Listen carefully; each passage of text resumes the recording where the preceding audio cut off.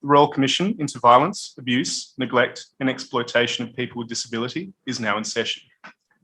Good morning to everybody who is following these proceedings. This is the fourth day of public hearing 19 of the Royal Commission, addressing measures taken by employers and regulators to respond to the systemic barriers to open employment for people with disability.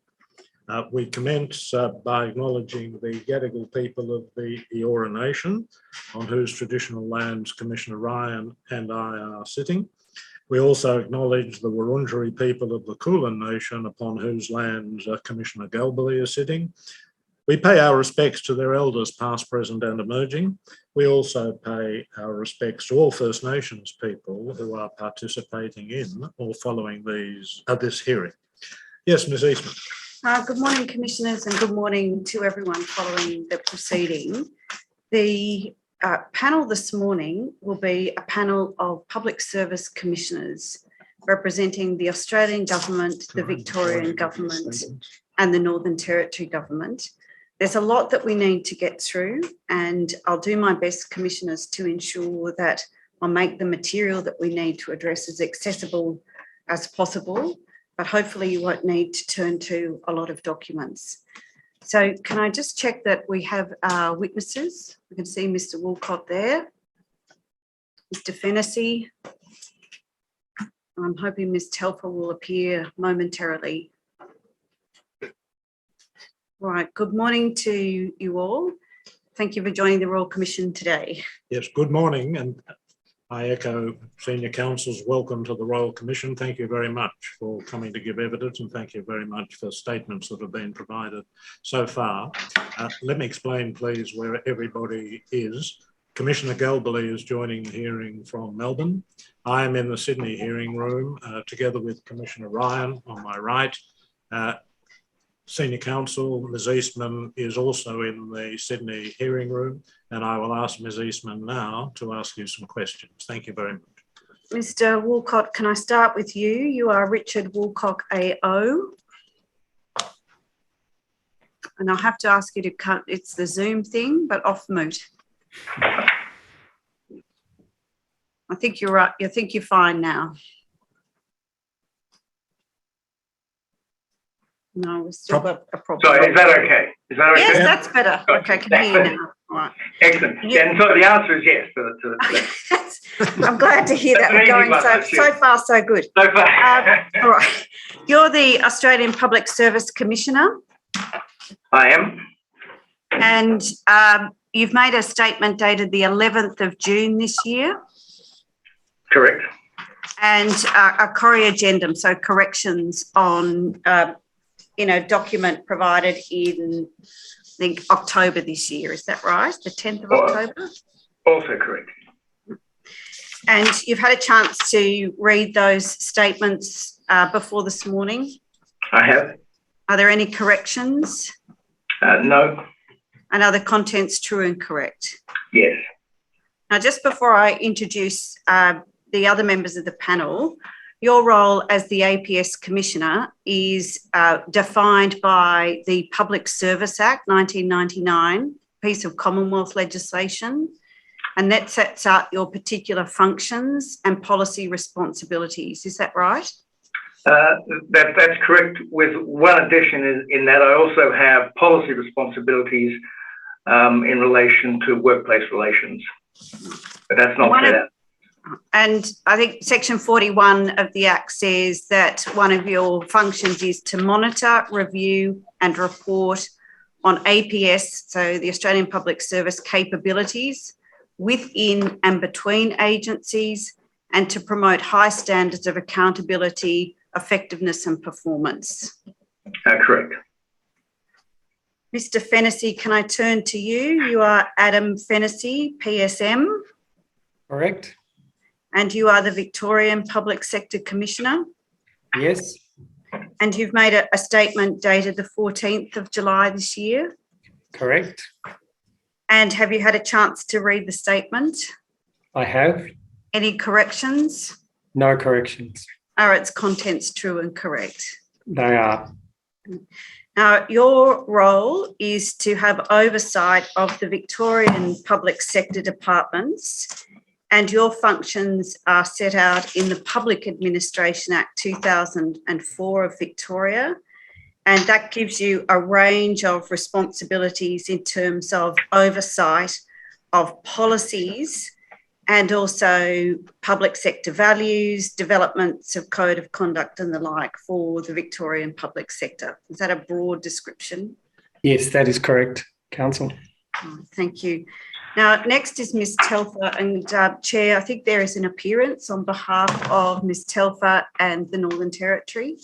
Yes, if there is an appearance to be announced, please Ms. Chalmers. do that now. I think Ms Chalmers SC. If we can see Ms Chalmers on the screen. I think you're on mute, Ms Chalmers. Can the commissioners hear me now? We can now, thank you, yes. Yes.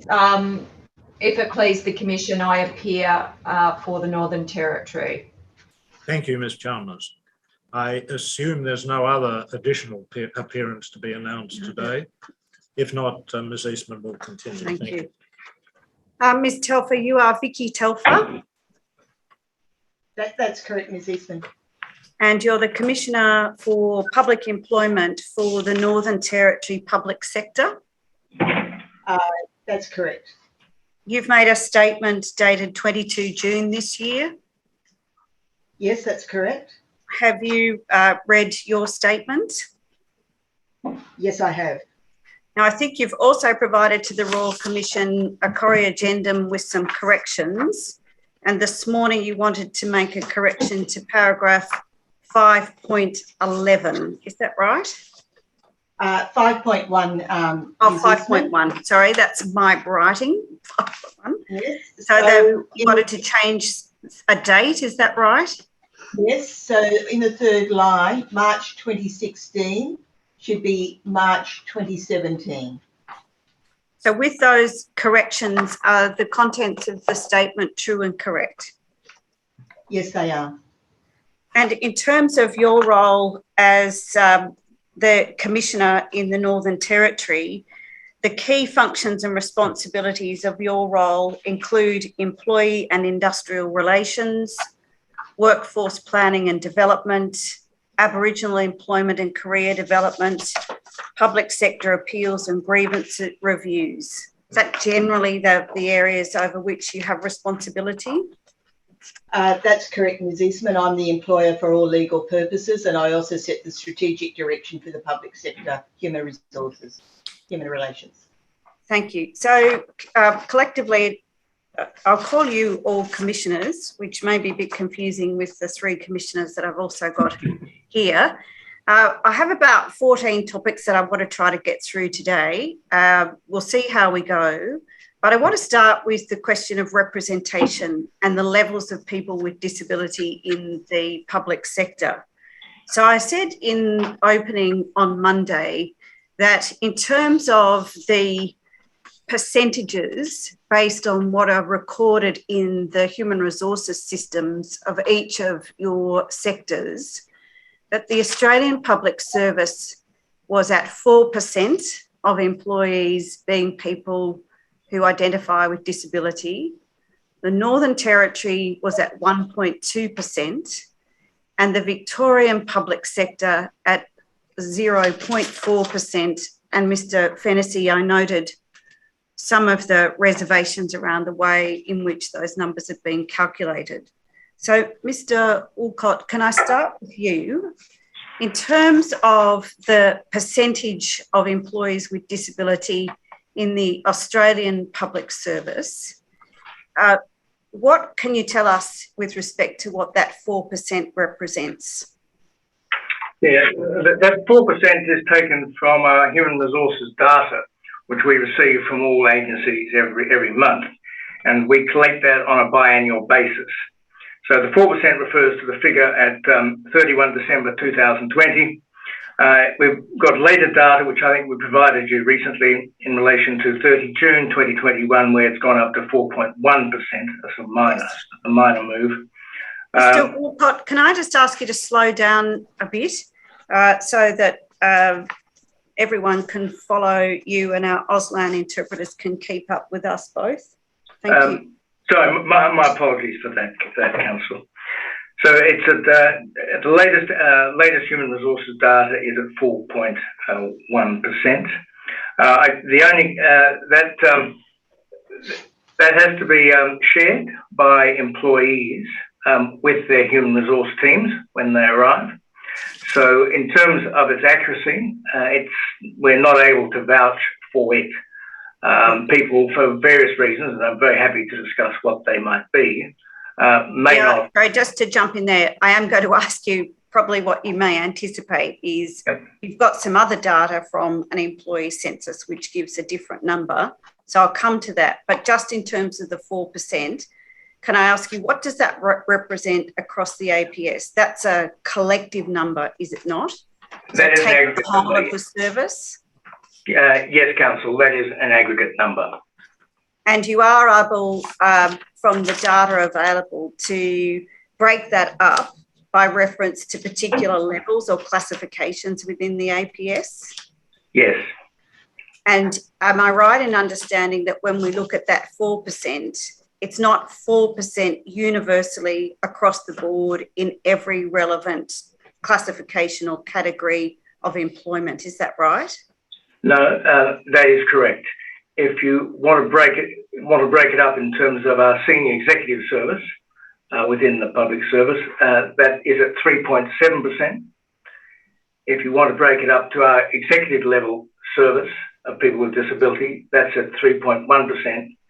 And if you want to break it up to a portion of APS 4s and 6 with disability, that's at 4.5%.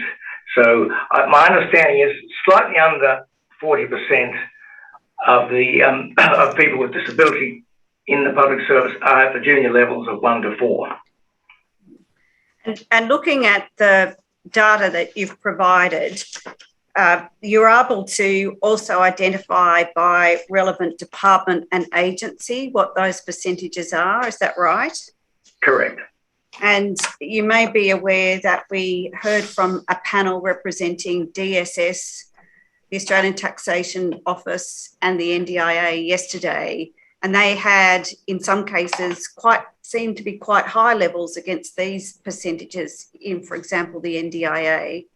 So it's the case, isn't it? Again, if we take that 4%, that's not going to be universal depending on the particular agency or department. Is that right? That's right. That's right, Council. And without identifying any particular agency or department, it is the case, isn't it, that there are some agencies within the Commonwealth that have no people identifying as people with disability in the HR system? I would imagine, and I don't have that data in front of me, Council, but I would imagine that they would be very small agencies. Yes, I think that's not an unfair comment to make, but I think there's one that has very few people.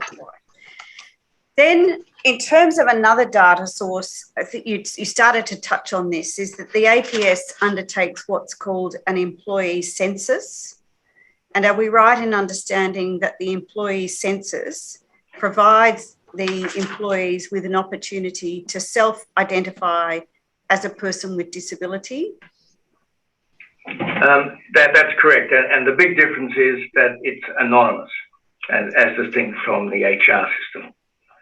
And when people are asked to participate in the census and to do so on an anonymous basis, the data suggests that the number or percentage of employees identifying as having an ongoing disability is 8.5%. Correct. And as I understand, we're also providing you with the latest census result for 2021, which will show that figure having moved to 9.3%. Now, we asked you to address why you think there may be a disparity between the records in the human resources system and the responses from the census. And I think you've addressed this at paragraph 36 of your statement. So where you sit, as the commissioner, how do you account for that difference? And it's not an insignificant percentage difference, is it? Between employees who are disclosing because they have to, or employees who are disclosing on a voluntary basis where they don't have to be identified personally? Yeah. No, look, it's a very good question, Councillor. I mean, the disparity is almost double, and the question is why.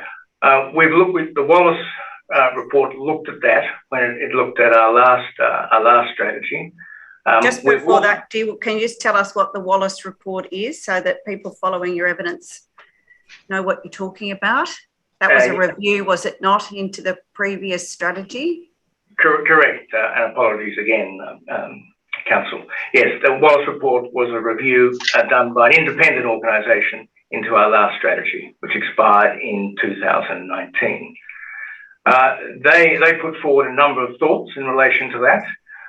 We have also sought to explore through our census in 2017 and 2019 some of the reasons behind that, and we'll look to do further work in the forthcoming census.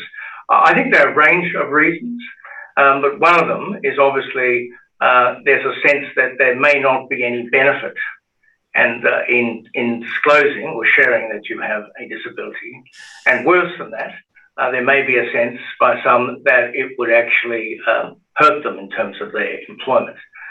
So there's a big cultural issue around this, and something we have discussed within the APS, and we've discussed with Ben Gauntlet from the Australian Human Rights Commission and many others about what we need to do.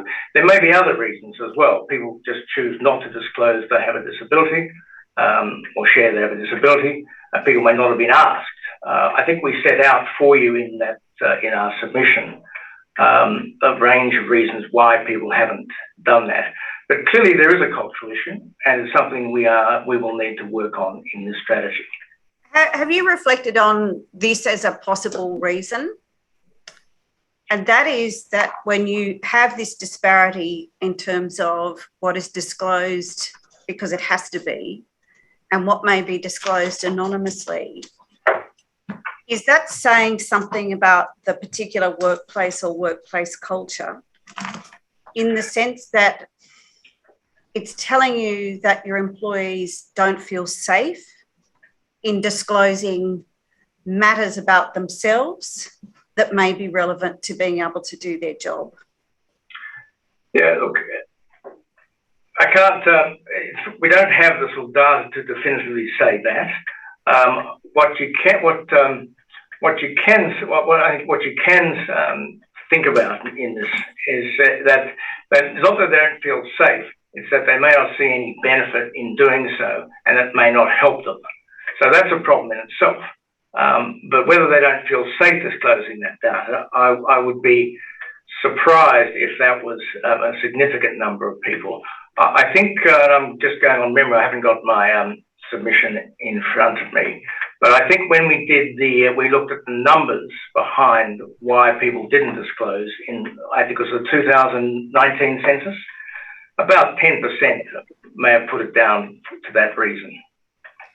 Is there another way in which you could approach this question, and instead of asking about a person or an employee to identify a characteristic such as disability, and accepting that might be defined in different ways, is you could ask employees and to collect data about the number of employees who seek or require an adjustment. Would that give you a better indication? That's certainly something we could consider. As I say, we do the census every year. We're constantly refining the questions, and we can also look at the way we collect our human resources data for ABSIT as well. But clearly, one of the cultural issues we want to manage in this strategy is, and it's not the only one. Let me emphasise that. But one of the cultural issues is to have people feel comfortable sharing their disability with their employer. Right. Now, I'm going to ask you all about targets as my second topic, so I'll come to that. But my final question for you is, do you agree that 4% or even 8.5% is not good enough for the Australian Public Service? 4% is, so far as our target of 7% is concerned, 2 points I would make there, Council. One, sorry to jump in, because I do want to separately ask you about targets, but just at the present point in time, not the future, but the present point in time, 4% or 8.5% at the present point in time is not good enough, is it? What I would say to that, Council, is that we are working off human resources data, which is the 4% figure, and that is not good enough. We have a target of 7%. So that is the data that we're working off, and that is the data that we will use to see how we're going towards our 7% target. All right, Mr. Fennessy, can I come to you? So in terms of the available data in the Victorian public sector, you can look at the employees who are employed in the public sector, but also a much broader group of employees who work for public authorities. So performing public services, but not necessarily employed by the government per se. So you've got those two categories in Victoria? Yes, that's correct. The one point I'll clarify is that we define the public service as the inner core of what is often thought of as public servants working for government departments. And Council, under the Public Administration Act, their employees working for secretaries and a specific smaller number of defined entities, including Victoria Police. And then, with reference to your second point, the broader public sector is all owned or controlled by government, but governed under different governance like statutory authority boards, etc. And that second category is a broader and wider cohort because it takes into account employees, including teachers in the state system, nurses, corrections workers, etc. The former category is public servants working in departments under a secretary. And that latter group is, in terms of a head count, just over 50,000. Is that right? Council, the former group, the public service, is just over 50,000. The latter group is over 300,000. And in terms of the data you provided to the Royal Commission, the percentage was based on the smaller cohort of the 50,000? That's correct. And I could clarify that if it assists Council. So the reason why we focus on the public service is that's part of the state commitment under our Victorian state plan, where under the state plan, and this is in my evidence in paragraphs 135 and following, the state plan comes down to a state economic participation framework. So the state plan, absolutely everyone, comes down to every opportunity, which is the economic participation framework. And then the plan that we are responsible for, we at the Victorian Public Service Commission, is getting to work, and that is focused on the public service with the target of 6% as an interim and 12% by 2025. So in that respect, we work within those parameters. But in terms of the numbers provided to the Royal Commission, of the just over 50,000 in the head count, 218 employees identified as employees with disability, and that's how we get the 0.4%. And again, like the Commonwealth, when you've done a survey of employees and they can identify on an anonymous basis, that number goes up to 3.7%. So you, I think, have said in your statement there's some COVID factors in terms of the count. So with the 0.4 up to 3.7, can you explain to the Royal Commission the reasons you think there's that disparity in Victoria, and anything you want to add to explain the COVID implications on these numbers? Yep, I can, Council. Could I first just correct one point? So in paragraph 74 of my evidence, it's 0.4%, as you correctly identified. And then when we look at our survey results, it's in fact 5.2%. That's in paragraph, okay. Yeah, 75. Thank you. I've got a 3.7, so 5.2%. 5.2%, yeah. That's in para 75, and it makes the very point that you have made, that there is a significant gap in percentage and in number. So to your first question, why is there that gap? And then to your second part, what happened with COVID to influence those figures? That gap is quite consistent, I think, with Mr. Woolcott's evidence, which is the 0.4% relates to workforce data collection. And in my evidence, it's quite specific that measures the number of employees who've identified to their employer they identify with disability. That's the first point. The second point is that the employer has recorded that. And then finally, they've reported that in data collection to us. So to me, the workforce data of 0.4% is the representation or the number of people who have shared with their employer that they identify with disability. And then the second point is we knew from many years of survey collection that the workforce data was an insufficient way to understand who identifies with disability for some of the similar reasons that Mr. Woolcott identified. So over many years, we've refined our survey collection, and for 2020, that was 5.2%.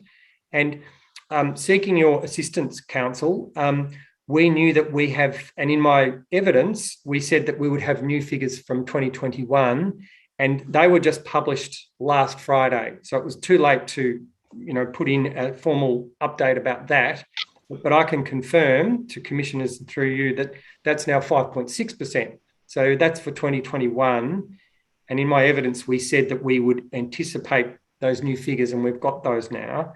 And then to your second question, or to the main part of your question, why is there such a difference? Again, in my evidence, you would see that we not only knew that there was a better way of collecting information through survey, we commissioned the Melbourne Disability Institute through the University of Melbourne to do research around how to collect better quality and complete data. And so our view, and my view as Commissioner, is that survey data gives us a much better understanding of people who identify with disability compared to workforce data. And we focus our efforts on the latter and not the former. But we also, or I make the point to you that we should improve workforce data collection, but there are several factors why that is, in our evidence, or my evidence, that's an imperfect way of collecting that data. Do you ask the question of employees as to whether an employee needs an adjustment? And would you accept that that's a different way of perhaps getting the information that might help identify whether a person has disability? If you even need it, I mean, if you only need this information for adjustments, that's one thing. So yes. Look, and that's a very important question, Council. In my experience and my evidence is that leaves too much reliance on the fact of an employee wanting to ask for an adjustment.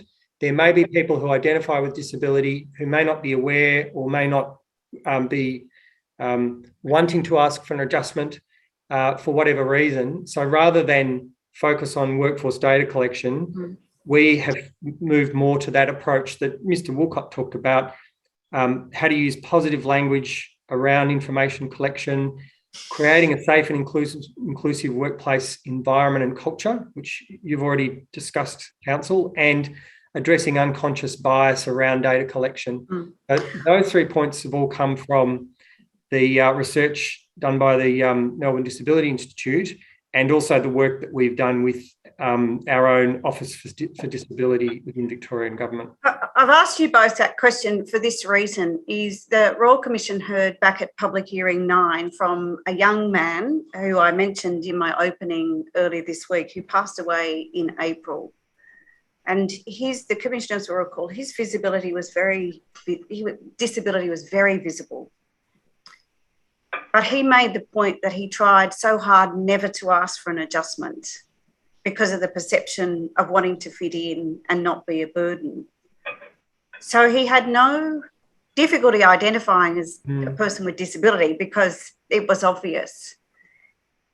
But I'm not sure he was ever asked about being able to disclose whether he required an adjustment in an anonymous way that might have allowed him to tell his employer something that he felt uncomfortable doing. So I'm asking this question because from the Commissioner's perspective, we need to think about what might be other options and different ways of doing things. And given the numbers that you've identified and that disparity between less than 1% and then, as you say, the newer numbers being quite high, is that telling you something about the employees and adjustments, or is it just simply collecting data to say we've got the disability numbers done? So it's the purpose of the collection of this information I'm trying to get at. Yeah. So, Commissioner, I agree that it's the former. It's telling us about how we need to collect that information better. And I think recognising, so to me, or from a Victorian government perspective, we want to improve our workforce data collection and our survey collection, so it's both. And with the former, we need, and we are investing in safer, psychologically safer workplace cultures where people can share that workplace adjustment information and share other information through survey. And if I may, an example in my evidence is the education and training we're providing to managers and organisations, including around disability awareness, workplace adjustment. Can I jump in there? Because that's one of my 13 topics. Yeah. So can I ask you to hold on to that and I'll come to that. So Ms. Telfer, thank you for waiting patiently. Sorry, would you mind if I just asked a question of Mr. Fennessy? I see from paragraph 72 of your statement that the 2020 survey had 17,000 odd responses, I assume out of a population of 50,000. So that suggests a response rate of 35% or thereabouts. Why were there so few responses compared with the 2019 survey? And Commissioner, thank you for that question. That was the COVID impact for 2020, and Council did ask me that, and I didn't come back to that. What we found was, and this is in my evidence, that the full People Matter survey, as it's known in Victoria, wasn't conducted in 2020. We did a modified and shorter survey, and we anticipated and in fact noticed a drop-off in survey respondents because at that stage, Victoria was in such deep lockdown, and a lot of staff simply didn't have the same amount of time to complete the survey. Well, thank you. I understand that reason. With the People Matter survey, what was the response rate? The People Matter survey response rate, I think I'm just trying to see if my evidence goes to that. The People Matter response rate was lower that year. I don't think I've got that exact number in front of me, but I'm happy to take that on notice. All right, well, perhaps that can be taken on notice. I don't want to take up time with that at the moment, but underlying it is the possibility that the response rate may have something to do with the percentage of people who are prepared to say that they are people with disability. Yeah, and Commissioner, if I may comment on your suggestion, I agree with that the impact on the People Matters survey had impacts on a whole lot of data we collect, including around diversity inclusion levers, although we were pleased to see that the response rate significantly improved in 2020 and then this year. So that's also something that we're looking at as we review how we best collect data, including under times of stress and pressure across our system. Thank you very much. Ms. Telfer, the headcount in the Northern Territory for Northern Territory public sector employees as at June 2020 was 23,590 people. That would be accurate. And in terms of the percentage of employees identifying as people with disability in the human resources records as at the 31st of December 2020, it was 1.2%. Is that right? Yes, that's correct. And the Northern Territory has also undertaken a survey or a census of employees, and the 2021 People Matter surveys indicated that 4% of public sector employees identified as persons with disability. Is that right? Yes, that is right, Ms. Smith. Yep. And that survey also asked people why they hadn't perhaps identified as disability in terms of the more formal human resources records.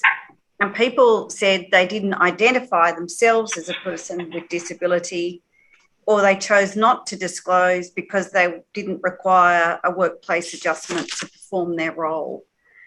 So can I ask you the questions I've asked the other commissioners? Do you have a view as to why there is this disparity between the 1.2% and the 4%? And I'll put that quite loosely because I know I'm taking from the data you've given us a number from 2020 and matching that with a number in 2021. So I'm nervous about comparing the different years, but I'm working with the data that we've got. So what can you tell us about that disparity?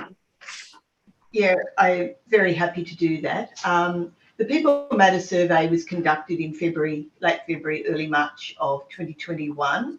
And so the difference about the population cohort who we were surveying wasn't too different in a temporal sense. The People Matter survey is an anonymous survey, and I think that gives people a lot more confidence to disclose. Importantly, as you note, and it's in my statement at paragraph 4.4, we asked people why they hadn't disclosed in the formal MyHR system, which is a it's a place where people can go and identify themselves into particular categories of population or other characteristics. And so we don't mandate that people need to say that they have a disability or they're Aboriginal, et cetera, people do that if they wish to. And we encourage people to do that. But the survey that we conducted, the anonymous survey that we conducted earlier this year, we deliberately asked people why they didn't disclose, if they hadn't disclosed. And about half of those people said, well, it was because they don't require a workplace adjustment. But I think more importantly, we got information from around about 47% by a large number of other employees that they felt that identifying as a person with disability would have a negative impact, or that had a negative experience in the past, unsupportive environment, which for me as the Commissioner, I take a lot of note of what people put in that anonymous survey. It's a great pointer, I think, to where we need to go and in building a culture here in the Northern Territory where we have more supportive workplaces. We know we have a long way to go yet. And I'm sure you'll take me through a number of other questions. I will. So I don't want to peak too soon, but there's a whole lot of work that we've got ahead of us next year about our new strategy. Right. Now, can I ask all of you, is that each public sector does what appears to be an annual or frequent survey of employees. Do you track the longitudinal data in the sense that you can look at the experience of people identifying with disability over a slice of time rather than just on an annual basis? And if so, what do you do with the longitudinal data? Mr. Woolcott, can I start with you? Yeah, we do have that capability, Council, and it goes to continue to inform our policies and our approach to personnel management and disability and inclusion. Right. Mr. Fennessy? Council, we also collect longitudinal data, and the 2 points I would make, if I may, is firstly, we have a continuous learning approach. So not only have we commissioned research with Melbourne Disability Institute in the past, we continue to do that. We also share as a best practice approach with the National Disability Employment Working Group, which includes the Australian Public Service Commission and all the other public service commissions. So to look at what best practice looks like. And then importantly, we work very closely with our enablers network, which are people who identify with disability in the Victorian government who have been members of this network. So we have a range of ways to do that. And then in our Getting to Work plan, as well as based on longitudinal data and feedback, we design and adjust new programs. So the toolkit that I mentioned, but will be the subject, I think, of a later question, that has been designed based on that longitudinal data and feedback. Ms. Telfer? The People Matter survey that we conducted earlier this year was the first detailed survey that had been conducted since 2016. There had been a mini survey done in 2018, and for that reason, it's very hard for us to track that longitudinal data and the story. But we do hope to conduct the next survey, given our small jurisdiction, in 2023. We conduct ours. We hope to conduct ours again in 2023, and I will be very much looking to see what changes have been made since then and what impact we're having through the particular strategies that we've put in place. I think reading and considering all of your statements, there appears to be no dispute that there is a need to increase the number of people with disability working in the public sector. But I want to understand why. Is it based on the economic case that you need to have plans in place for looking at labour force participation into the future generally? Is it based on accepting a human rights-based approach where Australia's got obligations in relation to the rights of people with disability to acquire jobs, maintain jobs, to work safely, and to have the opportunities in career progression? Or is it something else? Mr. Woolcott, what's the reason for the need to increase the number of people with disability in the APS?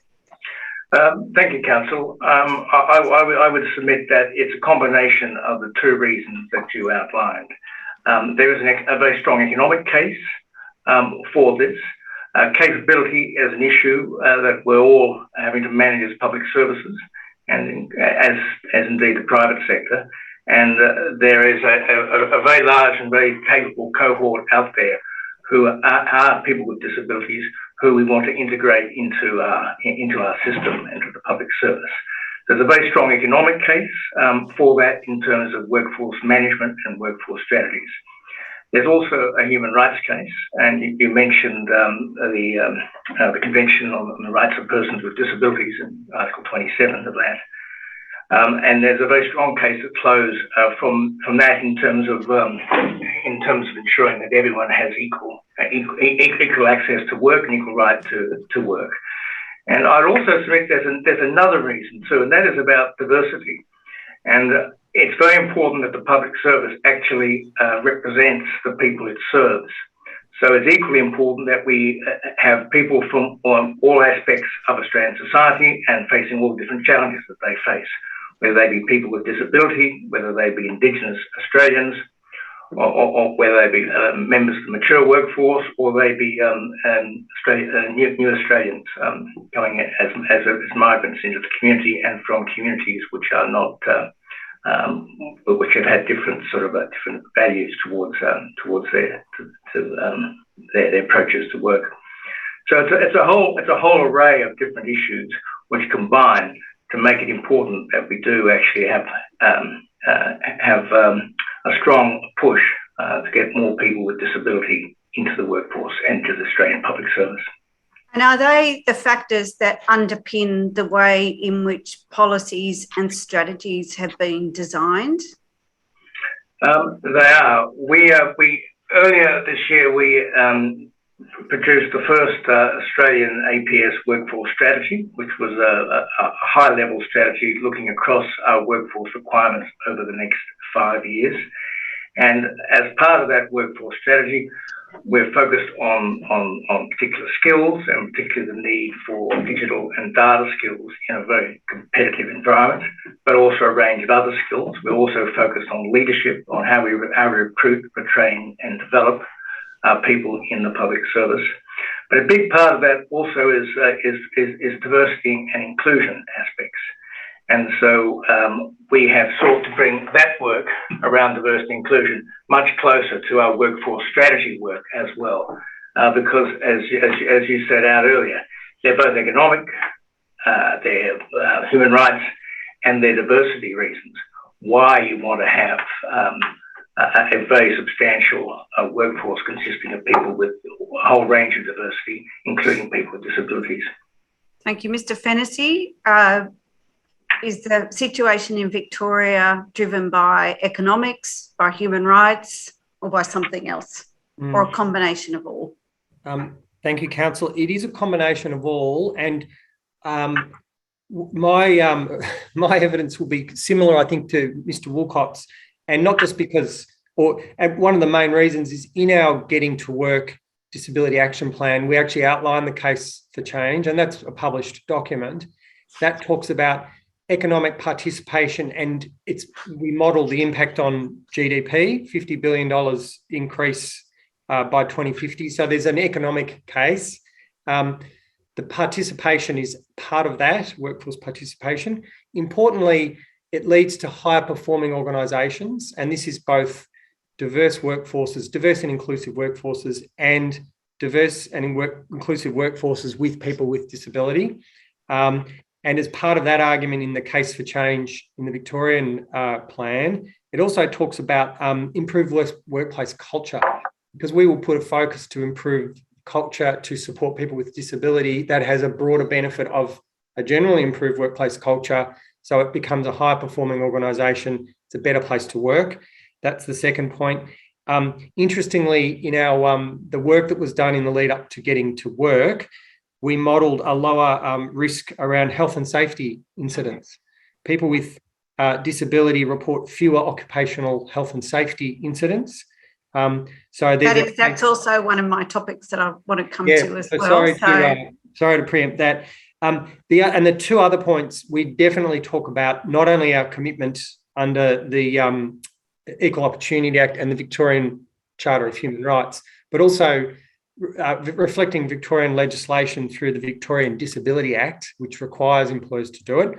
But to me, it's not just because law requires it, it's because it's a genuine reflection of the public sector value of human rights and respect. And then the last point, which I don't think is as explicit in our plan, but it's a point that I make very frequently in my role as Commissioner, is that we do need to reflect the communities whom we serve. And that is not only has Mr. Woolcott already talked about that, but that's if we're providing good disability services to Victorians, then that ethos of nothing about us without us is so important, that we have people with disability both helping to design and deliver those services, or just generally involved in any part of service delivery and policy in Victorian government.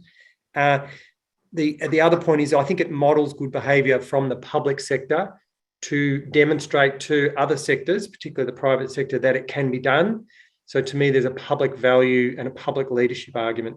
Happy to talk about that more, Council, as required by your questions. Ms. Telfer, the Northern Territory has got some very unique features about its public sector, and a very large population in terms of remote and regional living, and also a very high First Nations population. So what are the drivers in the Northern Territory? Are they economic, human rights, or any particular features that are unique to the Northern Territory? So yes, you're quite correct, Council. We have 1/6 of Australia's landmass, 1% of Australia's population, and our population is 30% First Nations. So we do have some very unique demographic positions here. But our strategy is about allowing people with disability to fully participate in our society.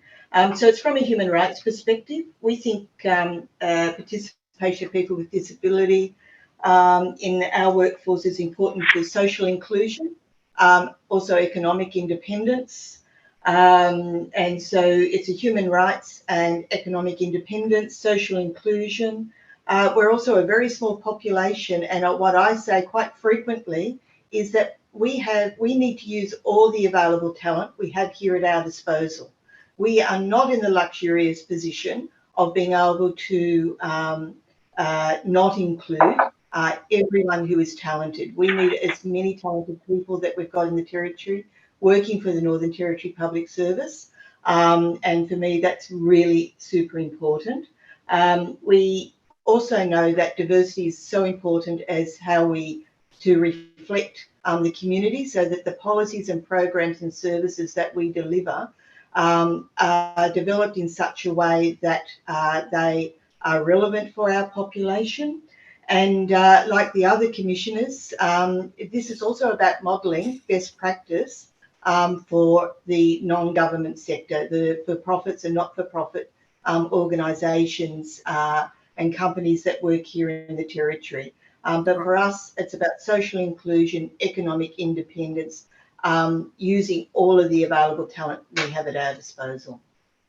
I want to turn to the topic of quotas and targets. No one uses the word quota, but there is embrace the word target. Ms. Telfer, the Northern Territory doesn't have a target, does it? No, Council, it doesn't at the moment, and it's something of a hot debate in our office at the moment. All right. So I don't mean to leave you out of this conversation, but I'll focus on the organisation or the sectors that have a target. So, Mr. Woolcott, the APS has a target now of 7% as part of the 2020-25 employment strategy. That's right, isn't it? Correct. And were people with disability involved in, or people who determined what that target should be? That target was announced in early May 2019. I'm just asking about the involvement of people with disability determining the target or being involved in setting the target.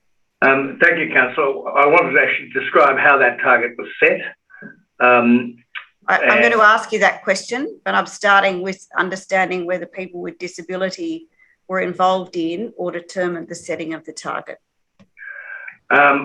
Well, I was trying to answer that, if you just give me a moment, because the target was set during the election campaign in May 2019, early May 2019, as part of a wider package of announcements involving NDIA and the Dandelion program.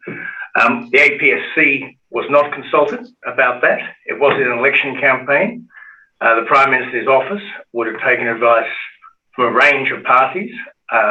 We don't have a monopoly on the provision of advice in terms of the public service.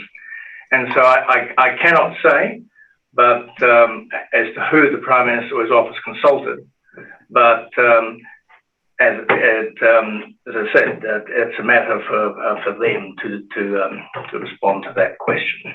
So the Commissioner wasn't consulted about the setting of a target? It was during the election campaign in as I say, in the early May 2019 as part and of accepting you don't have the responsibility for the setting of the target if it was done during the course of an election campaign. Because you're not in a position to know whether people with disability were consulted. I'd say two things in relation to that. Is one, I have responsibility for the implementation of government policies. Government can take their advice from a range of different sources, and I'd be very surprised if the Prime Minister's office hadn't done that. So we have that responsibility. And I would also note that from my perspective, the target looks a very reasonable one and is very much in line also with Canada's target for 2025. Is there any science that you're aware of or any process to identify 7% as the number? Not that I'm aware of. It might be suggested that, for example, if the employee census is telling you that 8.5% of employees identify as people with disability, and it seems to be that the target of 7% is a little redundant, is it not? No, I respectfully disagree with that council. We are working off the 4% APSED human resource data. So there is a significant stretch target there to get to 7%. That's Is the stretch target a stretch target to encourage people with disability to have to disclose so that you can have the percentage in the human resources system? That's a stretch target, isn't it? Disclosure? That is only one part of an overall approach to this, which is actually set out in the strategy. So it is about attraction and retention, and yes, it is about disclosure, but it's also about culture. If you look at the strategy and the various actions in the strategy, so much of it is about changing the culture in the public service. So much of it is about leadership in terms of the public service. How does a figure of 7% versus 17% versus some other percent help you on the culture at all? It's only one aspect of the way we're approaching this problem. I think it's very important to have a target. I'd also make the point that the target is not a ceiling, it's a floor. It does require an additional 4,000 jobs on current figures to meet that target. It's not simply about having people disclose or share. We want them, sure, to disclose or share because we think it's an important part of that cultural shift that they feel comfortable doing so. But that is not what the strategy is about. The strategy is about a whole range of issues in relation to recruiting people with disabilities, the talents that they bring, the diversity that they bring, and also the culture that we create about an inclusive and diverse public service. So yes, disclosure is a part of it, and we will be running out programs and encouraging people to disclose. But that is not what the strategy is about, and that is not what the target is about. But in terms of the target, there's not going to be any sanction for failing to meet the target, is there? There are no sanctions attached to the target, but this is a target set by the Prime Minister. All the data around how we're tracking on that target is public or will be public. And there are, if you look at the action plan, these secretaries, agency heads, and myself are all accountable for meeting that target. So there are accountabilities. Who is to say how we'll go?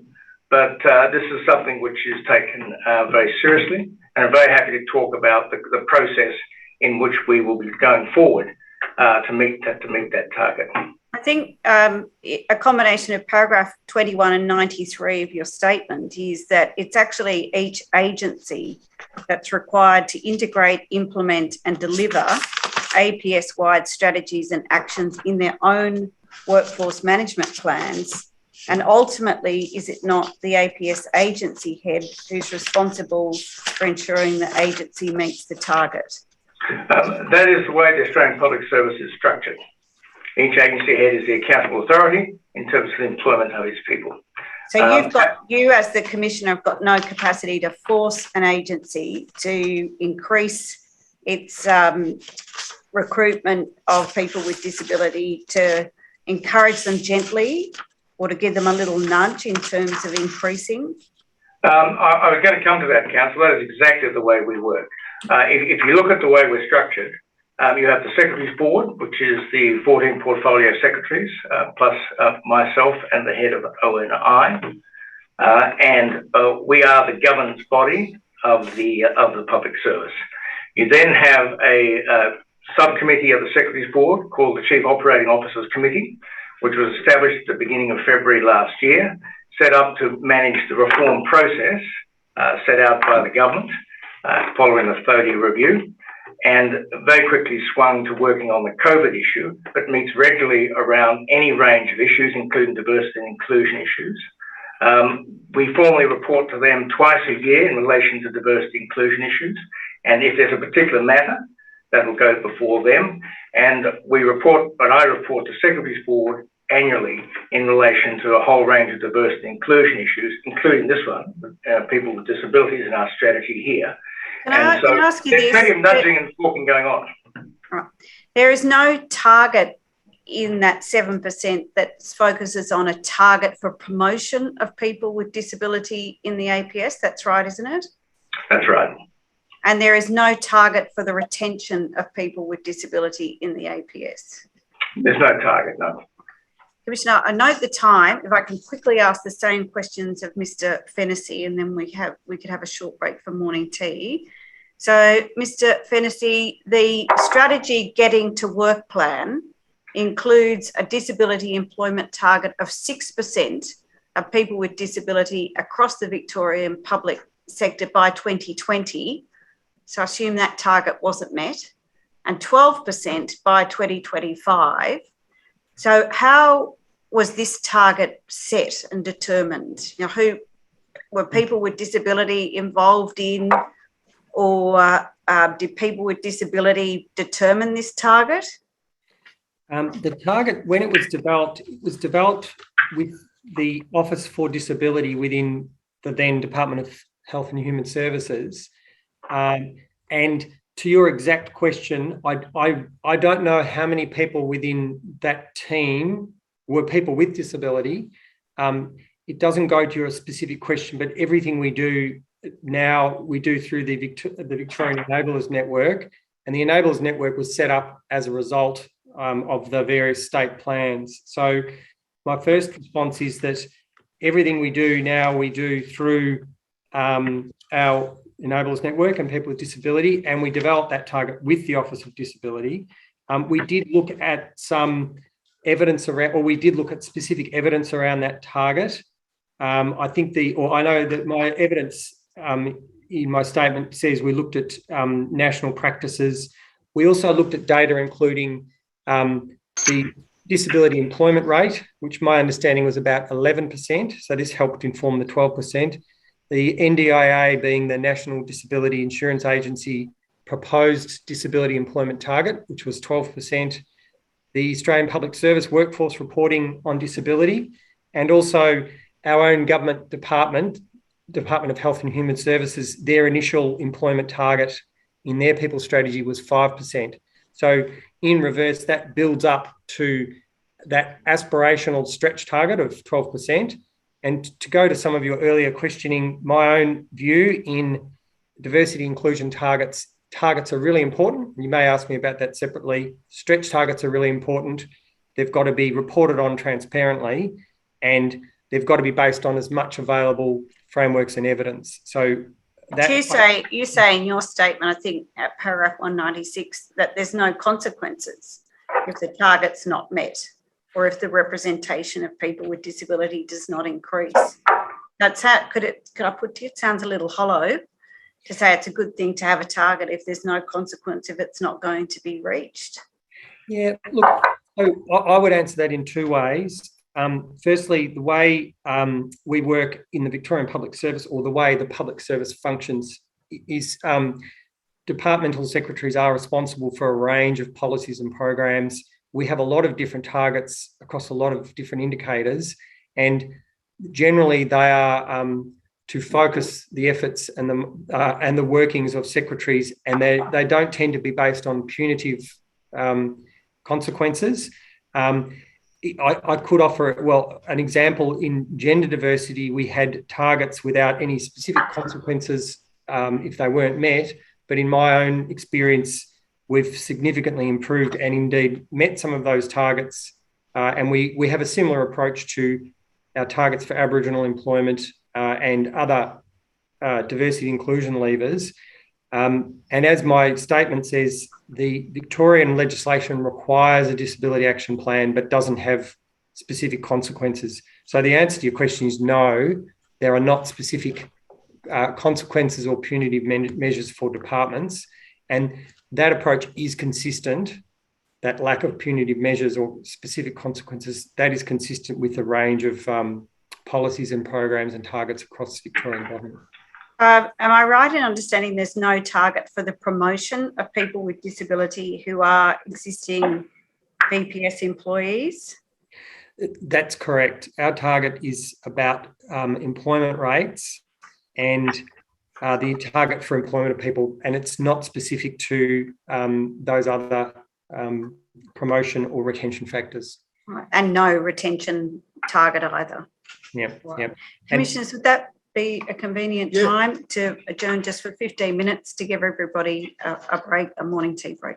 Yes, thank you very much. It's now 11:05 Eastern Summer Time. We'll resume at 11:20. Thank you. The Royal Commission is adjourned.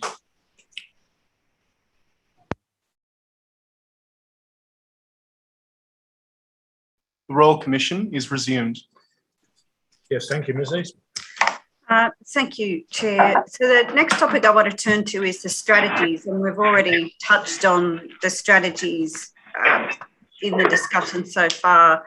So can I turn to the Commonwealth? There is an employment strategy 2020 to 2025, and the strategy is described as this: the single authoritative APS-wide strategy concerning the employment of people with disability in the APS and the accessibility and inclusion of employees with disability in the APS.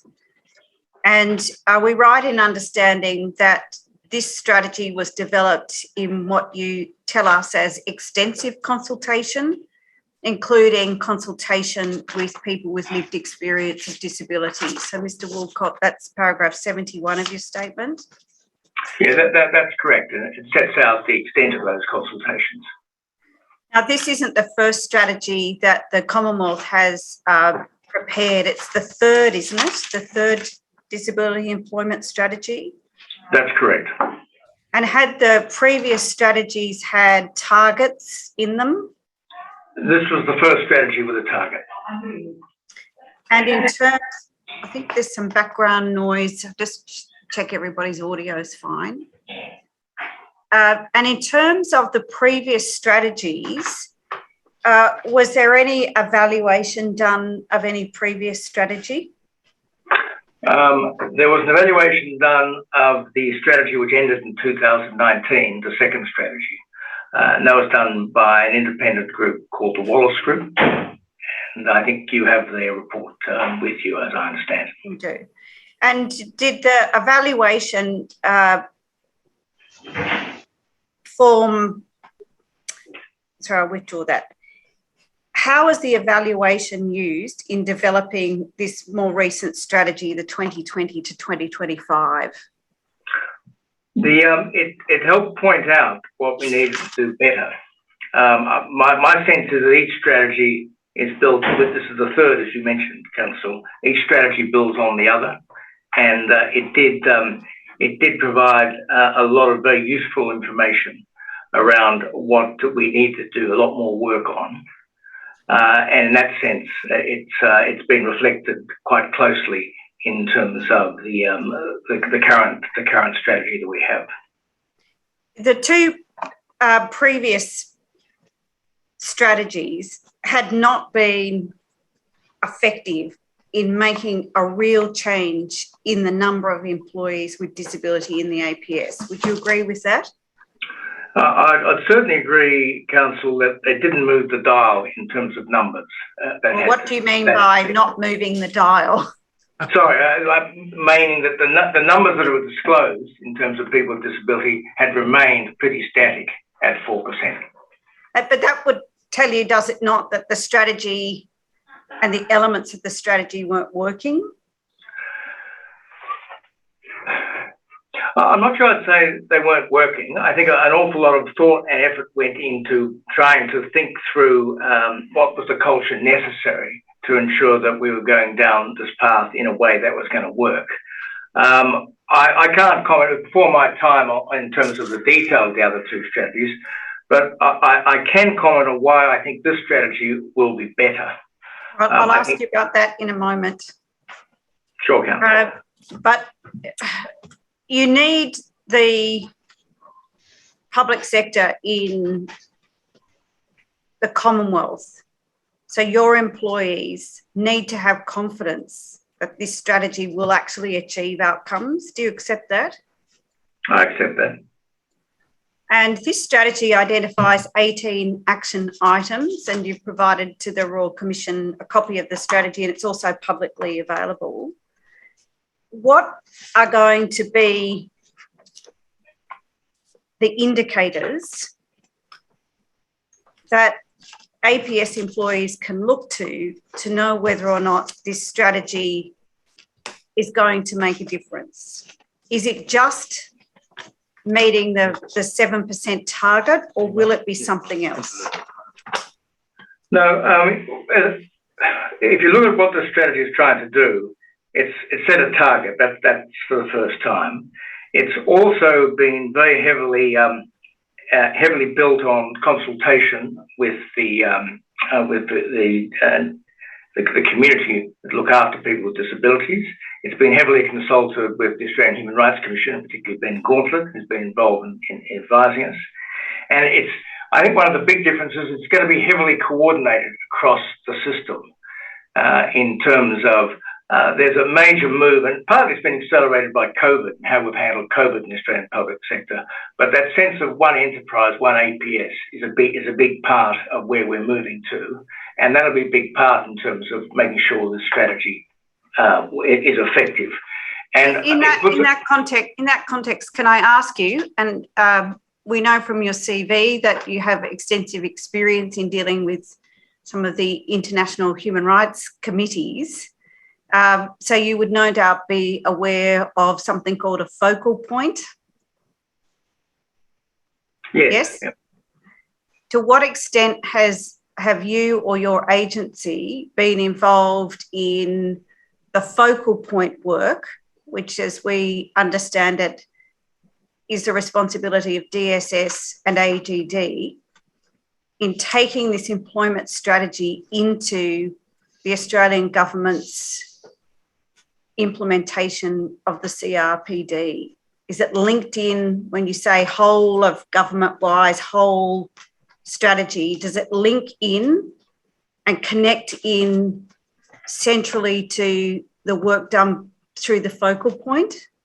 The work in terms of the coordination of the strategy and the way we set it up is there were secondments from across the public service, particularly from Department of Social Security, who have responsibility for the national strategy.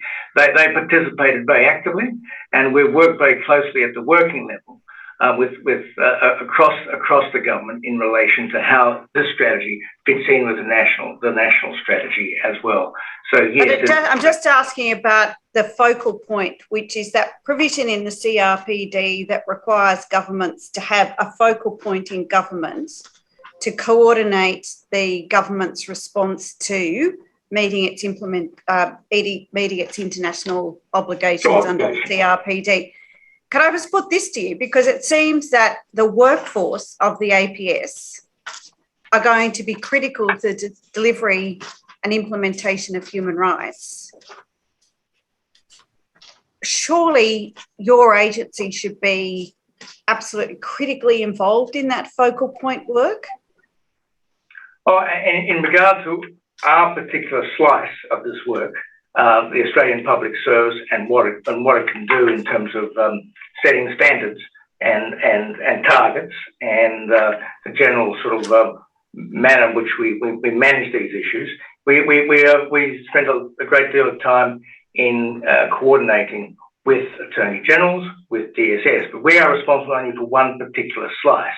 But yes, this, as I said, one of the big features of this is the way it's been coordinated and consulted both across government, but with the wider community involved in disability issues. So when, for example, we've had a recent hearing and we've asked the Australian government about the agencies involved in coordinating Australia's response to the CRP obligations, should we have expected to see you and your agency being one of the agencies with a core responsibility?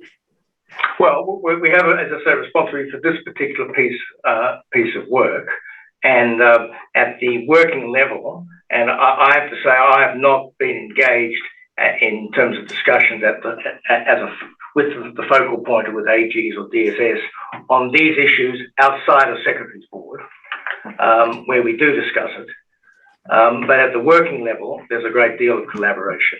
Can I turn to Victoria? So, Mr. Fennessy, there is a disability employment strategy in Victoria, and that's the Getting to Work and the Getting to Work plan. Is that right? That's correct, Council. And is this the first strategy that Victoria has initiated that has a specific focus on increasing the employment of people with disability in the Victorian public sector? Yes, that's correct, Council. And this policy has 21 action items. That's correct. And those action items are designed to assist the sector to meet the target of the 12% at the end of the policy. Is that right? That's correct. But the one other thing I'd add is they are designed to meet the target and to put in place a whole other range of changes which will add to the target, but in them and on themselves are worthy things to focus on, like cultural improvement, toolkits and direct support. And is the approach in Victoria one that the employment strategy has to work with a broader disability action plan for Victoria? That's correct. And what is the relationship between the Getting to Work plan and the Victorian Disability Action Plan? So the way I would describe it, Council, is there's 3 levels. The State Disability Plan 2017 is absolutely everyone, and that's the broader commitment to drive improvements for people with disability. And then every opportunity sits underneath the State Disability Plan. Every opportunity is the Economic Participation Plan for the broader Victorian state and economy and community. And then our plan is the 3rd level, which then focuses on public sector disability employment. And your role as the Commissioner is to have a leadership role in the Getting to Work plan, but you don't have the responsibility of ensuring that each agency meets its targets or obligations under the plan. Is that right? That's right, Council. And if I could make 2 quick comments. Firstly, the requirement for an action plan for each public sector agency comes from the Disability Act, Victorian Disability Act. And then secondly, the governance for Getting to Work is the Victorian Secretaries Board. And I'm a member of that Secretaries Board. And is there a reporting mechanism in relation to the employment plan for the life of the plan? Do you have to report 6 monthly or annually? Yes, Council, we report 6 monthly to the Victorian Secretaries Board. Right. Ms Telfer, in the Northern Territory, there is a disability employment program, and that's one of the key initiatives in the employability strategy 2018 to 2022. Is that right? It is one of the strategies. It's an important, the Disability Employment Program has been going for some time, since 1994, and it is one of the key parts of our employability strategy. But our employability strategy 2018 to 2022 comprises of a great deal more than just the Disability Employment Program. So the Disability Employment Program predated the current employability strategy, is that right? That's correct. It's been going for almost 30 years. And that employment program is featured then on an ongoing basis, but fits into the employability strategy, is that right? Yes, that's correct, Council. And it's a case, isn't it, that the Disability Employment Program was not achieving what it needed to achieve, and this is why you've expanded out, is it not, onto that broader employability strategy for 2018-2022. And I know I'm dealing with that at a very high level. Yes, of course. That's my understanding. As you note, the Disability Employment Program is probably wasn't getting the traction that wasn't probably getting the inroads that we needed to improve the level of employment of people with disability in the Northern Territory Public Service. And a more contemporary and more fulsome approach was taken in 2018 to get an employability strategy that goes far beyond a disability employment program. So in the absence of any targets, 2 questions. What are the elements of this strategy? And then secondly, how are those elements going to be measured if they're not measured against achieving a particular target? So the key elements are that we've set several outcomes so that we've got an inclusive culture, and we measure that through the People Matter survey. So that's a particular measure that we have, that we proactively develop and engage in diversity initiatives, and we have a number of reporting points about that. And in fact, since the employability strategy was established in 2018, we have a Champions of Inclusion group, which is the Chief Executive Officers. In other jurisdictions, they're called Secretaries or Director Generals. Here in the Territory, they're called Chief Executive Officers. They of the large employing agencies, and they meet. We meet together. I'm the chair of that. And we examine what's going on in our various diversity initiatives. That we embed diversity in everything that we do, and that we become an employer of choice for people with disability. A number of other outcomes, as you would note in the evidence that I tendered. We did a midpoint review of the strategy earlier this year, and we had a very brutal assessment, very honest assessment of where we were, the good parts and the parts that we actually know that we need to improve. Your office doesn't receive any specific funding to support the work that you do with respect to the strategy? So we're a very small office. We have a couple of people who just to explain the office, we have an employee relations side, a public sector appeals and grievance part, and a strategic workforce part, and an Aboriginal employment section as well.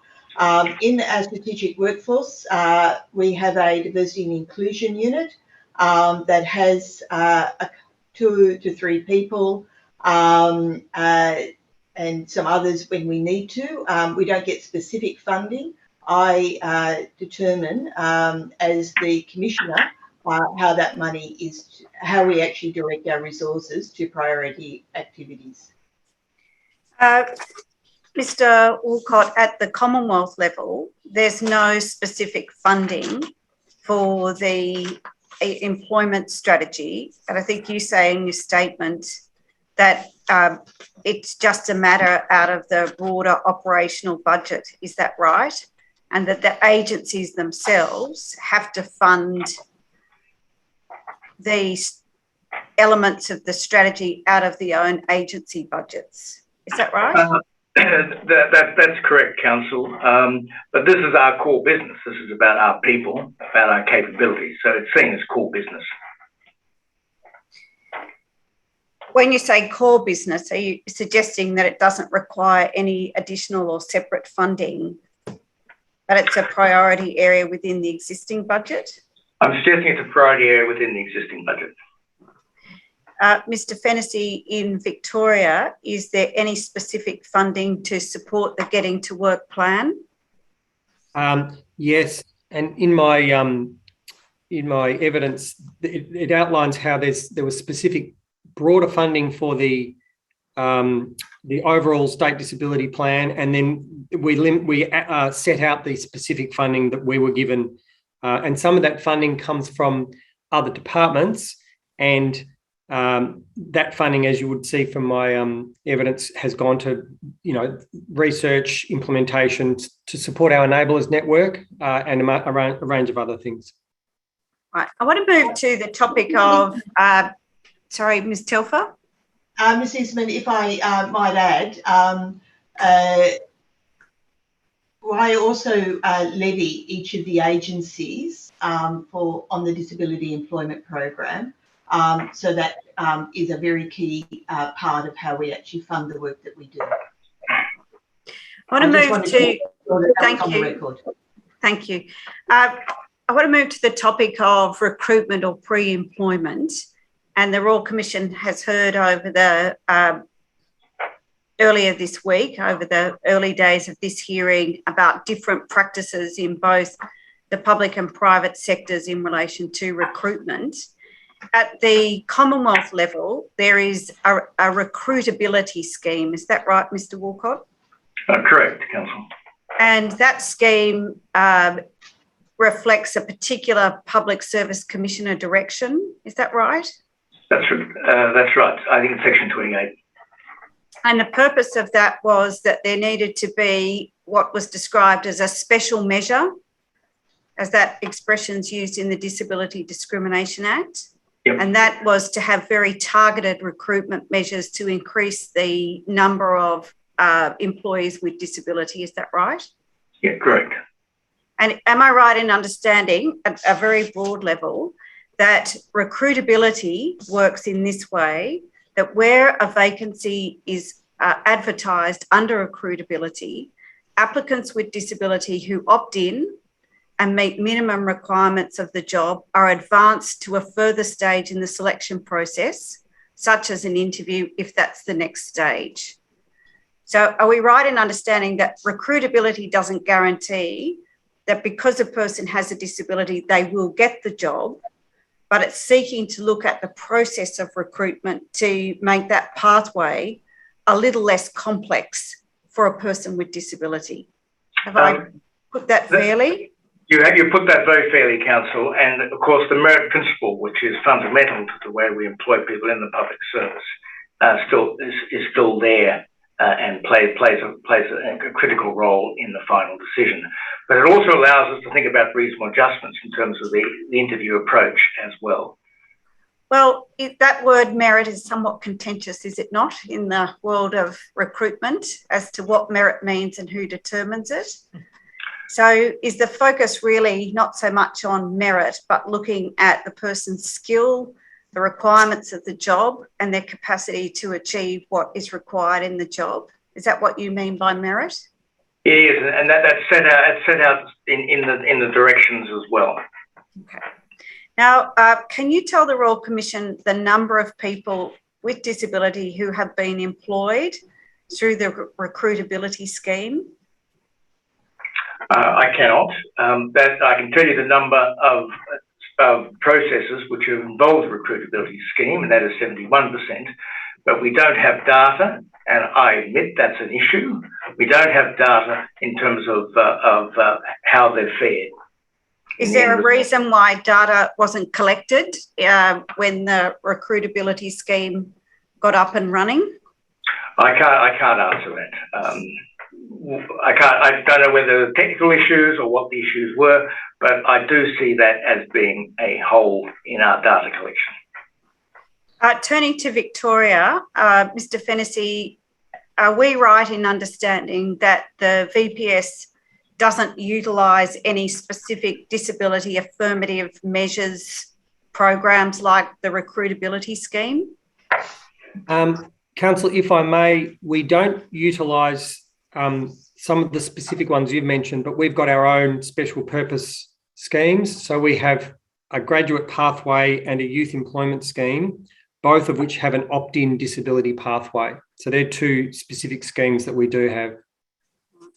And turning to the Northern Territory, are we right in reviewing your material that there isn't a disability affirmative measures or action scheme like recruitability in the Northern Territory? Is that right? I'm not familiar with the recruitability program that you mention, which I think is the Australian Public Service. Yes. But we have the Disability Employment Program, which is specifically targeted. One of the things that we'll be doing in the new year is looking at our current employability strategy. And like this one was developed with people with disability, we will be talking to our various groups across the Territory about whether or not we should be putting in place a special measure as we have for Aboriginal employment. And we are looking very seriously at that at the moment. We don't have an employability program, I think, as you mentioned, but we do have the disability employment program. That's been pretty fundamental in not just getting some people with disability into our employment, but we also know that that's a lot of those people have gone on to employment outside of the Northern Territory Public Service. And so that's been a great pathway for them. But how many, are you able to tell the Royal Commission how many people have secured and retained employment in the Northern Territory Public Service through the Disability Employment Program? It's been quite small, but I think it's been around about 38 people. Over 38 over what period of time? Over 26 years. So 38 people with disability over 26 years. Just through this program, but of course we have many more people with disability employed in the Northern Territory Public Service. Many more. One of the issues the Royal Commission's heard is, particularly for young people seeking employment, is that the public sector might be an attractive option for graduate employment or early employment experience. Does the Australian Public Service have a specific program directed at young people with disability, Mr. Walcott? We actually, as part of the strategy, we're looking at that very much. We have just to put it in the context. Each agency is responsible for, as I say, its workforce management and its recruitment. But what we are now doing is trying to centralise some of that, so that, for example, under key professions like the digital profession or the data profession or strategic HR or economists, agencies take responsibility for recruiting on an opt-in basis across the Commonwealth for graduate recruitment. Opt-in. Okay. On an opt-in basis, including looking at the issue of entry-level recruitment as well as interns and graduates. So it's something which is very live. We have a very active program in terms of trying to re-centralise a lot of this in specific skill areas that we need. And part of that work is we ran a short 6-week pilot with DSS on graduates to look at how that might work. And so it is something we're very mindful of. We are very keen to do something around this aspect. It's failed in the past, and we understand why. Largely, we had some very excellent recruits in terms of meeting the requirements, but they weren't taken up by agencies at that time. So we're trying to explore that further as to what we need to do. Part of the issue was the wraparound support they might need. But it is a very live issue for us in terms of the strategy and how we recruit graduates on a sort of a bulk process who have disabilities. Mr. Fennessy, this is an area where Victoria has had some success, could I put it that way? There is a graduate program, is there not, in Victoria?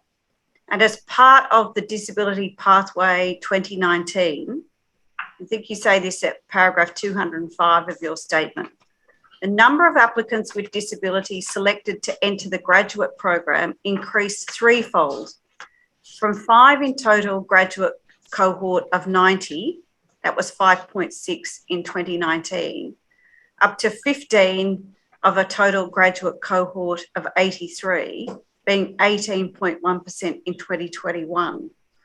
Are you responsible for that particular program? And if you're not, let me know and I'll save the question for another time. But is this something you've got some knowledge about? Yes.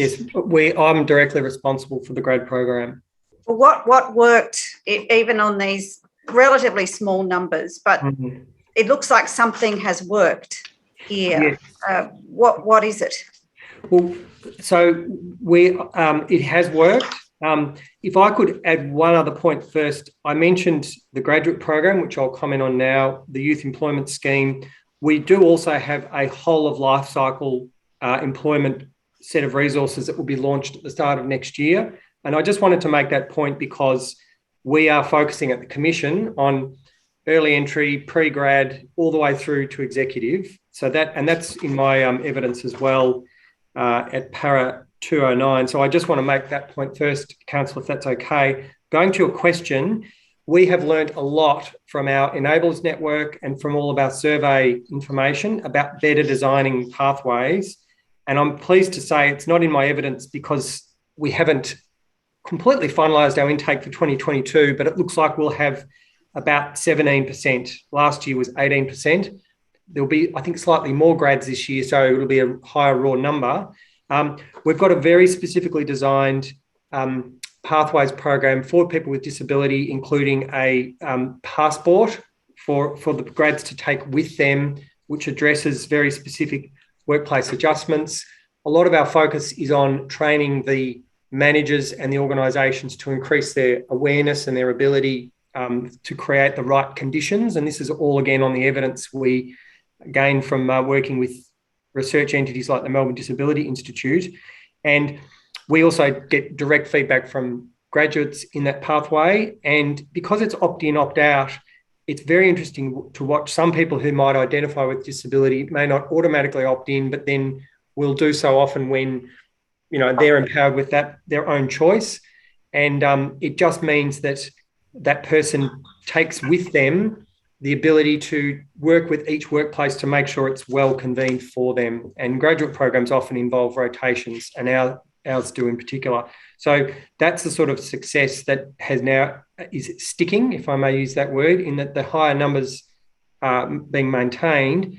And the last point, Councillor, if I may, is we have about 5,000 people who apply for our grad program. So it's a very highly contested program. And for us to have 17 to 18% people come through the disability pathway, that's beyond our targets, and that's our future generations of public servants. So I think that's we're proud of that, even though we know we can always learn and do better. I want to ask you now about your respective responsibility or power in terms of the way in which recruitment occurs in the public sector. So, Ms. Telfer, can I start with you? You have oversight of the whole of the Northern Territory public sector recruitment processes, is that right? That is correct. And there is also a territory-wide workplace adjustment policy, is that right? Yes, that is correct. And that workplace adjustment policy has to apply in the recruitment process. So the decision about hiring and the manner in which recruitment occurs, the workplace adjustment policy has to be taken into account. Is that right? Yes, that is something that we do want to have happen. Mr. Woolcott, there is no workplace adjustment policy for the Commonwealth that applies across the board that you administer or require agencies to comply with in recruitment. Is that right? That's correct. And do you have any oversight in terms of directing the manner and the form in which APS recruitment occurs?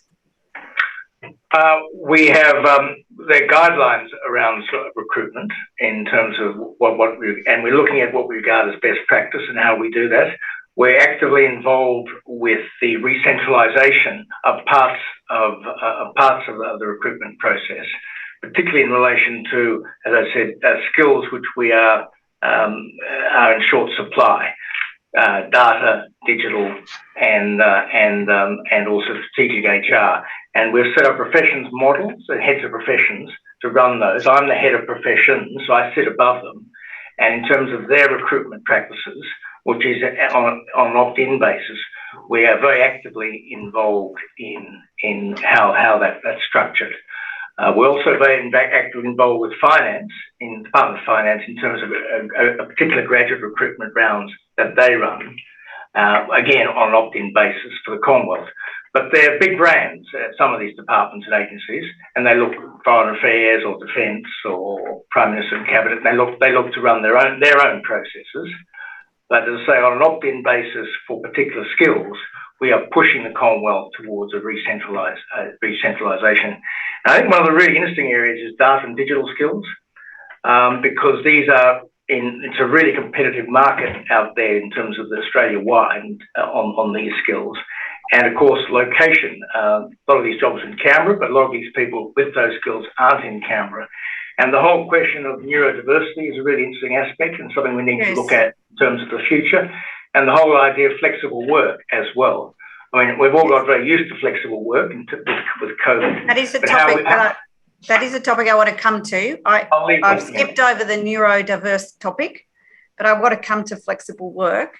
But can I just ask you this? One of the issues which the Royal Commission's heard about is the way in which inherent requirements of the job can be a reason for an employer to refuse to employ a person with disability, or it might even be a reason for an employer to let an employee with disability go, to terminate employment. Do you have a role in reviewing or setting how APS agencies set inherent requirements of jobs?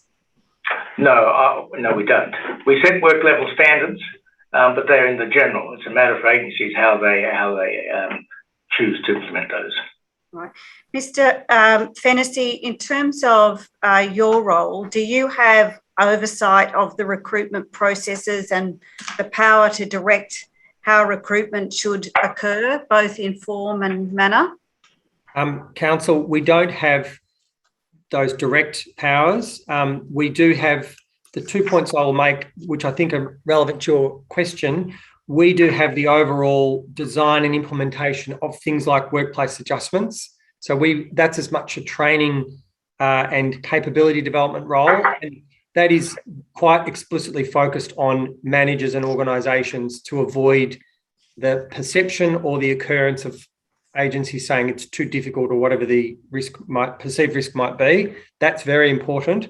So we've got that role, but it's not a legislative role.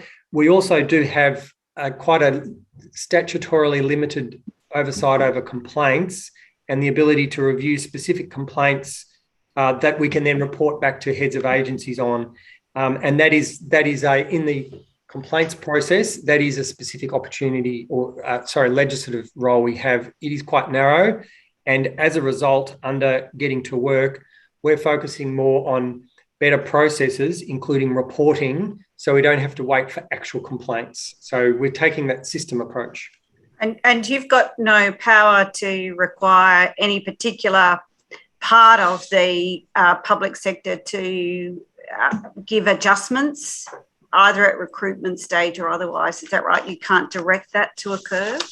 I think that is correct. My evidence is I can't direct that. We can report on issues to a head of agency that might have come up from a complaint, but we don't have that more specific directive power.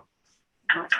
Mr. Woolcott, I want to ask you about accessible workplaces. There is no APS-wide initiative regarding ensuring that the workplace is physically accessible. So that's buildings and then the fit out and internal way in which office space, for example, in the Commonwealth is designed. As part of the workforce strategy, one of the actions there sets out an audit which will be done by the Department of Finance in relation to all our office holdings and the issue of accessibility. So work is now it will commence, or has just begun, I think, on that. So there are issues around that side of the accessibility agenda. In relation to, my understanding is, and I might be corrected on this, is that under our procurement rules, we also have very strong guidelines in relation to accessibility for any IT systems that are purchased. But just on that, Action 9 of the APS strategy requires APS agencies to ensure all internal and external products are accessible. And we understand that to be a reference to include the IT systems and the sort of digital framework. So is that probably as high as we might get in understanding any requirement to ensure that workplaces are physically accessible, at least in terms of digital? Thank you, Councillor. That's correct. But there also is this audit which will be completed in relation to our infrastructure to ensure accessibility. So it's a live issue we're very conscious of. Does your office work with the concept of universal design principles? I Can't answer that. Right. Do you know about universal design principles? No, that's just why I can't answer that, Councillor. It may be those sitting behind you or following along will be anxious to take that as a question on notice, and I'm happy to I will take provide that you with that opportunity. Thank you very much, Councillor. All right. Mr. Fennessy, in terms of Victoria, looking at the material provided, there's no sector-wide initiative in relation to physically accessible workplaces or buildings. Is that right? Council, my understanding is that for physical places, that's as much governed by disability access under Commonwealth legislation, and that is also similar to Mr. Woolcott's answer. That's administered by our finance or our Treasury and Finance Department that manage our buildings. In terms of the work we do about accessibility and workplace adjustment, that's more about focusing on the systems and the capabilities of the public service to develop that, which was part of my earlier answer to you. And then just to make a comment on ICT and information, we have a very strong focus on accessible and universal design for both internal guidelines we produce within the public service, including to support managers, and also for anything we put out for the public. So that's quite a specific role we have. But otherwise, you are correct. We don't have a broad approach across the whole of Victorian government at the Victorian Public Sector Commission. Are we right? I think this might be paragraph 305 of your statement, that in terms of addressing the technology aspect, the ICT, you've said that that's in its early stages and it may not be fully accessible at the present point in time. Is that right? That is still work in progress. We will be completing that next year, early next year. And as you'll see, and as you know from our my evidence statement, that's being developed with both our community of practice, disability community practice, and the Enablers Network. So, but a lot of the products that we produce within the VPSC, including current products that we deliver for others to use within the Victorian Public Service, we use our own accessibility and universal design processes. The reference in paragraph 305 is for a broader whole of government approach. So that's correct, Council. And you've mentioned universal design processes, but are you familiar with universal design principles? Sorry, Council, that was to me. Yes, it was. Yep. Yeah, sorry, I thought I heard Vicky. No, yes. No, to Ms. Telfer in a moment. No, my apologies, Council. I am familiar. We have a very committed and passionate universal design team within the Commission, and we use those principles for services we provide across Victorian government, including for disability access. And that includes, literally the presentation of documents and accessibility in a digital context for a range of disability context. Ms. Telfer, I'll start with the universal design principles. Is that something you're familiar with? And if so, is it used in the Northern Territory public sector? I am not familiar with the universal design principles. However, I would say that we make sure that any of the material, any of the services and our workplaces are designed so that they are all accessible. And so that might be what you mean, but I will take that question on notice about the specifics of how we implement that. Can I ask you then, in terms of like physical accessibility of workplaces and buildings, noting some of the fairly unique features of the delivery of services in the Territory, is there a territory-wide initiative or policy in relation to physical accessibility? Yes, there is. So our buildings, there is a process of upgrading and refitting buildings. So, for example, in Katherine, at the moment, our government centre has been completely refitted. Buildings are designed and fitted in in accordance with the Disability Discrimination Act, and aged buildings, if they're being renovated, are retrofitted. But it is a process that is still it's an ongoing process.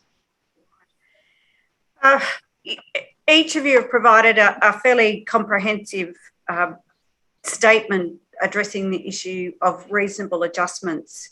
So I just want to ask you about one aspect, which is the workplace passport.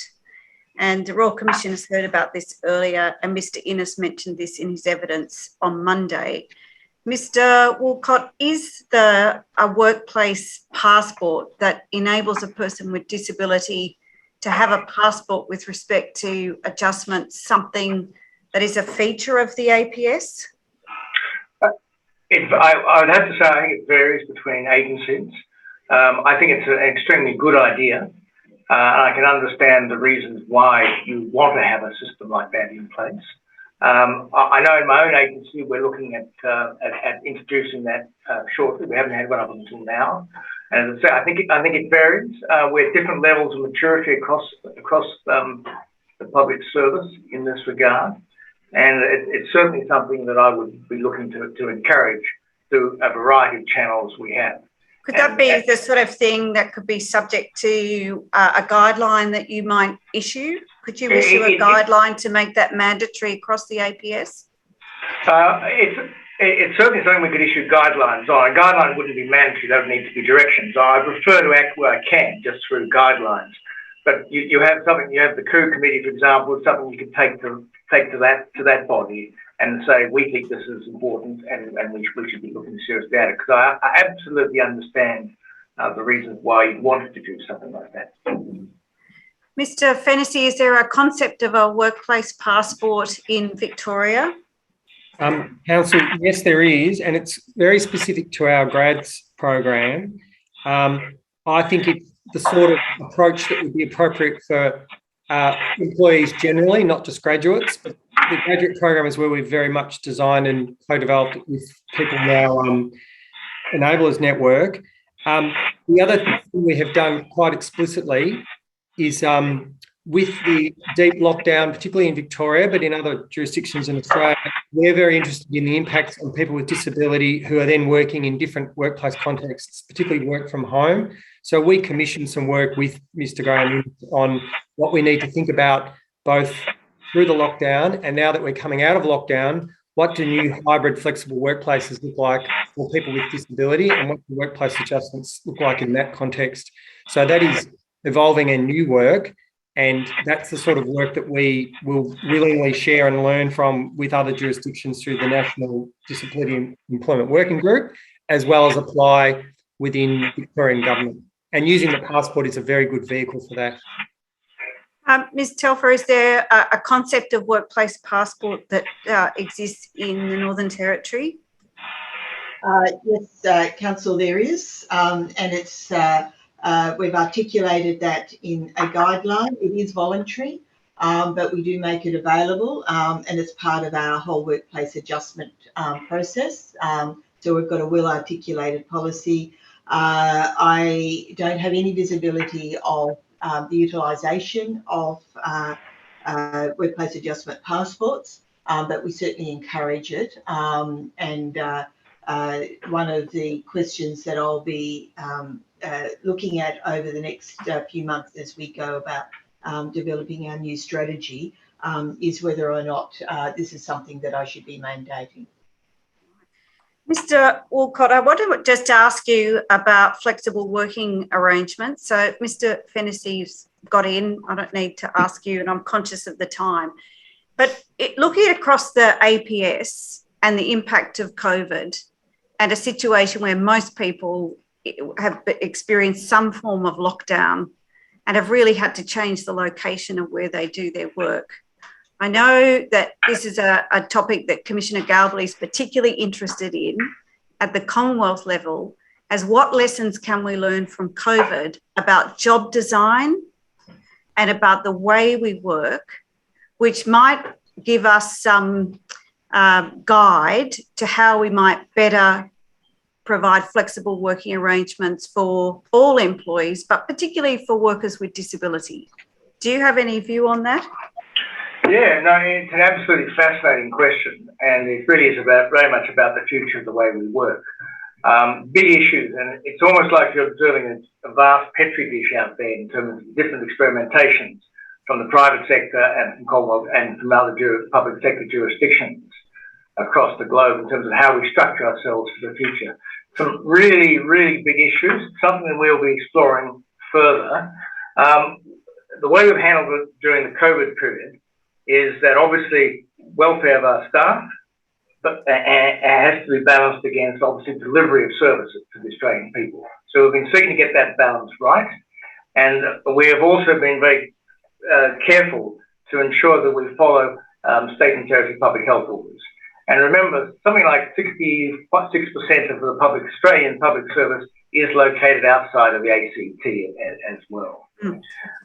So it does raise some really interesting issues from the perspective of people with disabilities. So there's the one about their immediate physical and mental well-being and those sort of issues that arise. But there's also, I think, enormous opportunities because the way we may recruit and work in the future, if you have the ability to work more remotely, particularly if you're involved in data and digital issues, which does lend itself to flexible working and more remote working, you don't necessarily have to be based in, say, in Canberra or the major cities. You can stay closer to your support networks and all those things that I imagine are very important to many people with disabilities.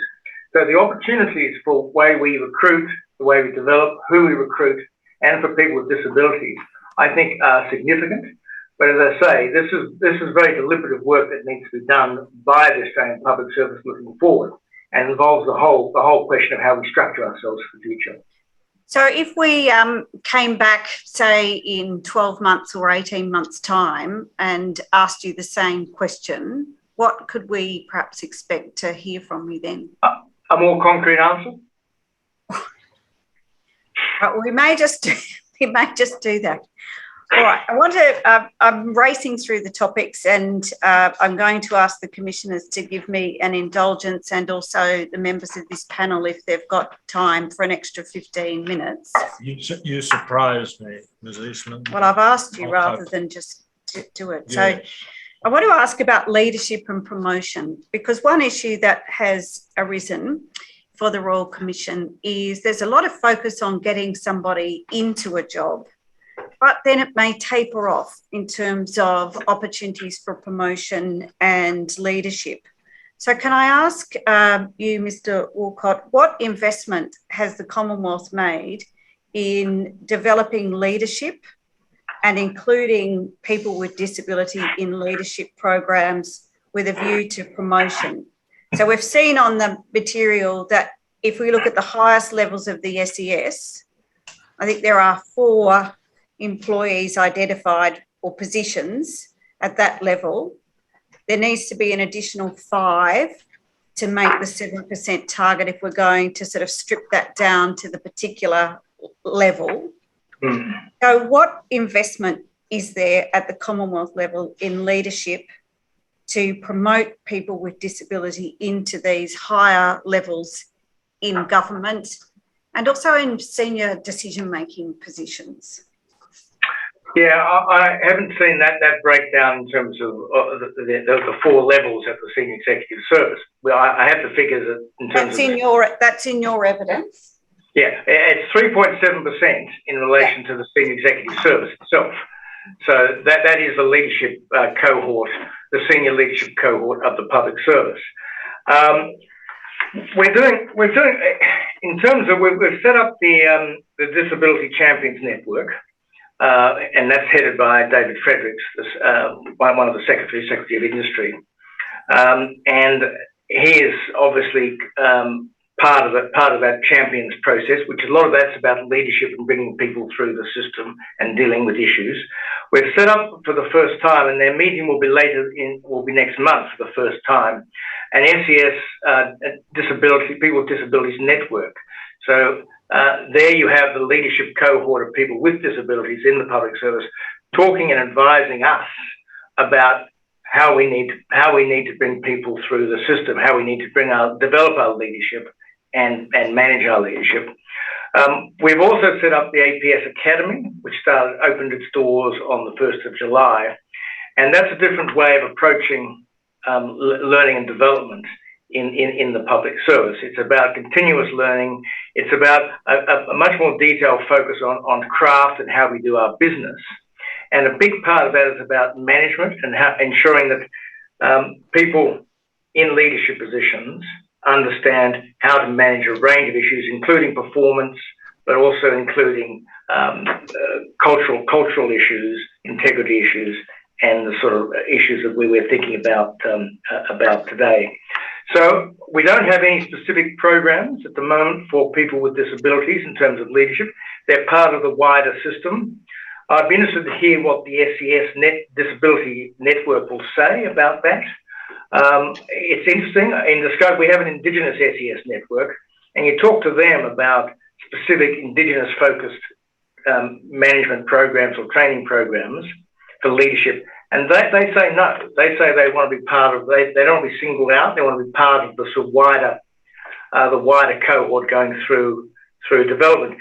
And of course, is the issue not there that there has actually been consultation, but not just asking, but involving First Nations network in the decision making? That's yes. The point. And that's what we'd look to do with the SES Disabilities Network. We'd be looking for advice from them about how we go ahead, because you're absolutely right.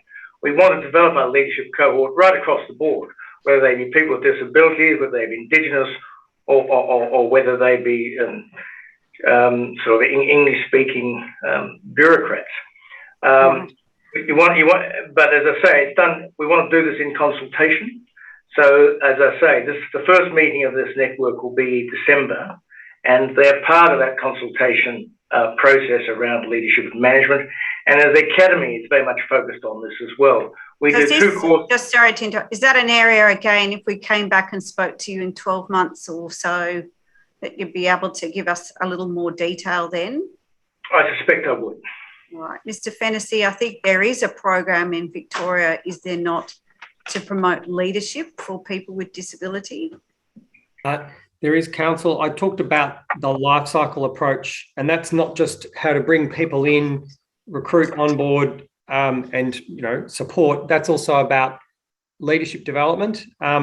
Similar to Mr. Woolcott, we have some specific leadership development programs, one for Indigenous Victorians. We're piloting one for culturally diverse women. So we will try different approaches to make sure we have a diverse leadership cohort in the senior executive. And we also do have this, I think this is important as well from leadership. We have a commissioner in another commission. My deputy commissioner in the Victorian Public Sector Commission is a person who identifies with disability. She also chairs our Deputy Champions Roundtable. And these are the different approaches we are learning, but anything around disability goes through our Enablers Network, which goes to the point that if we're trying to learn from different programs, it's always got to be anchored in developing and driven by our Enablers Network. So we find that very effective, and we also find that it has to be at every level. And I briefly mentioned earlier, from interns to grads to early career, mid-career and executive. Ms. Telfer, what is the situation in the Northern Territory? Do you have a program in relation to leadership and promotion? And what is the investment in such program in the Territory if it exists? We don't have a specific program for people with disability. We are just about to launch our new Executive Leadership Development Program, but we don't have a specific program for people with disability. I would, though, point out that in our employability strategy midpoint review that we did earlier this year, we found that people with disability felt that there was limited career progression. In having a look at our People Matter survey, we've got some people. We've got 3% of respondents with disability saying they're executive contract officers, which is good. We know we have a lot more to do. One of the things we'll be doing next year is that it will be compulsory for for our recruitment panel people to undertake disability confident recruitment training. That's really critical to make sure Ms. that... Telfer, sorry to interrupt you. It's not so much the recruitment training, it's the leadership and promotion opportunities for people with disability. But I take it by your answer that there's nothing specific. The short answer is we don't have any specific program for people with disability, but we do know it's something. When the feedback that we got from the survey earlier this year is that we know that we need to do a lot more. All right. Can I ask each of you a short question? I hope the answer is yes or no. If a person with disability leaves the public sector, do you keep statistics or data to track why people with disability leave the public sector? Mr. Walcott. We do keep statistics on whether people with disability who are on our register on our formal HR systems leave. Yes to that, but I think it depends on the agency itself as to whether they do exit interviews and the reasons why they leave.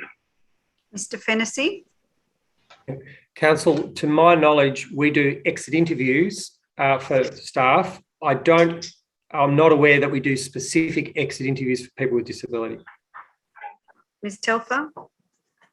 We encourage agencies to do exit interviews with anyone who is leaving. I'm not aware of any specific exit interviews for people with disability. My final question before I ask the commissioners if they have any question is with respect to each of your roles, do you have oversight and responsibility for dealing with any concerns, complaints or grievances by workers or employees with disability? Mr. Walcott?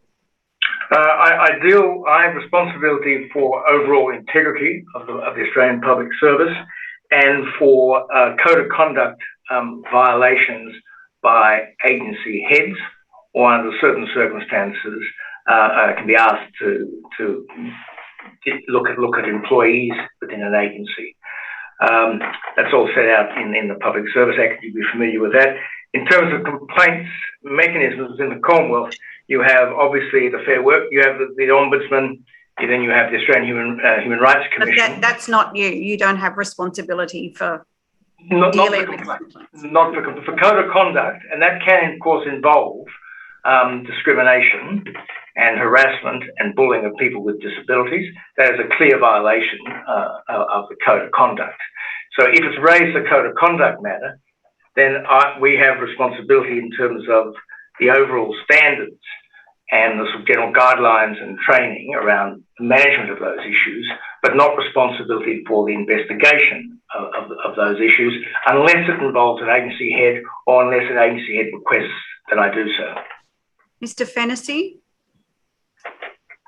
Council, I think consistent with one of my earlier answers, we do have I do have some specific powers and functions with complaints, and then I can recommend to a head of agency how that complaint is managed.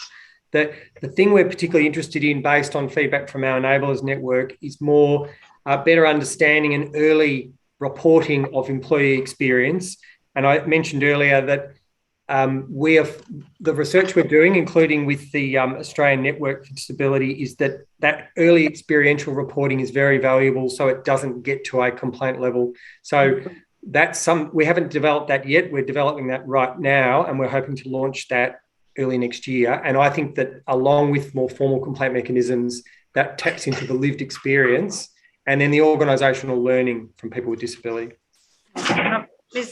Telfer, you're a bit different because one of your key functions and responsibilities as the Commissioner is to deal with appeals and grievance reviews. So you do have a function, don't you, in relation to complaints? Yes, I do. I have extensive powers, and my office does manage grievances, complaints from employees, and we receive quite a number of those.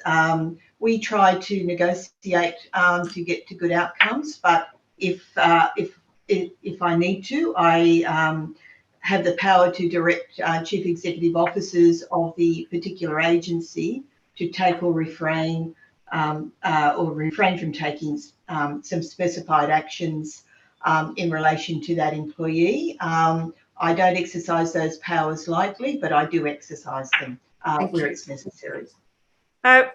I haven't asked you all of the questions and covered all of the topics that I wanted to address, but I know that they are matters covered in the material that you provided to the Royal Commission. So I'll just check if any of the commissioners have got any questions. I'll first ask Commissioner Galbally, do you have any questions of the panel? Thank you. I have questions in two areas. One's on data and the separation of issues of recruitment, retention, promotion, from disclosure and from adjustments. It seems that the target and the collection is mainly about recruitment. And my question is, would it be valuable to add retention and promotion and then have disclosure as a separate target that we collect on, because that's about safety in the workplace in part? And then adjustments, who is collecting information about what adjustments are requested and whether adjustments are provided? Because that seems a very important information that we need to collect.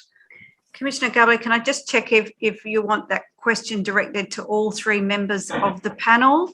Yes, or it could be even on notice if that's because it's a big question, but just trying to get some real substance into the 7% so that it makes sense and is separate from disclosure, which is also a very important question. So happy on notice. Well, I'll just check with Mr. Woolcott, Mr. Fennessy and Ms. Telfer whether they can answer that question now, or they'll take up your invitation of taking the question on notice. It's a very important question. We can obviously go into a lot of detail around that. I prefer to take it on notice, and so that we can really dive into the question. Mr. All right. Fennessy? Well, happy to take that on notice. And Commissioner, the one comment I'd add is that in my experience, particularly in a range of targets across government, it's important that they evolve and become more sophisticated, which I think goes to your question. So while in my experience, we may initially have, say, a recruitment target in a particular area of government, I think it is good over time, based on evidence, to put more detail around life cycle targets, including retention, promotion, etc. So that's a general answer, and happy to take that on notice more specifically. Ms. Telfer? Yes, I could go on for quite some time, but in the interests of making sure all the questions can be asked, I'm happy to take that on notice, but to let you know that we've got lots of information we can provide. Commissioner Galbally, I think you had another question? My second question is about reporting and, taking into account the decentralised model in Victoria and in the APS, but still reporting and picking up Mr. Graham Innes's suggestion for annual traffic light reporting on that sort of data that should be collected, so that we get a view of all departments. We realise DSS is doing better than others and why they may be, but we want to know that all departments on the work that they're doing and also on their plans to go forward. So are there any views about traffic light reporting where in Parliament, which is publicly available for everyone to look at, on the topics of recruitment, retention, promotion, disclosure and adjustments and workplace adjustments? Well, I might... Sorry, Ms. Telfer? If you don't mind. I am required under my Act to produce a State of the Service report, which is tabled in the Northern Territory Parliament by my minister. And every year we consider how we can best present the information and what information should be in the public domain. I have some legal responsibilities about the community report in my act. And again, it's one of those, that question that you asked specifically is one that I am considering how we can actually improve the reporting that we provide into the public domain. I'm happy to go next if you like, Council. Likewise, we also produce a state of service report, which will be tabled in the Parliament on the 30th of this month. It's an annual report, pulls together a lot of the data that we have available to us and goes into some detail around where the public service is tracking. We also make data available through our human resources mechanisms, the AFSET data on a biannual basis. And so that's very detailed. And then, of course, there's remuneration data, which can also be broken down in regard to people with disabilities as well, which is published on an annual basis. And then, importantly, we have the census, which, of course, is the anonymous survey, which gives a very good look at how people in the public service are feeling about issues, whether it be leadership, whether it be well-being, whether it be burnout, whether it be equipment. And of course, that can be broken down, as you've seen, in relation to people with disabilities in terms of their attitudes to all these issues and how they compare to others. And that one of the initiatives that we took a couple of years ago was to make that data public in terms of aggregated data, but also on most agencies, not mandatory, but most agencies, almost all, in fact, do publish that data, and that will come out at the again on about the 30th of November. So we do publish, we're very transparent, we look to be transparent. Obviously data collection is something we can look at. I issue directions in relation to data, and that's something we can refine going forward. So very happy to sort of think further through the sort of data issues, because I absolutely understand that if you need to be able to measure things and you can to judge their effectiveness, and so data is critical. Yes, and my question had an element of shaming as well as giving bouquets to different departments for their employment practices. Oh, well, we publish our People Matter survey results, not just for the sector, but for each of the agencies, whether they love us or hate us. Yeah. And Commissioner Gabelli, if I could add a comment, similar to the other two commissioners, we publish both state of public service data annually. Ours will come out towards the end of this calendar year, and we've just published our latest People Matters survey data. I think that the shaming is important. We've seen other initiatives like WGEA, the Workplace Gender Equality Agency, use that very effectively for gender statistics. We now have it in Victoria through the Gender Equality Act for gender. So there are learnings from other similar reports, I believe. Separately, I do think there are opportunities through the National Disability Employment Working Group about how we collect data and share our own insights better. And it's not, I've also started discussions with the universities, how we're linking better research, including networked entities like the Australian New Zealand School of Government. If this is an issue every jurisdiction is facing, how do we take a collective approach to invest in the research around better data collection, sharing and best practice for disability in particular? Thanks, Commissioner. I think Commissioner Ryan has some questions which are capable of being answered on notice. So I'll ask Commissioner Ryan. All my questions are to Mr. Woolcott, and they're not likely to be information that you've got with you, but I think they're relevant to the Commission's inquiries. I'd like to, if you could give the Commission some idea about the impact of contracting out and labour hire in the APS, and as to whether that has any capacity to either water down or make the target more effective, in that there might be opportunities for how consultants and contractors are hired in the procurement processes, as to whether that doesn't provide some opportunities to increase disability employment.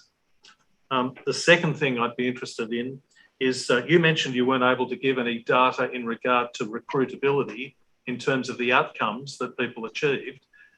Yesterday, in evidence to the Commission, the ATO did give us some data. They indicated that they had acquired it by making interrogations of their human resources database. I was wondering whether any other organisations, APS agencies, might be able to, just a range of others, so we might be able to make some sort of comparison of that. And then finally, it has been raised with the Commission the idea of, if you like, quotas or targets, and relevant to that is affirmative action processes. I'm aware of the fact that you probably wanted to talk about one relating to the recruitment of people with autism, but I was just wondering, given the potential vacancies and the impact of the report by David Thodey about buying in more expertise into the public sector, are there any legal or other barriers to a more aggressive affirmative action approach of recruiting of people with disabilities into the public sector, because that seems to be a very viable means of increasing the number of people with disabilities in the APS? I'd be great. As I said, none of those things are probably things that you brought information with you, so I entirely accept they all need to go on notice. Mr. Walcott, happy to take those on notice. I take it. What we will do is arrange between council to record, compile the questions that have been taken on notice and provide for answers to be given in due course. In the interest of time, I had a few questions, but I'll limit myself. I did want to ask you, Mr. Walcott, it relates to a question Commissioner Galbally asked, and perhaps you want to take this on notice as well. The strategy for 2020-2025 says that the APS will require more than 1,600 new employees with disability each year to join the APS over the life of the strategy. This takes into account the number of people with disability who leave each year and those who acquire or choose to share their disability status during employment. Questions were asked by Ms. Eastman about, I suppose, the risk that the 4 to 7% increase in people with disability might turn out to be more of disclosure rather than actual recruitment.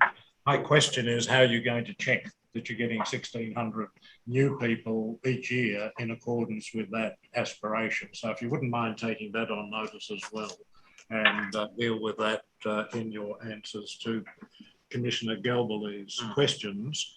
I did have one actual comment about the strategy.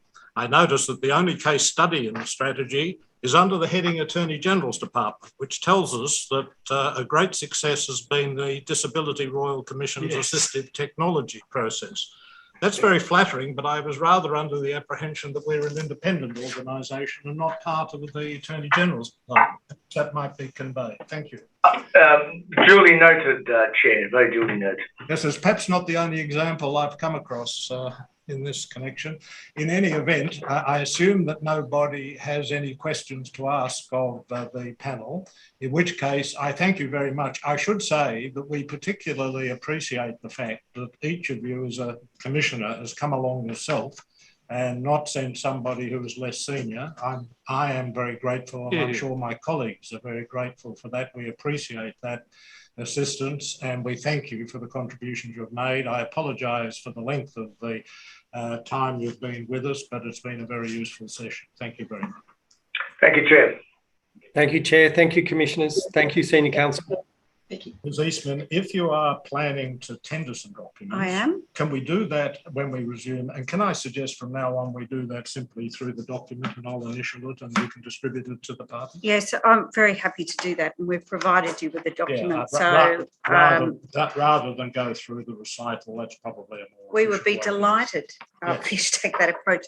I think we had, for people following the hearing, scheduled an hour for the lunch adjournment today, but could we perhaps keep it at 45 minutes, Yes, just I so was we don't waste desperately too much hoping for time? an hour in order to have a chance of breathing some fresh air. But We can I'll have to forego that once again. make it an hour, and I'm that's all looking right. to We'll make it- Ms. we'll make- Dowsett and No, Ms. Bennett because I'm encroaching on their time. But I think an hour is fine. So we'll content with that. compromise and make it. We'll resume at 1:30. Thank you. The Royal Commission is adjourned.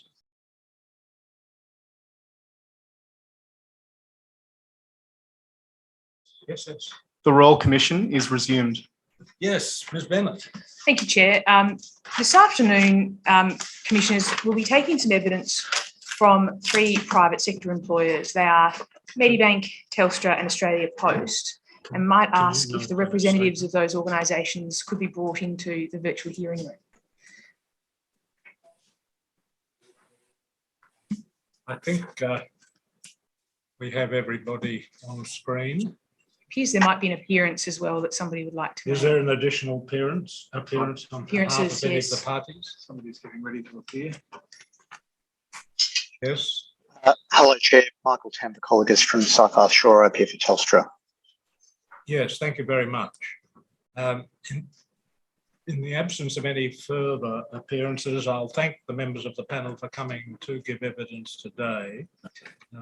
We have, I think, at least one familiar face, 2 familiar faces, in fact. But in order to explain where we are, Commissioner Galbally is in Melbourne. I am in the Sydney hearing room with Commissioner Ryan on my right, and Ms Bennett of Council will be asking you some questions. She is also in the Sydney hearing room, and I will now ask her to ask you some questions. Thank you, Commissioner.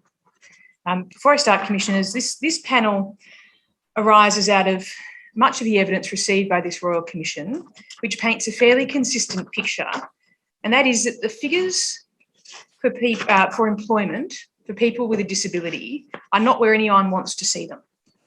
And as the evidence of Mr Innes on Monday made clear, there is an issue of culture and inclusion that is central to this issue.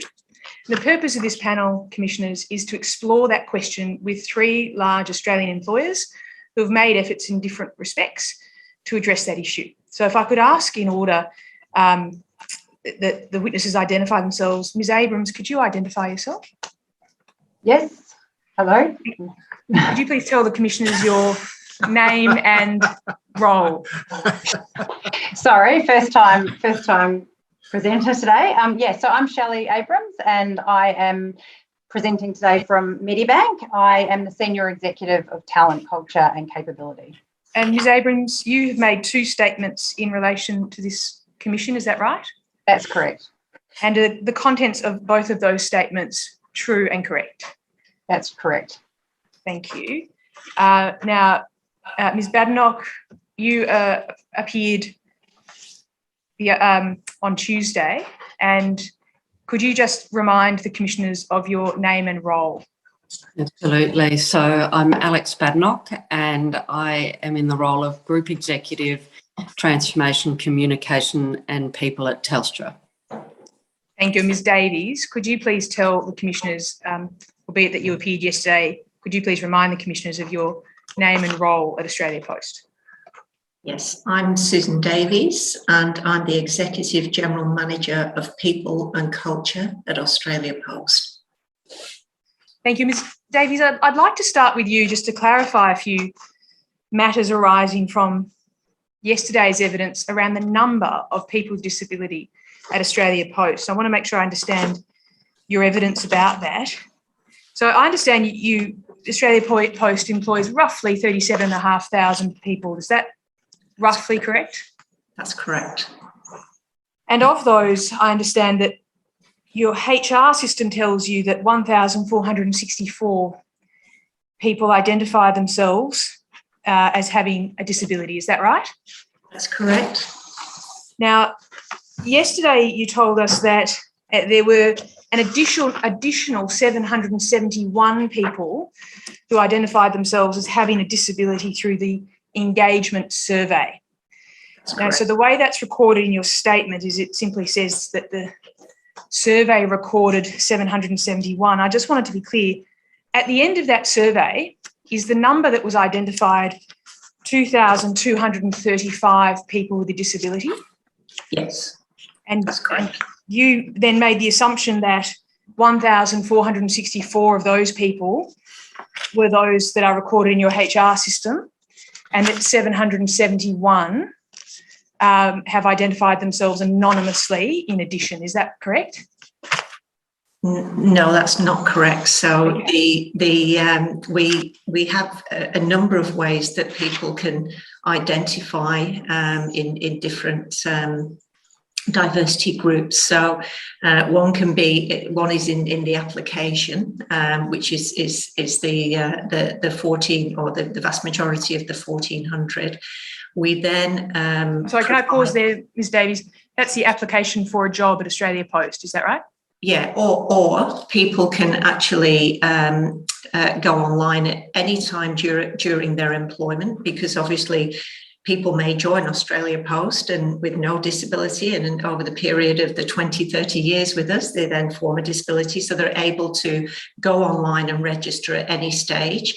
And then we do an engagement survey every year, and people then nominate on the engagement form. And what we ask them is that, can we update our records? So of the people who nominate on the survey, can we update our records in the system to add? But we broke them out on the form on the submission, because it was the way the questions looked to be answered, to be asked in the submission.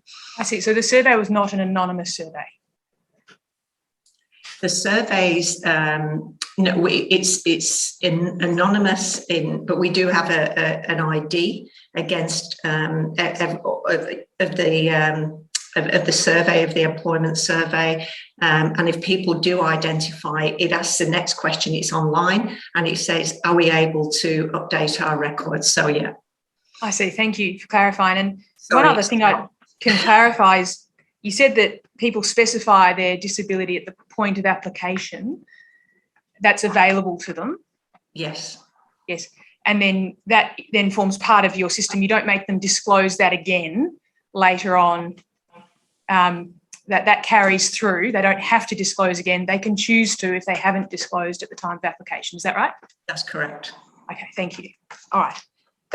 Now, you tell us in your statement, Ms. Davies, that you have a moderately declining participation rate for people with a disability. Is that right? That's right, yeah. Now, on the same page in your statement, you tell us that this is occurring. Sorry, which statement are we talking about? I'm sorry, this is Ms. Davies' statement, and it appears, Commissioner, at page 2 in response to question 4. Yeah. Under the heading moderately declining participation rate.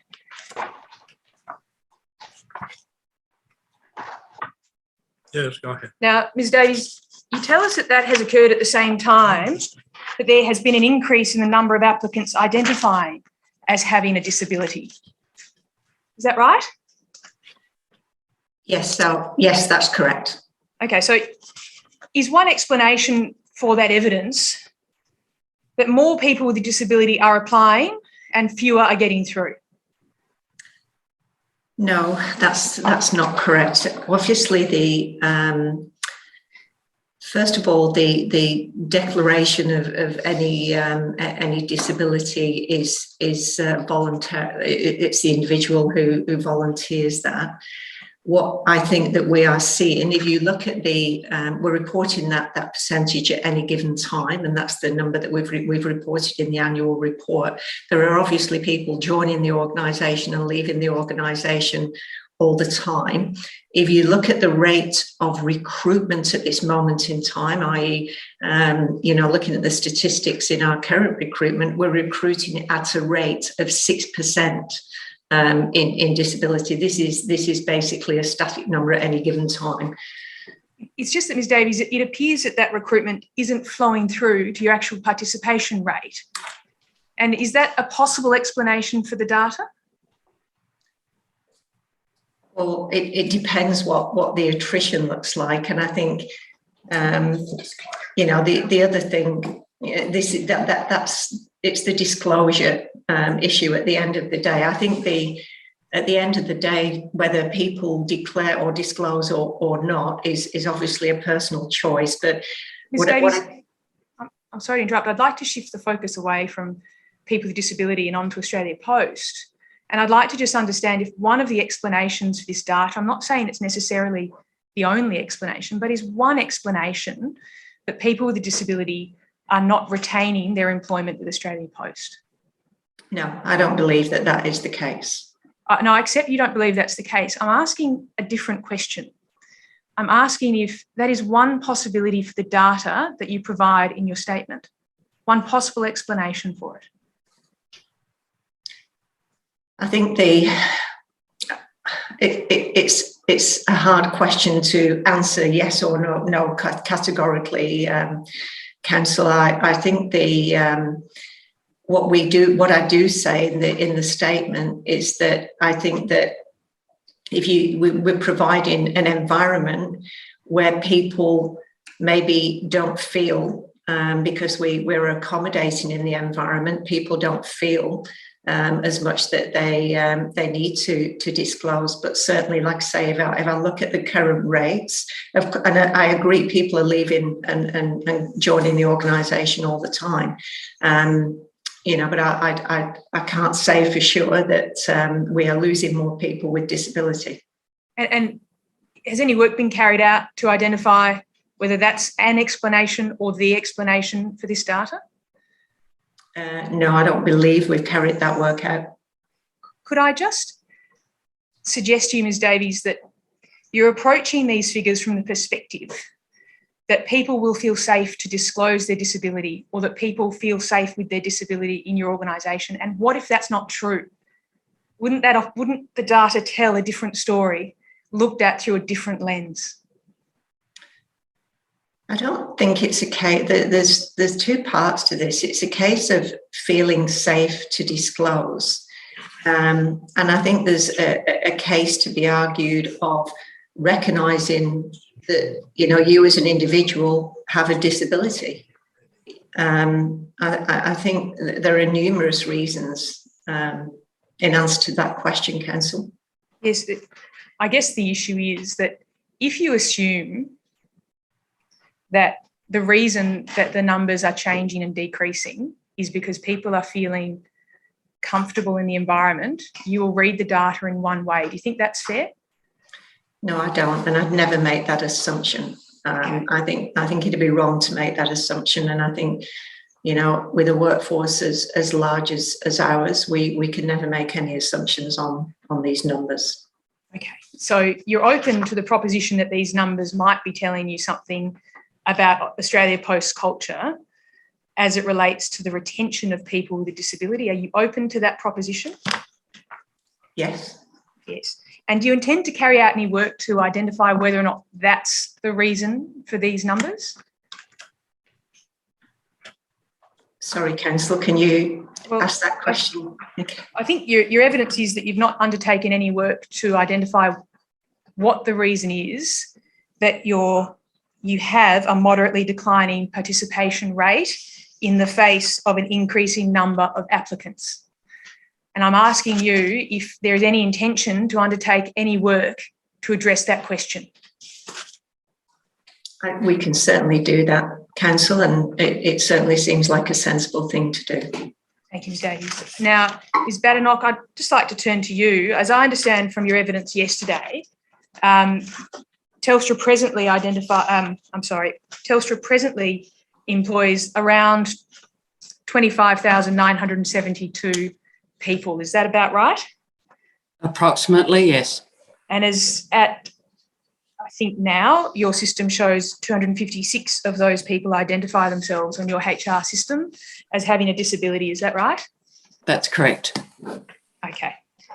And that's roughly 1.2% of your workforce, I think we've established. That's correct. And as I understand from your statement that rate of 1.2% has been roughly static for quite some time. Can you tell us how long? Sorry, just give me one moment. I think it has been roughly static since 2012. Yes. And you've had a disability action plan in place since about 1996? That's correct.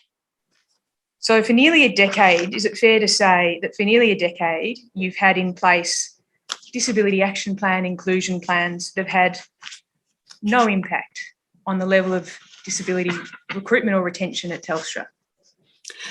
I think what's fair to say is that it has had no impact on the disclosed numbers.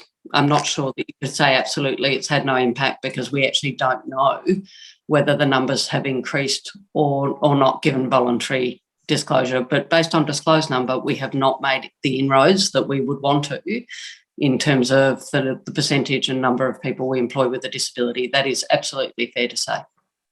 And at what point do you say, Ms. Badenoch, that what you're trying isn't working? I think we actually have already recognised that we needed to make some changes and have looked at a number of actions in the last year or two to try and stimulate some different outcomes. So I'd say we have already identified that we need to make changes to our programs and our approach to shift the numbers more significantly. And that includes a shift in targets to our graduate recruitment. It includes some specialist recruitment programs, such as our neurodiversity recruitment program. It includes the establishment of an employee representative group for employees with a disability who can work very actively with us on shifting this dial. So I think that that's an acknowledgement and a recognition that we have is when something's not working, you've got to make change. And you recognise that at what point into the 10 years? I would say we've tried multiple things over the 10 years. I have not been there for the full period of the 10 years, but certainly in the last 2 years, we have made a number of significant changes to address the progress we don't feel we're making in this space. And is that reflected? Can I date this epiphany for Telstra from the provision of the Intopia report that you attached to your statement? And for the benefit of the commissioners, that's a document at tab 105 of volume B that I'm not going to go to at the moment. I think it precedes that, Council, because we actually obviously undertook the report to get some insights based on the fact that we felt there was more or something different we needed to do. And I think actually it's reflective of a broader cultural intent around diversity and inclusion, the fact that you go and do research and try and understand why you're not seeing the representation or why you're not seeing the disclosure, because it could be either. And it's really important to explore and understand your data, understand what's working, what's not, and what additional changes you could make. So that report was very helpful and insightful and gave us a number of recommendations which we've taken action on. All right, we'll return to that report shortly, but Ms. Abrams, I'd like to turn to you. You adopted a new Disability Inclusion Action Plan in about June 2018, and of course, when I say you, I mean Medibank adopted that Disability Inclusion Plan. Now, since that time, you've kept track of disability inclusion, and as I read your statement, your lowest level of disability representation since 2017 was this year. Is that right? That's correct. And it was at 4%. Yes, correct. So is it fair to say that your 2018 plan is having limited impact in terms of the raw numbers?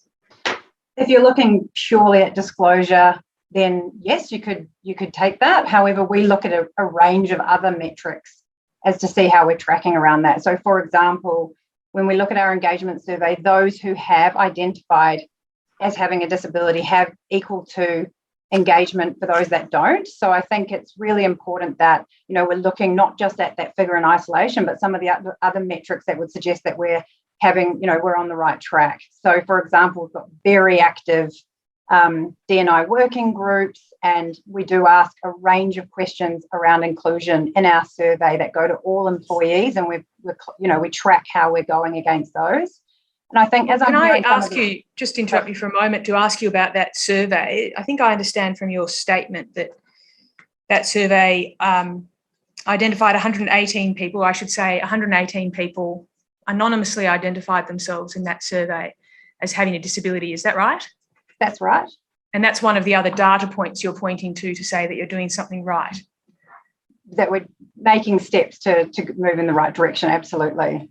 Yeah, and that compares to the 18 people who identified themselves on your HR system, is that right? Correct, yeah. So I just want to suggest to you, again, there's a way of understanding these figures. And I want to suggest to you that one way of understanding those figures is that there are 100 people not willing to tell you openly that they have a disability. Is that one way of understanding those figures? Obviously, that is one way, but I think there is context around that. So our HR system is relatively new. Our previous system did not have the functionality to report on disability. And when we implemented our new system, we obviously just transitioned a lot of the data over from the previous system. And at no point have we sort of proactively gone out and asked employees to fill that. There isn't necessarily a requirement for them to do so. So we feel quite comfortable with the data that we're getting from our survey to understand how people's experiences are at Medibank. Well, but again, it's just this question of when did you carry out the survey? We carry out the survey annually, so every sort of March time. Yeah, and so your new system came into effect in what year? I think it was about 2017. Yeah. So one way of understanding these figures is that it's showing a positive for Medibank. I understand that. I understand the way you put that. What I want to suggest to you is another way is it demonstrates a reluctance from people with disability to trust you with that information. And I want to understand if you're open to that reading of the data. We're always open to that, absolutely. And I think hopefully I'm sort of pointing out that we're looking to other data to suggest whether that is indeed the case. So understanding. Yes, because I guess what I'm taking from your answers is that you've excluded that possibility, but is that not the case? Have you considered that possibility and decided that that's not the best reading of the data? We've absolutely considered that possibility, but I think it's, as I said, it's in context with a lot of other data that we look at to understand our workforce, but certainly we do consider that when we're looking at the full picture. Okay. So many of these questions are looking at questions around what the attitudes are of the senior members of an organisation, how that might inform things. I'd like to understand, Ms. Badenoch, looking first to you, I assume you have a strong understanding of what we mean by the term unconscious bias. Can you tell the commissioners what you understand by that? So unconscious bias is where we have an inherent sort of bias against or make assumptions about people, things or situations just based on our pre-wired experiences, a whole range of factors which might make us make an assumption without any real fact base or evidence of that assumption. And you'd accept that commonly there is a risk that unconscious bias will play a part in your decision making when it comes to dealing with people with disability. Is that fair? Yes, I would. Does anyone else on the panel disagree with either proposition? No. Ms. Davies, can I take it that you accept that as well? Absolutely. Yes. So would you accept, Ms. Davies, that it's a precondition of cultural change that you raise up and address that unconscious bias before you do that? Absolutely. And what's the key way that you'd say Australia Post is taking that step? I think that this is a journey for all organisations, and one of the key things for Australia Post is to be informed on these things. Then you need a representative group of individuals who have lived experiences of disability in life and in the workforce. And so I think a few things, culture is everything. And I think it starts with values. It starts with, laying down firm foundations of what values and what culture you want to have in your organisation. I think I said yesterday, my evidence that comes from the top. It's got to start at the top. It's got to start with the board. It's got to start with the exec team, and it's got to go all the way through the organisation. All right, can I pause you there, because raising leadership is an interesting point. I'd just like to pause you there if I can, because I think you give us some evidence at paragraph 14 of your statement about leadership representation for people with disability within Australia Post. Do you have that in front of you? And I think you tell us at paragraph 14 that there are roles, the levels within Australia Post are numbered 1, 2, 3, and there are subcategories in 3. And then the senior executive roles are A, B, C. Is that right? Sorry, Councillor, we're just trying to Paragraph 14, I think. Where do we get A, B, C from? I'm sorry, I might have the wrong. Yeah, I'm sorry, I'll withdraw that. We'll go on. Do you have any data around the senior? I'm sorry, it's the wrong numbering for the document. Do you have any data around the senior levels of representation for people in senior levels of your organisation with a disability? I think you tell us at page 2, paragraph D, that the overall leadership representation for people with disability. Is that right?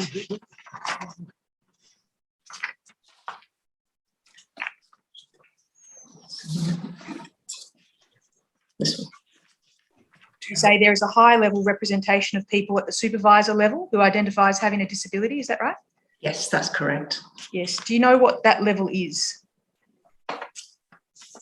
Do I know what the do I know what the level of representation is? Yes. Yes. I can't give you that off the top of my head, but we would know what that represents. I see. And you say the overall leadership representation of people with disability is commensurate with the population. Does that mean 1 in 5? No, I think what we're trying to position there. Percentage of the population, percentage in leadership. So, Ms. Davis, I'll just ask you to. Yeah, sorry. I'll just ask those present in the room with you not to communicate with you. That's all right. Yeah, no, I think the representation would be commensurate with the number of people that we have in leadership. So when we're talking about from supervisor level down, it would be commensurate with the number of people who we have who have actually declared disability. So the ones okay, so just can I just understand this? The representation of people with a disability in the community is 1 in 5. Is that your understanding? Yes, it is. Yes, and you say the overall leadership representation of people with disability is commensurate with the population. Is that 1 in 5? With our population, yes. Not 1 in 5. It's not 1 in 5. It's with the population within the organisation. What I'm talking about is the population that have disclosed. So, at its highest, 5%. Yes. I'm not sure I understand what you mean by commensurate with the population. Could you explain that, please? So, I think, and again, forgive me if I'm not explaining this correctly, but what we're saying there is the overall leadership representation of the population of people who have disclosed. If the representation of leadership is in the whole organisation is at 5%, then we're saying it's commensurate with the actual overall population. Does that make sense? No. No. I'm going to ask you sorry, to. it doesn't make sense. Are you trying to say that the proportion of the highest level at the organisation who are people with disability is the same as it is at other levels of the organisation? Yes. In simple terms, that would be what we're saying. So what we're saying is there's 2,000 people who have disclosed. If we look at the roles of the 2,000 people, the level of supervisor roles would be commensurate with that overall population. So what we're saying is that people get the opportunity for supervisory roles within that population. That's what the data tells us from who has disclosed. Bennett, I've been asked if we can adjourn for a few minutes. I'm sorry to interrupt. Thank you. There is a particular need to do so. We'll just adjourn for a few minutes and return. I apologise for the inconvenience. The Royal Commission is adjourned.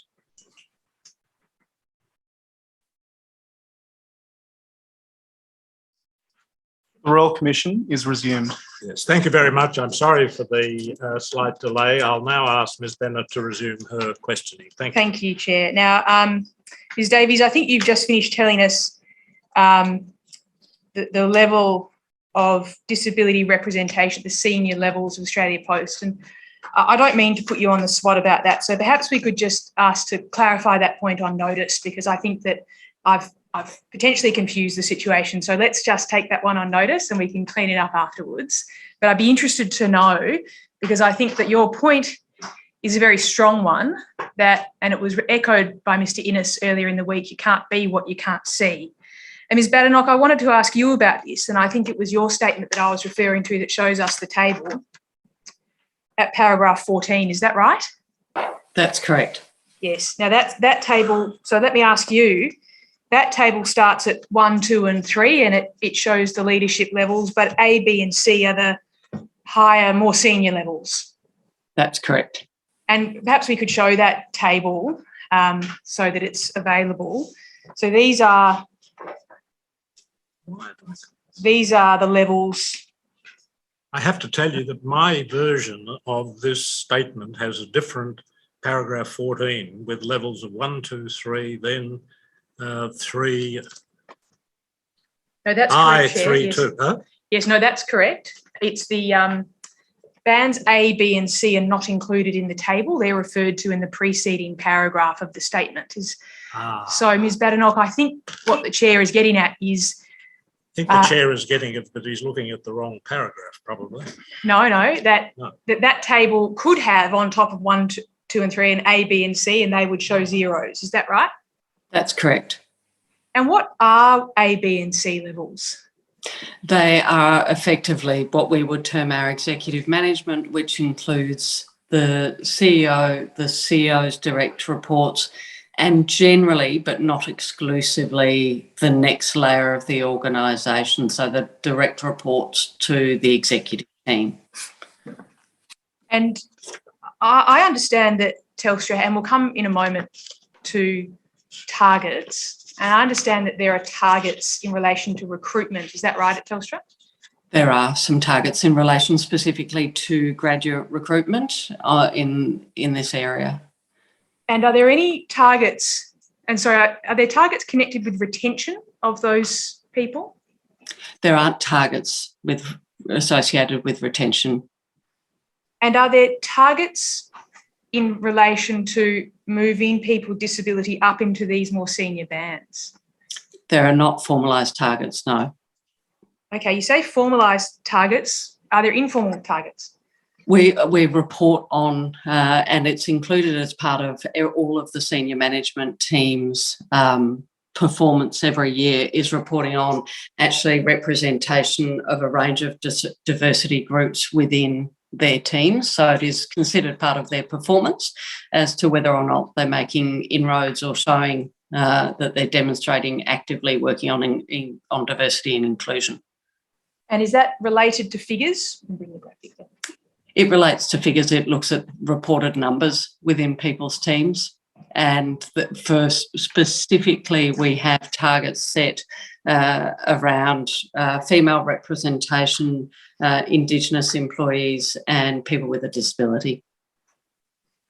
Yes, and well, I wanted to ask you about that because in your supplementary statement, you provide us with the 2021 corporate governance statement, and I won't take the commissioners to it directly, but at page 19, you say, as we transform at Telstra, we are taking a holistic view of diversity beyond measuring demographics like gender, age and ethnicity, while continuing to prioritise fairness. So is there a move away from counting, away from the figures?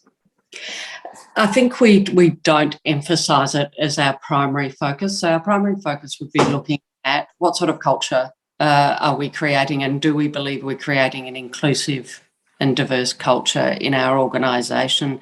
And we still count and we still report on numbers, but we look at how, for example, our employees feel about the environment they work in. So like a number of the other people have referred to, we look at our engagement survey results and whether people feel that we create an inclusive environment.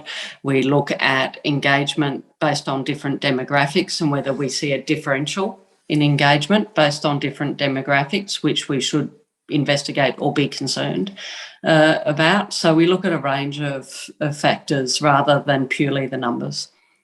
I see. So that's not so much moving away from the numbers as adding in other data points. Is that fair? I think, and equally treating them with probably equal care, because I think at times you can count numbers, but not necessarily always get behind some of the softer or less sort of countable elements of culture. So we just try and make sure that there's equal emphasis on culture as there is on our reporting. Right, we might return to that in a moment, but I want to ask you, Ms. Abrams, about your organisation's representation of people with disability at senior levels. What can you tell the Royal Commission about that? Yes, so we have, like Telstra and AusPost bands 1 to 3, which are our senior executives. We have about 53 people that sit in that pool, and we don't have anyone within that pool that has identified knowingly or disclosed a disability. But I think that is commensurate with the size of that pool. So that's the information about our senior leaders and disclosure. So nobody, the senior leadership, has disclosed that they have a disability, is that right? Not in the HR system. As far as the engagement survey goes, due to the anonymity of it, we can only go down to groups of 5. So we would have needed 5 people in that group to identify as having a disability for us to know the number. So unfortunately, we don't have any data that suggests that. I see, thank you. Do you have any specific programs in place to create a pipeline of people to take senior levels within Medibank? We have, like Telstra, we have been working with the Australian Network on Disability and Vision Australia for early career pipeline programs, and we found those to be very successful when we've brought in interns and we've done mentoring there that has translated to work, but we don't have any formal programs for progression for those with a disability. I do want to ask you something about a document that caused me something of concern, and that was your diversity and inclusion policy, which is tab 64 of the bundle for the benefit of the commissioners. I'm sorry, tab 64.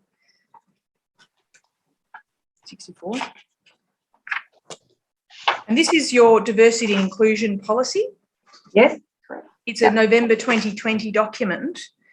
And as I understand, this is a document that sets out Medibank's diversity inclusion policy. And you can see in the 3rd paragraph on the 1st page, it says the purpose is to support and facilitate an inclusive environment that embraces all that makes us different. And it lists a number of things: gender, marital or family status, sexual orientation, gender identity, age, disabilities, ethnicity, nationality, religious beliefs, cultural difference. You see the list goes for a while there.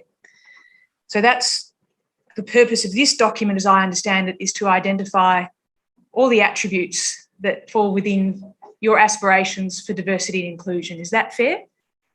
That's fair. And then at 2.2, you talk specifically about board and senior executive diversity. And it says there at Medibank, the balance of diversity, background, knowledge, skills, etc. We take into account the development of succession plans and appointment processes for our board, and then it goes on to list the attributes that will be considered for that pipeline. It says, in line with Medibank's commitment to inclusion, consideration of factors including gender, ethnicity, nationality, sexual orientation, cultural background, age and experience will be given to appointments of senior executive and board positions. Now, my question, Ms. Abrams, is why is disability excluded from that list? I honestly couldn't tell you, and it's something that we will absolutely look into. It shouldn't be, should it? No, it shouldn't. Because it's important that people with disability can see how far they can rise in your organisation. That's fair. Correct, absolutely. Yes. All right. Who is the person who ultimately holds responsibility for that policy? The board sign off this policy, and ultimately it sits within the people and culture team. And who heads the culture and people and culture team? Kylie Bishop. I see. And is that the person who is responsible in the organisation for increasing disability representation at Medibank? We, as senior leaders, we're all responsible. I look after the D&I strategy, and ultimately I work with the board and with Kylie to have those measurable objectives signed off. But we don't see the meeting of those groups sitting solely with people and culture. We actually see that being the responsibility of all of our senior executives at Medibank. So I'm just concerned about, and we're going to talk a little bit in a moment about accountability. And would you agree with me it's a reasonably consistent theme that in order to get outcomes, you need someone who's responsible for delivering that outcome? Isn't that right? I think it's important to be clear on who's ultimately, going to be responsible for that, but there may be, more than one party's involved in making that a reality. Yeah. And so how many people do you say are responsible for increasing the pipeline of people with disability into the senior ranks at Medibank? I think it sits within the hands of a number of people. I think it sits within the hands of my team. We look after the talent pipelines at Medibank. I think it sits in the hands of our talent acquisition team, and it sits within the hands of our senior executives who are making the hiring decisions. So that's about 5 people? I guess, give or take, sure. And do they know they have that responsibility?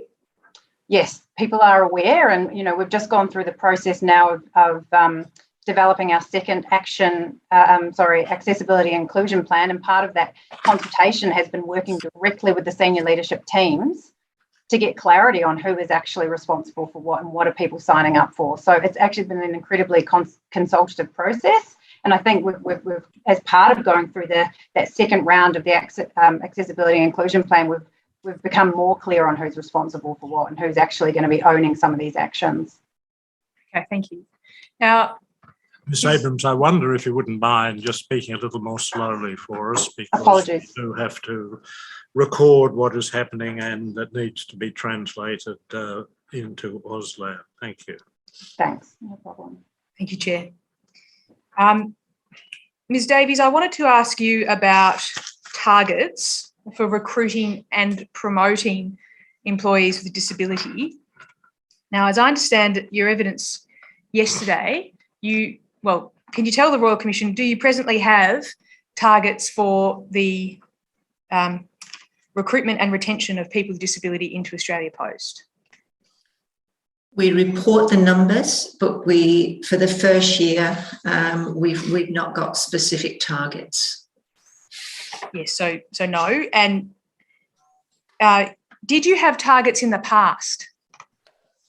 Yes, we did. And when did you have targets? When did you stop having targets? Let me ask that way. Last year. Okay, so in 2020? Yes. Okay, what was your target at the time you stopped?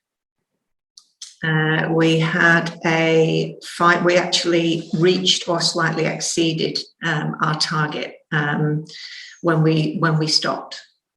So, and what was your target? That would have been the 5%. Okay. So how did you arrive at a target of 5%? Over a number of years of a journey. I think targets, and I really want to make this point, I think targets absolutely have a part of every organisation's journey. And we report on all of our diversity groups. We obviously report on our diversity numbers within the organisation. But I think that targets, have a really important part of your journey. And then I think what is more important and what actually starts to grow those numbers more is culture and leadership. And our last representation in the board report, we were at 5.9% of our disclosed people with disability. If I look at the current recruitment rates, we're averaging 6%.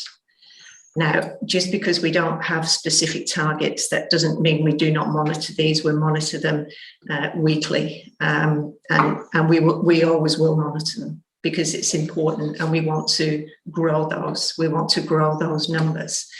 So can I pause there? You want to grow the numbers of people with disability, and presumably you wanted to grow them last year when you decided to stop having a target. I'm not quite clear how removing the target is going to assist you to increase your numbers. Could you explain that? Was it part of a strategy to increase your recruitment of people with disability?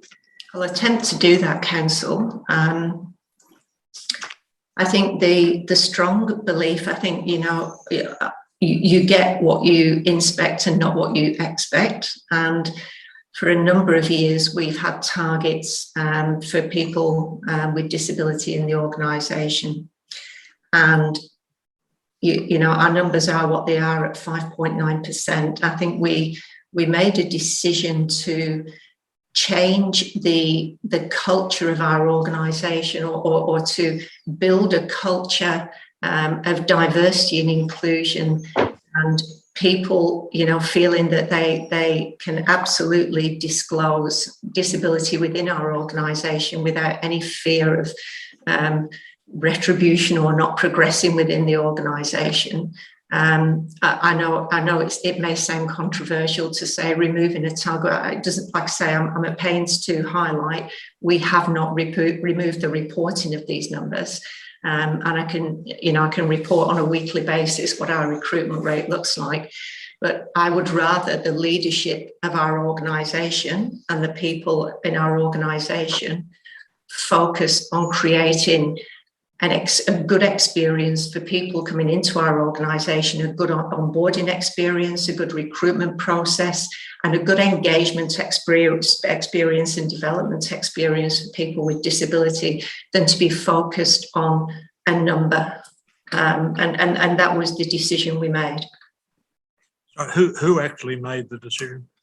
So we as the Executive General Manager of People and Culture, I would have made that decision ultimately, but I would make that decision in conjunction with the CEO. Was it because you were happy with 5%? No. Did you prepare a document that explains the decision? No, it wasn't that I haven't got a document that explains that decision. I think again, I'm at pains to say that. I know what you're at pains to do, but I only asked you whether there's a document that records the decision. No, right, thank you. No. All right. I'd like to move to talk to the three of you about the kind of disability support organisations that you support within your respective companies. So, Ms. Abrams, starting with you, can you tell the Royal Commission about the internal networks that you have to support people with disability? Yes, certainly. So until recently, we had a number of diversity and inclusion working groups, and they were sort of centred around the diversity cohort that they were representing. So accessibility, gender, LGBTI. What we found with those work was that they weren't really working necessarily together, and that there was an opportunity for a lot more intersectionality. So as of this year, we've reorganised ourselves so that we're not working in the groups of the diversity cohort, but rather that we're organised around the outcome that we're trying to achieve. So, for example, inclusion capability, attracting and retaining a diverse workforce, customer inclusion, etc. And we have people with lived experiences across all of those diverse cohorts sitting in these working groups. And this is really to drive more intersectionality.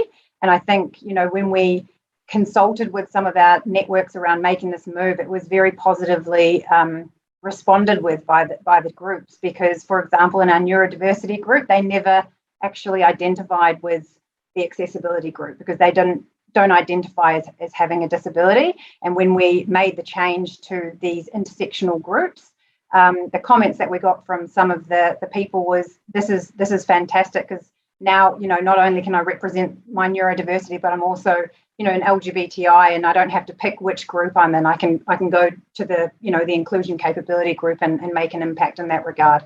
So we have only one lunchtime meeting. And can I ask as well about that is that LGBTI, gender, neurodiversity, disability, all encompassed within that now one diversity group? Is that fair? No, there's still 5 diversity groups, but they're more organised around the outcome of what they're trying to achieve. So there's a group that's organised around capability and how do we drive inclusive, capability. There's a group that's organised around attracting a diverse workforce, and we have, as I mentioned, people with lived experiences in each of those groups. So we have people that identify as having a disability, as LGBTI, as someone from a cultural background. Slow down slightly. I'm sorry to interrupt yes, you. No, I get very excited. Apologies. Pleased to see that. So you've spoken a bit about intersectionality. Is that because all of those 5 groups drawing across your organisation have a common experience? Is that one of the things that drives that? Absolutely, there are commonalities in those experiences, and yes, I think the answer is yes to that. And so commonality in some of the barriers that are faced by those different groups? Some, but not all, and that's why it's very important for us that we have people with the diverse lived experiences in each of those groups moving forward. And I think just to add, if it's okay, we also do have to sort of complement these working groups, we have employee network groups as well. So we have a group called Empower, which is our disability employee network, and we have a neurodiversity network as well. And those are self-organised groups where people can, that identify in that way can go along and have those networks available to them. And how long have you had these groups in place at Medibank? The employee networks the network groups have been in place for at least 5 years, and the working groups also, but the reorganising of the working groups has happened this year. And they're on a voluntary basis, I take it? They're on a voluntary basis, but for some of the work that happens in these working groups, it comes down to part of people's day jobs, like the recruitment team, for example. So there's a combination of voluntary, passionate allies and lived experiences and people whose role it is actually to deliver on some of these actions. Yes, thank you.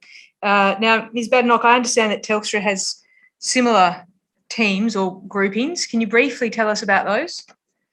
Absolutely. We do still organise around representative groups. So we have a range of groups across the organisation, very, very similar to Medibank, and our group, which is made up of people with lived experiences and allies around the area of disability, is a group called Telstra Ability. And that group has come to be formed approximately just over 2 years ago and has about 80 members. Each of our employee representative groups has people leading that. It may be a single person, it might be a shared role. In the case of Telstra Ability, we have both a person living with a disability and also an ally who share that accountability because they want to own it together. Those people then flow up and are part of an integrated council, which is chaired by our CEO, who actually brings all of the representative groups together. So similarly to Medibank, it's done slightly differently, but the intention is to bring those issues together cohesively with our CEO in terms of progress being made, barriers, issues to address, those sorts of things. And Ms. Davies, can you tell us, you've got organisations of this kind at Australia Post, I take it? We do council, yes. We have Women at Post, Mob at Post, Accessibility Matters and Post Pride. These are all representative groups that are sponsored by executive general managers in particular the Accessibility Matters group is the disability group, and we have 90 members in that group. We have 17 people as part of a working group, and I am personally the executive sponsor of that particular group. And we have board participation in that group. The board will attend meetings in that group. The executive general managers attend meetings in that group. And we utilise and work with that group for a wide range of things in the organisation, for everything connected with disability, from things in the workplace to designing products to looking at how we design buildings, new builds. So a wide range of things. And are the members of those committees, are they providing that input on a voluntary basis? Yes. Now, one thing I'd like to just address with this panel is the issue of people disclosing their disability or disclosing their attribute. And this is, I think, a point that meets the intersectionality that Ms. Abrams, you were speaking about, because some of the attributes, not all, need to be disclosed in order to be identified.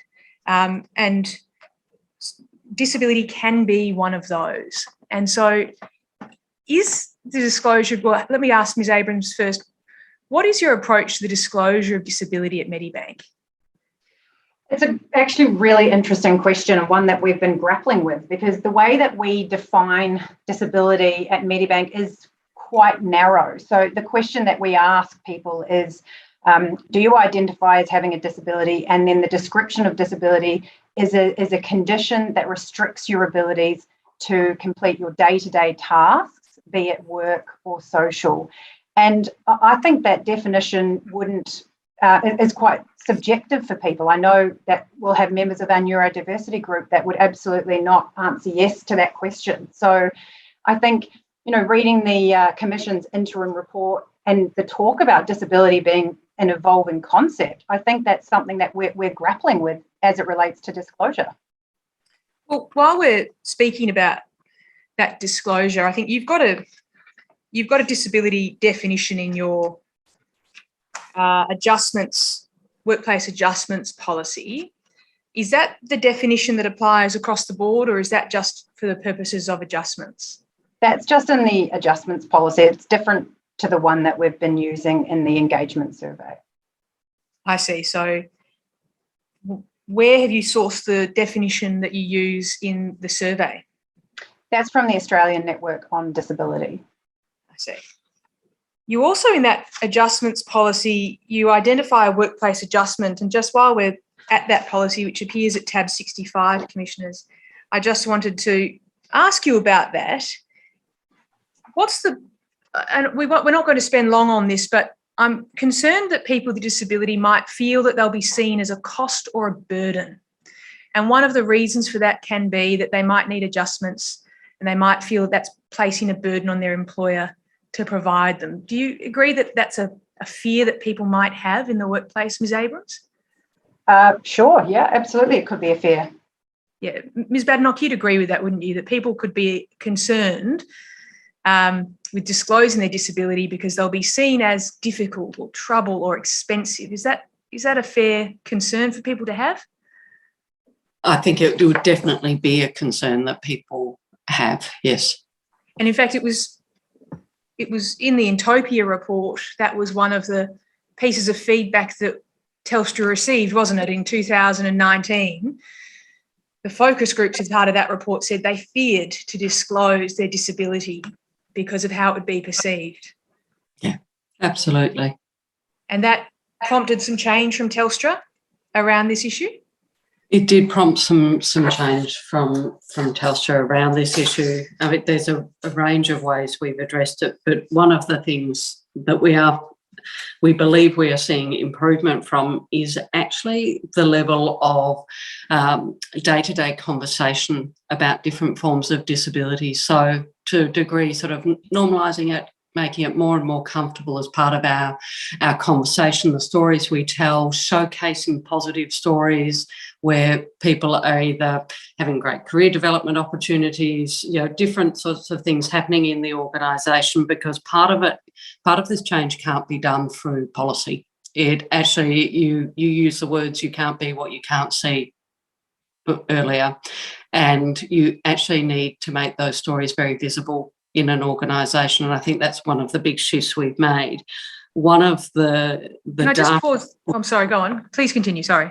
No, that's all right. I was just going to say one of the data points, which is by no means conclusive, but I think encouraging, we significantly increased, for example, our internal discussion and showcasing of employees who had mental or cognitive disability, and had people tell their own stories around that. And we absolutely have seen an uplift in people reporting having mental health or cognitive disability challenges in our workforce. So we can see a correlation when we actually showcase and talk about it more with people's willingness and comfort to disclose. While we're talking about that, if a person needs an adjustment, they need to disclose to their manager, don't they? To their manager, or they can go by other means. They can go straight to our health and safety team as well. So, as I understand it, whose responsibility is it to oversee the adjustment to make sure that it's being implemented for that person? The manager is ultimately responsible. If in most of our circumstances, that would be exactly how it were to happen. It would the manager would work in partnership with our health and safety team, who actually support the relevant adjustments being made, and they would do that in partnership. Yes, and in fact, a request needs to be submitted and it gets reviewed by the Done Safe triage team. I think you tell us at paragraph 78. Correct. So who is the Done Safe triage team? The Done Safe is actually our internal health and safety system. So that's internal language, which makes sense to us, but we should be more conscious of. So it is my health and safety team, and the Done Safe triage team are people who will be taking any of those reports from the system and making sure that they're either handed to an appropriate specialist or any further follow-up or inquiries are made so that we can respond and action the request. And if there is a cost associated with the adjustment, where does it sit? The costs, it depends on the nature of the adjustment. They could come from either my team in the health and safety function, or they may come from the direct line manager's budget. And is the direct line manager the one who has the responsibility for making the adjustment and implementing the adjustment? Yes. Did the Intopia report suggest that it might be appropriate to centralise that cost centre? Let me have a look. I'm just trying to remember if that was one of these specific ones. We carry a lot of the costs, as I said. We carry a lot of them within my team, but not 100% of them. And I'll give an example of something. I think it's item 12 on page 9 of the statement. It says the risk statement is failure to provide essential funding for workplace adjustments leads to lack of clarity on who pays for adjustments. Managers may be deterred from hiring candidates with disability because of concerns about the cost of adjustments. That the probability of that is identified by Intopia as being medium, the impact is medium, and the risk is medium. The mitigation suggested is that Telstra consider centralising funding for adjustments to remove reliance on the employee's manager and their department budget to approve or decline the request. It goes on to talk about fast tracking. So that's not a recommendation that Telstra has taken up, is that right? No, we have centralised a number of the adjustments into my team. There are still some that sit with the line manager, but I'll give you an example because it actually matters why it still sits with the line manager, because it actually, for example, is an adjustment that could be made for any employee. So, for example, setting up an appropriate home workstation is something that sits for all of our employees, and is available to all of our employees, whether or not they identify as having a disability. They can order appropriate chairs, they can order appropriate sit-stand desks, all of the additional monitors, etc. All of those costs do sit in relevant line managers' budgets because they are as accessible to any employee in our business. So they are not specifically for employees with a disability, because we choose to make those tools and that equipment available to any staff member. I have some of that equipment in my own home. So where it is something that is provided as part of our standard employment construct, it sits in with the line manager. Where it's a unique and differentiated support service, it will sit with my team in the health and safety team, centralised. So just so I'm clear, a person with a disability who requires an adjustment to be able to perform their role will come through your team. Correct. And the funding of that will always be centrally through your team. As long as it's not an adjustment that is just, as I said, with the chair or the desk, any employee can ask for that. And you don't need to be asking for a specific adjustment. You can ask for that. So an employee with a disability or an employee without a disability will go to their line manager. Well, they actually don't even have to go to their line manager. They can actually just press a button in our system and order exactly what they want. They don't require any approvals to get that. So the line manager actually doesn't control. It's a central system, but it's charged to all of our budgets. Everything, all of the specific support services through my team. I see. So the manager is responsible, but you pick up the bill. Correct. Is that fair? Okay, thank you. Yeah. All right. While we're, I think, Ms. Abrams, I was in the middle, and I'm sorry, of speaking with you about adjustments within your organisation. I'll just ask you very briefly. You tell us in your statement that you'll make any adjustments where it's reasonably practicable to do so. You say that at paragraph 39. Is that the policy of Medibank, to make any adjustments that's reasonably practicable to make? Yes. Yeah, absolutely. I mean, that's, yep. And how do you communicate that to your staff? How do they know that anything that's reasonably practicable? Well, it would depend on the circumstance or the case, and you know that's a decision that's made in consultation between the leader of the team, the people and culture business partner, the diversity and inclusion lead. So it's a consultative process. There's no one person kind of making that decision on behalf of the organisation. So, what does reasonably practicable mean? Well, it's I guess that means something that is within our means to be able to make happen under certain costs and resources. And do you have any particular guidelines about what that cost and resourcing is that constitutes reasonably practicable?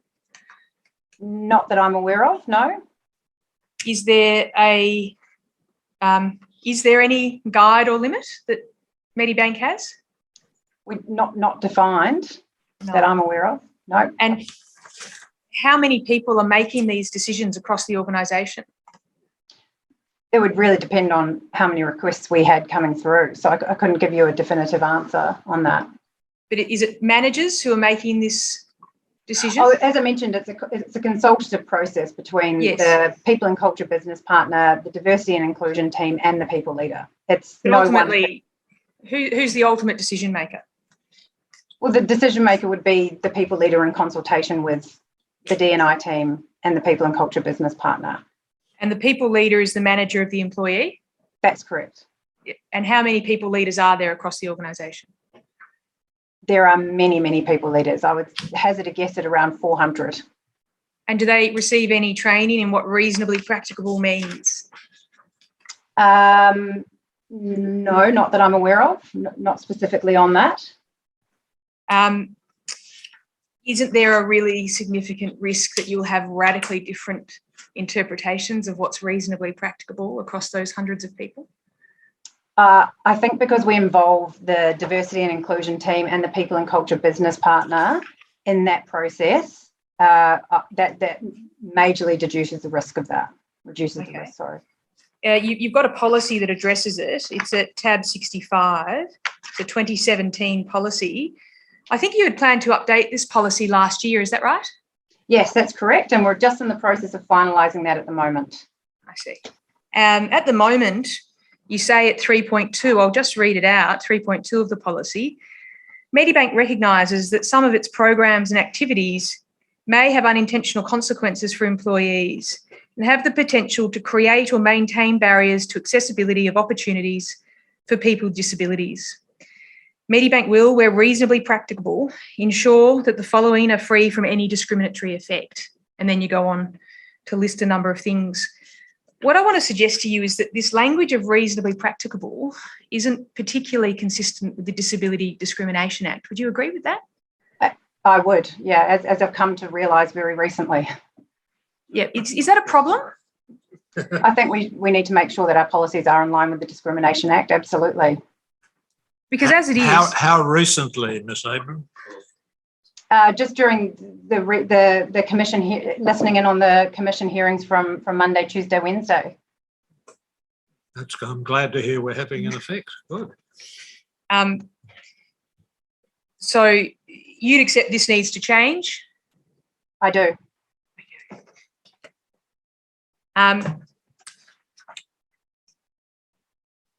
Just want to... Just one moment, if it please the chair. Yeah.